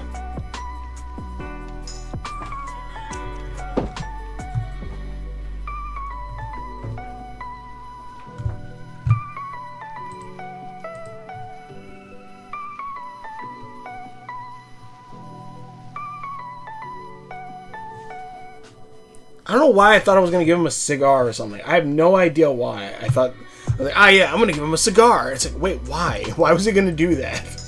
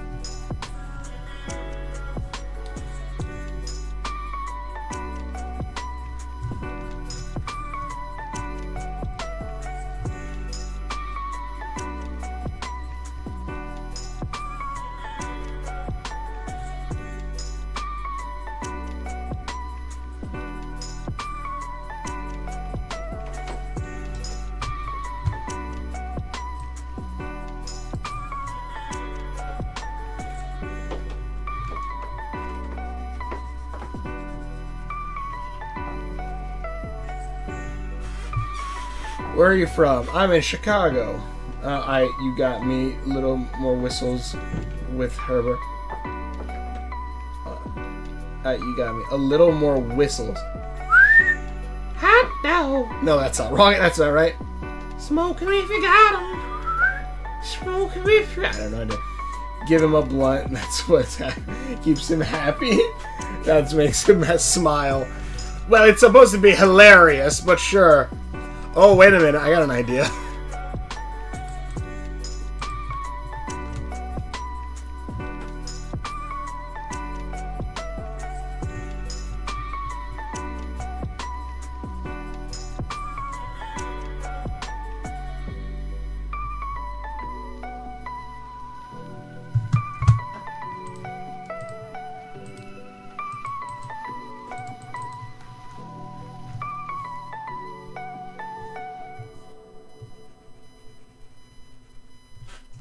I need to duplicate this.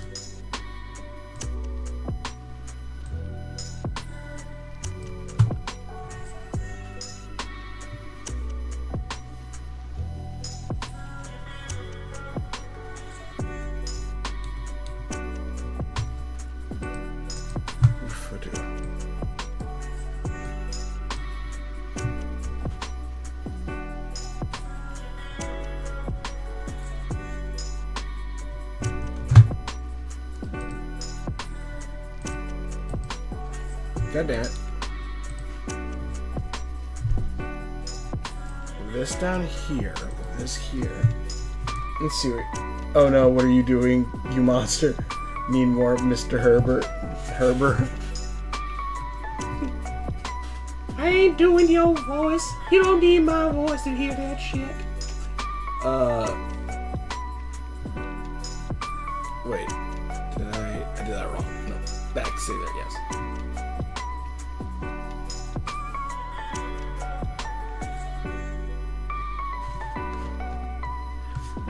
He smokes this strange thing that creates a smoke that makes people start laughing.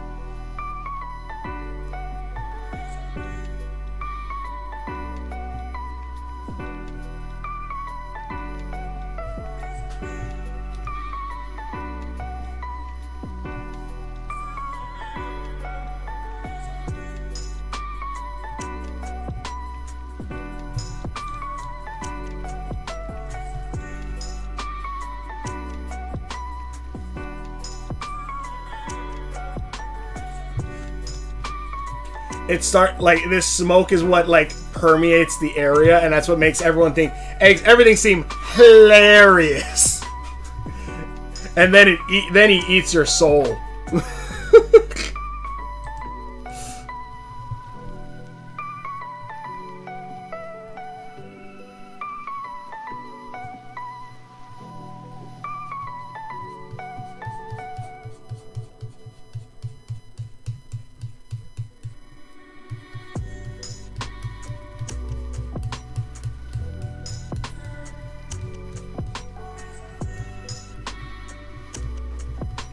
Don't smoke, kids. Smoking's bad.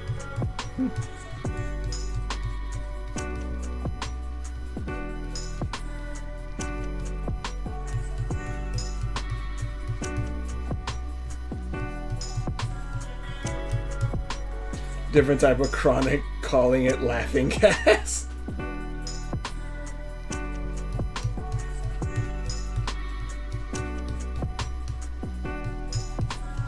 Have you heard of the hilarity man?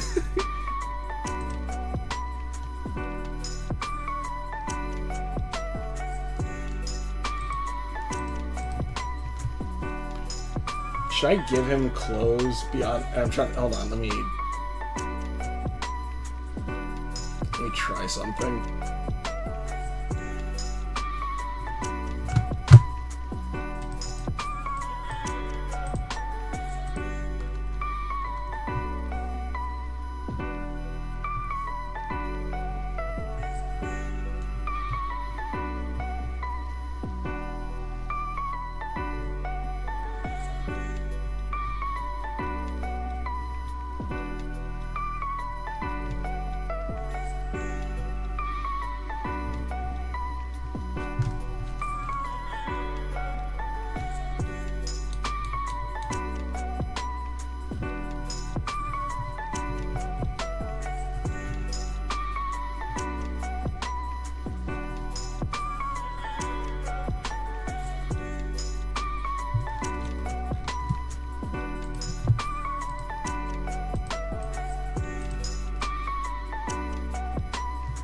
Let's see. Give him all 19 inches of venom. Jesus. Wait until you're 25, then smoke weed to try it.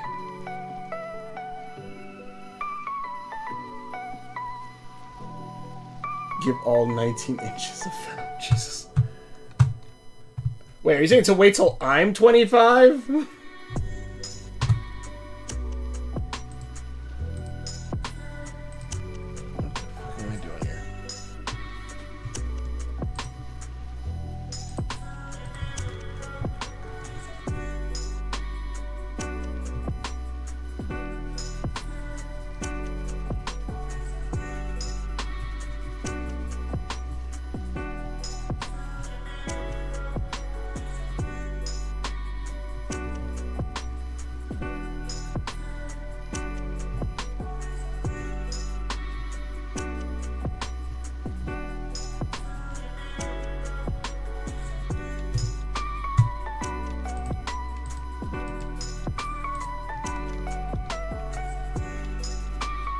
Let's see.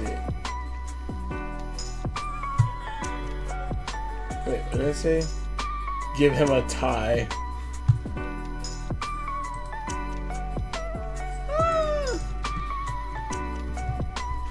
Let me see.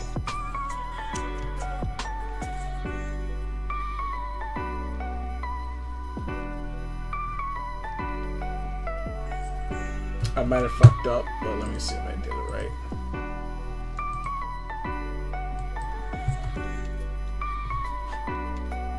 That's not bad, honestly.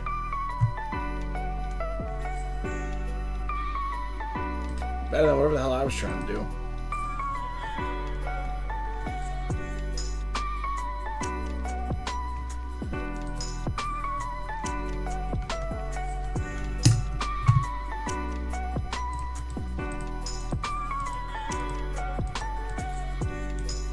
I'm just gonna delete that. But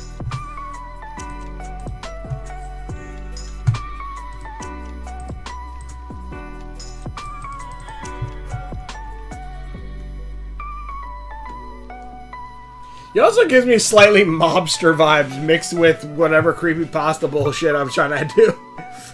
The hilarity man.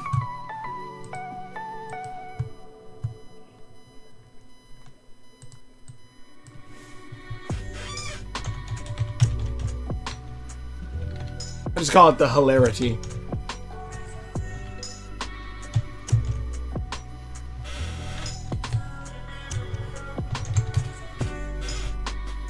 The hilarity. A strange beast that comes from the Western continent that is able, that whatever it holds in its hands creates a smoke that causes many to laugh. And while in your fitting laugh rage is when it comes up on you and chomps your head off. I don't freaking know. Seeing a theming here.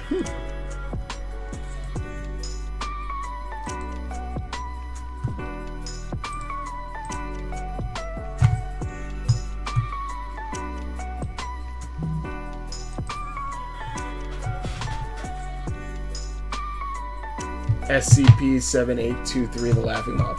Wait, is that actually a thing? Hold on, wait. I actually want to look up if you're making that up or if I... SCP-7823, the Laughing.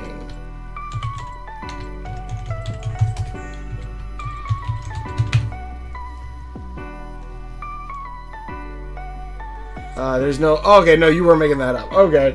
No, that's fake. I just made that up. Oh, okay, I was looking that up right now. I'm like, is that actually a thing? Yeah, he could be based off of, like, the mobster character. Because there is, like, there are different mobs. Like, if any... Oh, shit. If... Okay, hold on.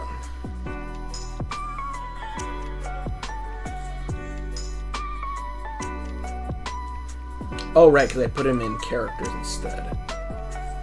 Story characters. Beastin. Cut. Beast. Paste.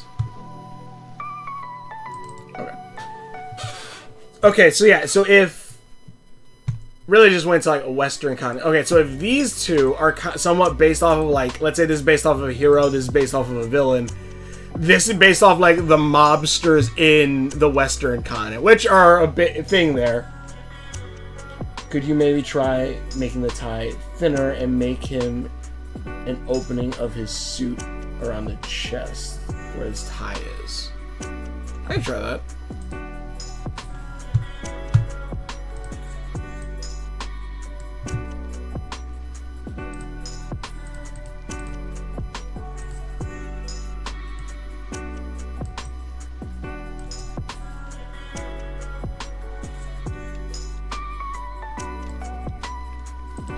I'm gonna have to draw a negative space for this. Yeah, about what you said.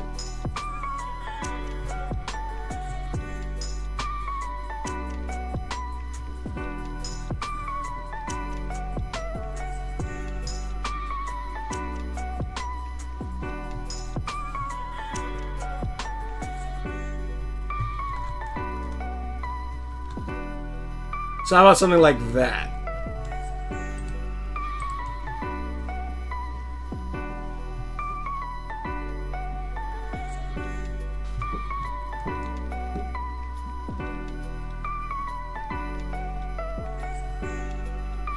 He's definitely giving way more mobster feels.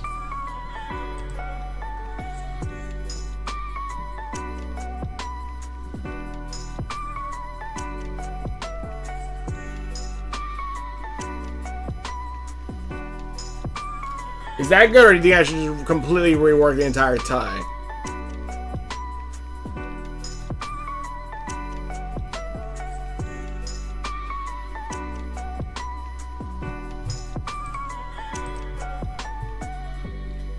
Come to my containment cell the day of my daughter's wedding. You come to my containment cell. Hello there. You come to my container cell on the day of my daughter's wedding. It's a Joker reference and what is it? The Godfather. Or if you want to really pull it, it's a Rugrats. It's a Rugrats reference. God. It's funny as that's where I first ever heard that line.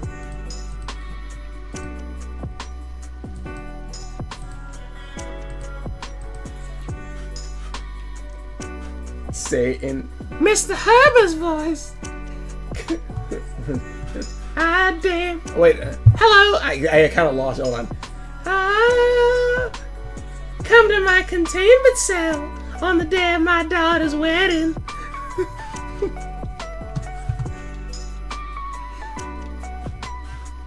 You dare come to my containers? Come to my containment cell on the day of my daughter's wedding.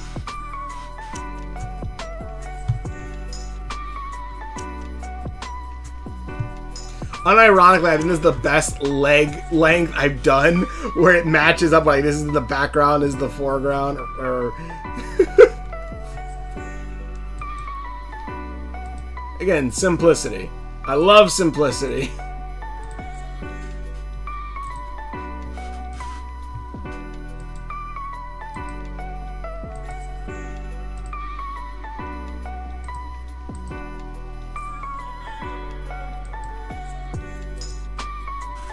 The hilarity! Huh. I'm trying to think, should I do one more? I'll do one more just to... Get out of here, Spotify.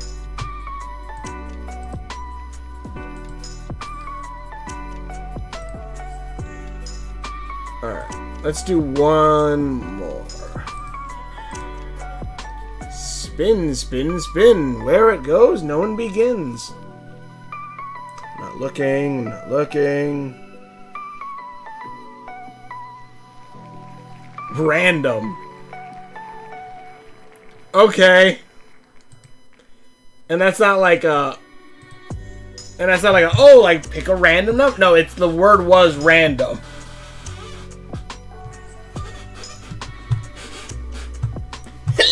Hilarity!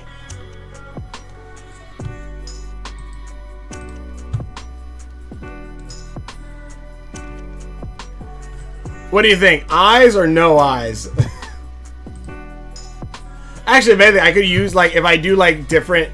If the hilarity does everything, like, at some points it has no eyes, and then when it wants to make a point, it, like, its eyes are it can appear, kind of.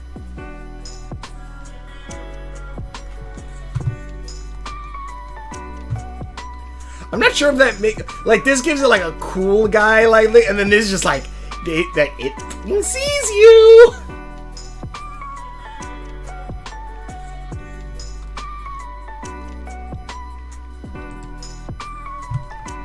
God. Alright. Cat, dog, chicken, rooster. All the types of eyes. Cat, dog, hot diggity dog. Actually, we kind of... I just thought, like... It has, like, the little eyes underneath. But then, like... More eyes, like, appear on its body.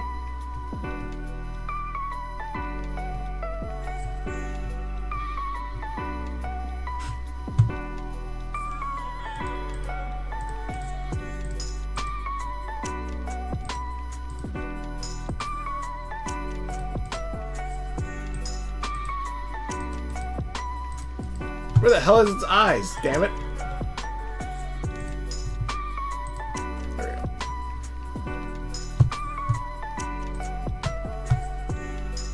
Oh, wait a minute. Is this... Oh, God. I completely... That legitimately wasn't even on screen. God damn it. I almost screwed up again. This is what I was saying. I don't know if I should give it these eyes. But again, I was thinking, like, maybe, like, it has these eyes when, like, it's, like... gets serious or something, I guess. But like other than that, it's like this, and maybe like it has multiple eyes on it that, you know, you can blink.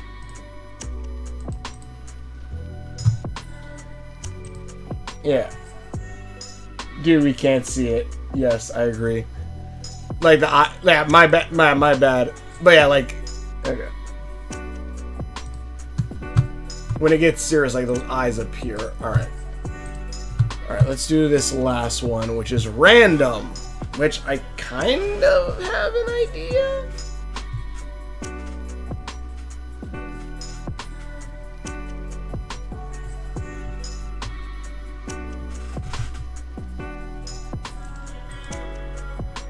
I thought you were talking about random words when you asked about that. Oh, no. No, it's just random. Random is the word that I have to make into something... into a beast or something.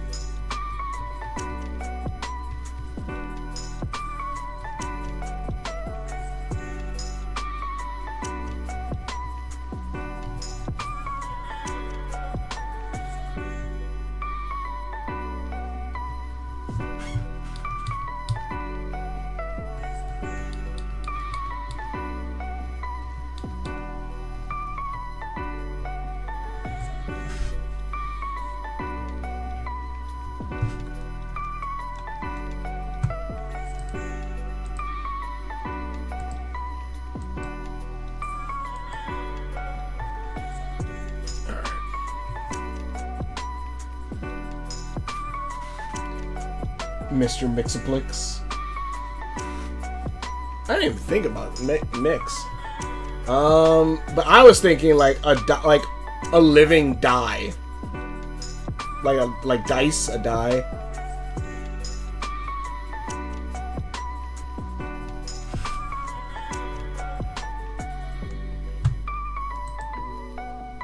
Let's see, what are the dice faces actually?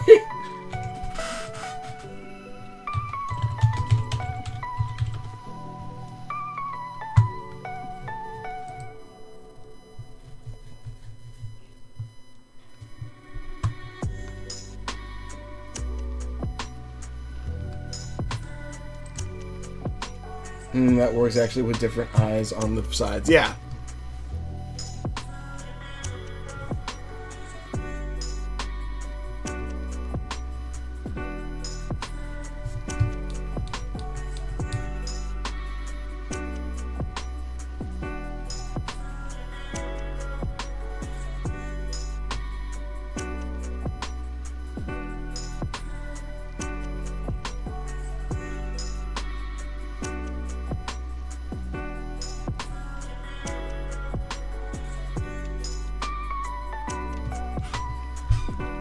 Something kind of like this, and then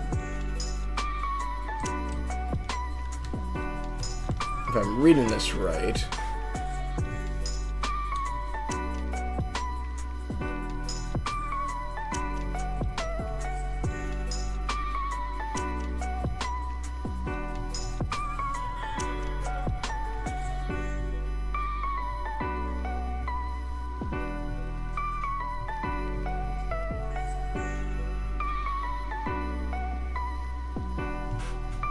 what about psychics in... Okay, the one having snake eyes, the two having dove eyes, and shit like that. Yeah, I can see that. That's what we're trying to do. Like, we have, like, these eyes here, then we have, like, these snake-ish eyes. I'm trying to look at a dice, see what the hell the numbers are.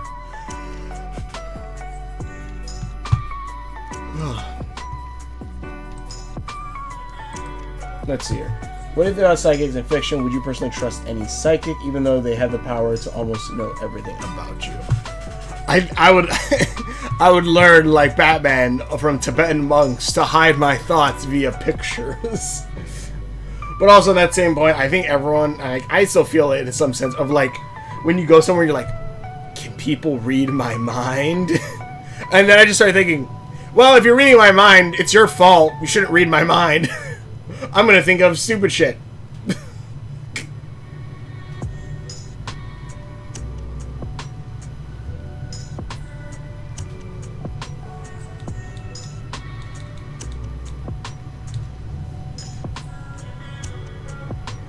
It is a question of I think like the psychic thing. Really, it's if they're afraid of it, like I don't know. Like, I understand, like, they might know everything, they might learn everything about you, but also it depends on who the person is, I think. And, like, if you've, like, known them before to trust them. Like, I'm sure Scott trusts Jean from, you know, X-Men. And even though, like, she has the power to, like, make him see and do shit.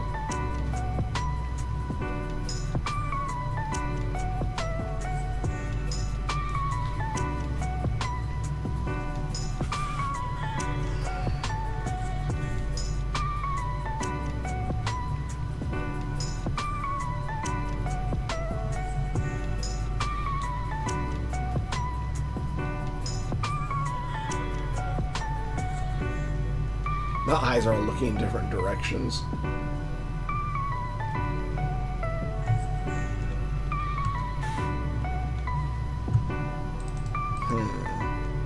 I'm thinking maybe this one's an item. Kind of like Dr. Fate's helmet. Like, this is a helmet that someone puts on.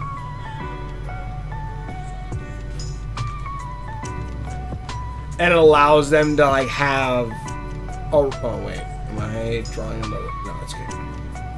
Like, it allows them to have, like, the different... One, it has Sight 360. but also gives them like the ability to randomize things, maybe even slightly see the future.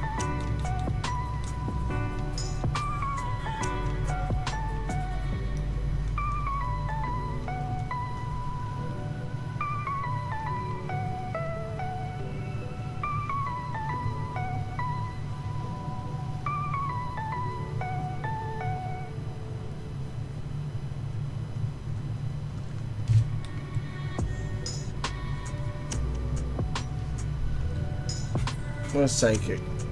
Also, like, fun fact about psychics, psychic means, like, I think, like, something soul, because psi means soul. Oh, I drew the eyes on the wrong layer. Whoops.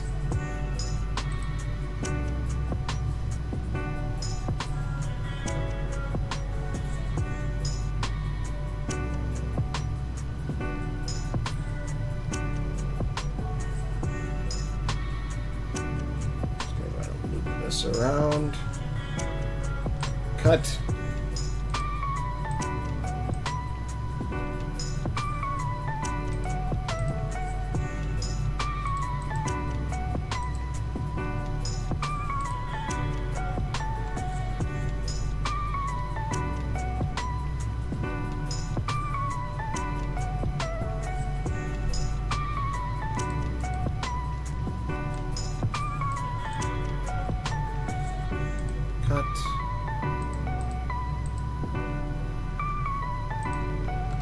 Now do the Herbert Force. Let's see. What is psychics? Okay. Cut here.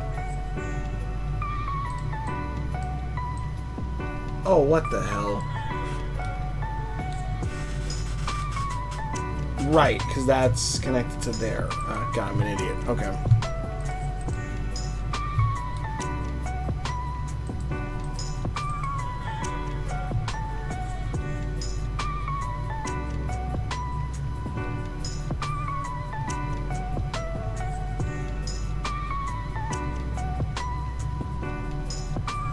Damn it.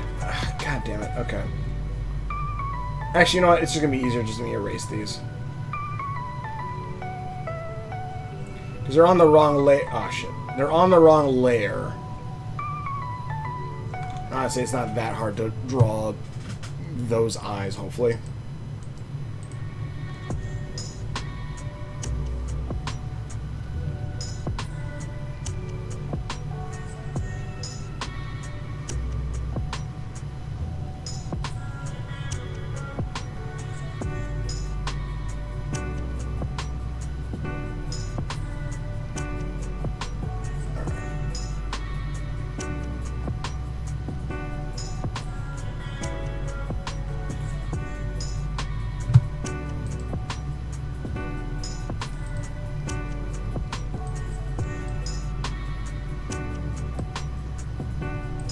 Alright.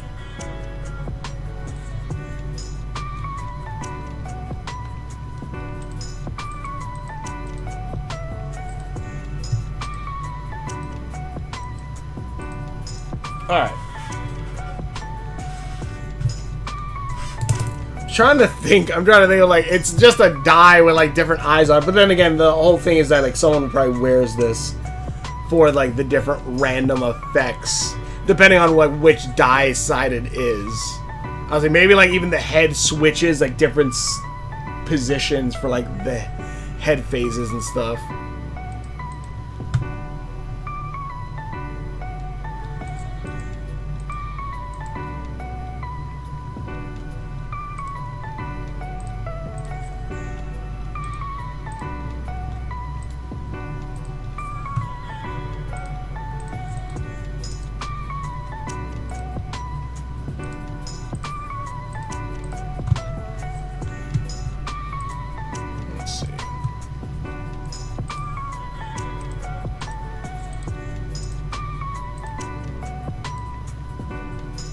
As they say, almost knows everything about you. It also depends on how far like they push into your mind.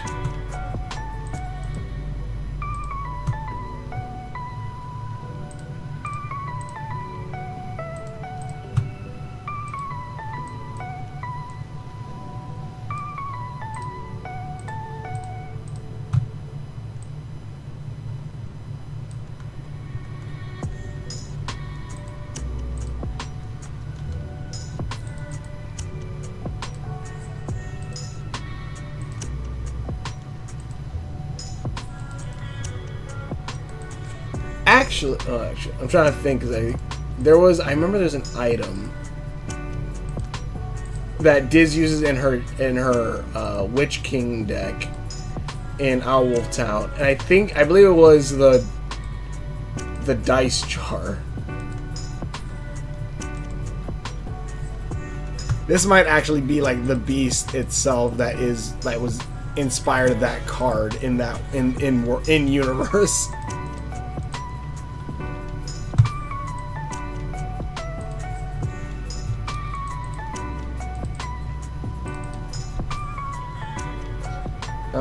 Psychic personality, yeah.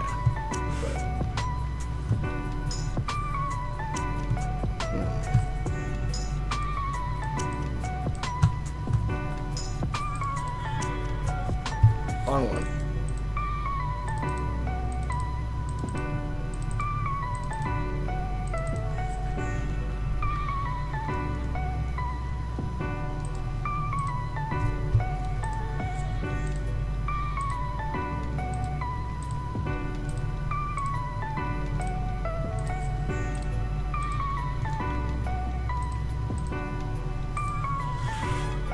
Alright.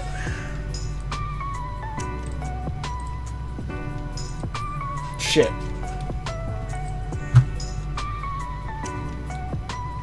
Oh, is it still top chat? Why is it... Okay, sorry. There are many... Sorry, Inyu, I didn't see your other post. Snake Eyes, 2 doves, shit like that. That works actually with different eyes. There are many psychic powers that are very useful and also dangerous for any bad reasons, whether it's telepathy, communicate, it's mind control, most dangerous.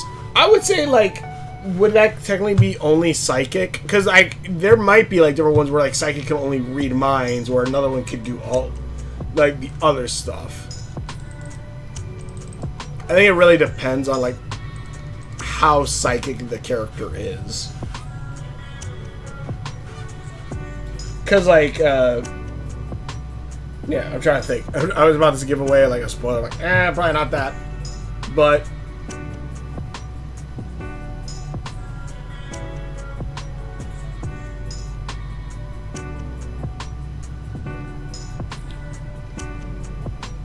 I can't remember.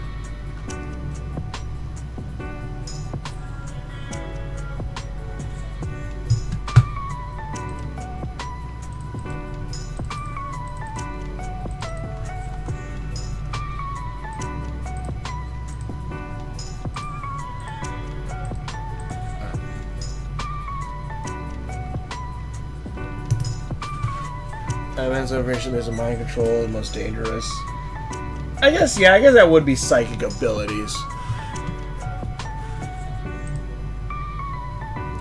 Maybe we'll work on this later. I think I need to head to bed now. My head is kind of hurting a little. We might rework this a little bit more later on, but this is the... Let's see, psychic dice? Random. The rando dice. Is one aspect of psychic more dangerous. It's psychological warfare, where you just make them like not like you just screw with them, or like you like read them.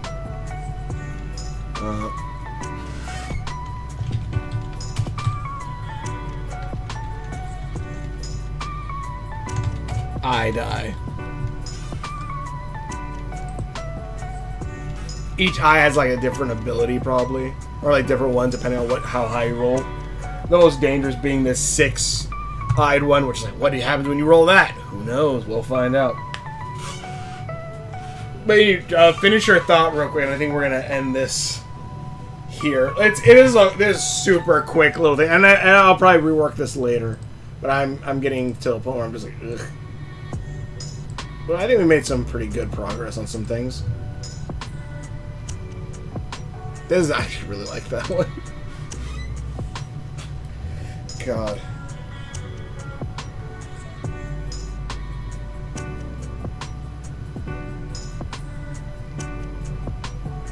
Yeah, finish your thought and then we'll end the stream.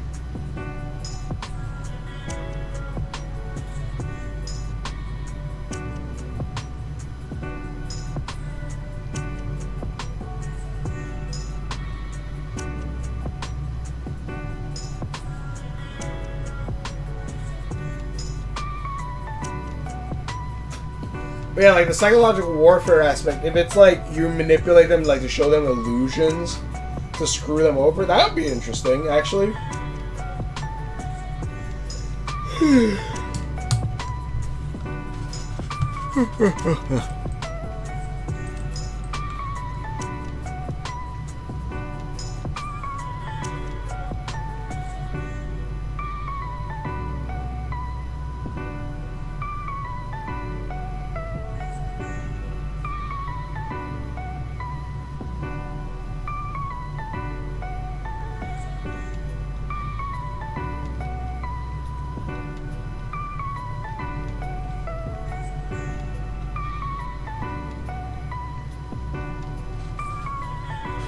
Oh, God.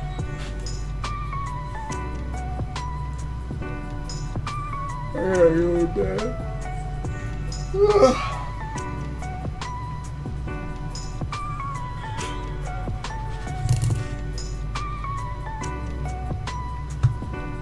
I die.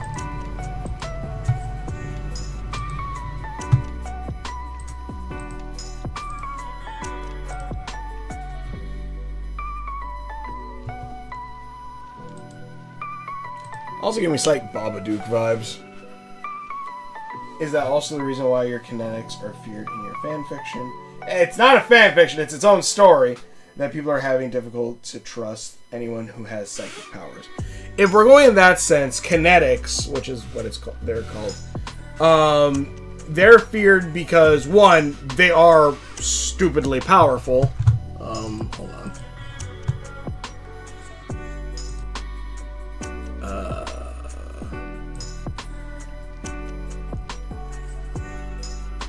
Hold on, I'm trying to find the thing now. Let me see.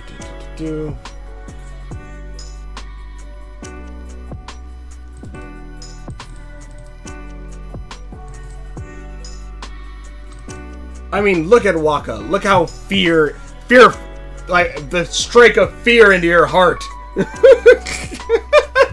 But no, a big reason why kinetics are feared is not necessarily like their mind, not necessarily the mind ability of like manipulating their fears or whatever, or like psychological resistance, but it is because they have godlike powers, like a nuke dropped from the sky and a kinetic grabbed it with their psychic powers and threw it somewhere else. And like eventually also kinetics, when absorbing like whatever energies that they use for their psychic powers, eventually started mutating into giant creatures, which did not help with the liking or disliking of characters. So there's multiple reasons why kinetics were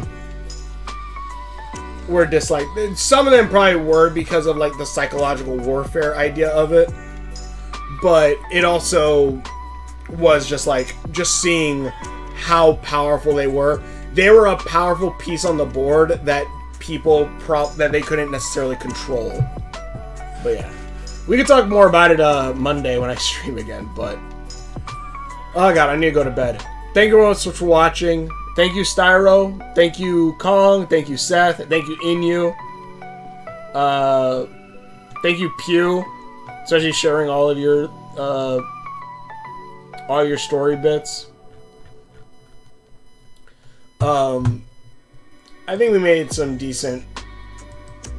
the small decent ones. I legit think by end of me doing a lot of these streams, I could fill like a quote unquote Pokédex with all these different like beasts that are a pretty wide variety. If I open up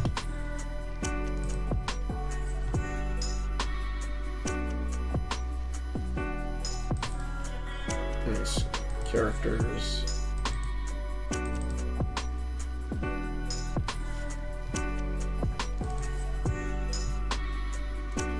like there are, that one's not the greatest, honestly. I need to fix that one.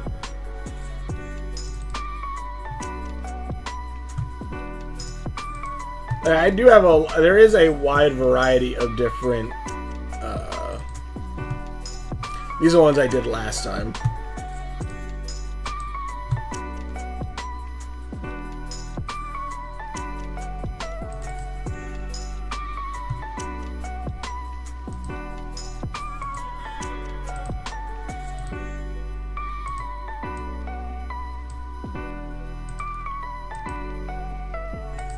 some differentiating. But yeah, but anyway, thank you everyone for watching. Thank you for sticking with me. Hopefully you enjoyed this. And the hilarious probably like look creepy pause thing. But thanks for watching the videos. Hopefully you enjoy this, and we will see you later. Next stream will be Monday, 4:30 ish. Devil May Cry. I should be finishing it. Anyways, see ya. Stream.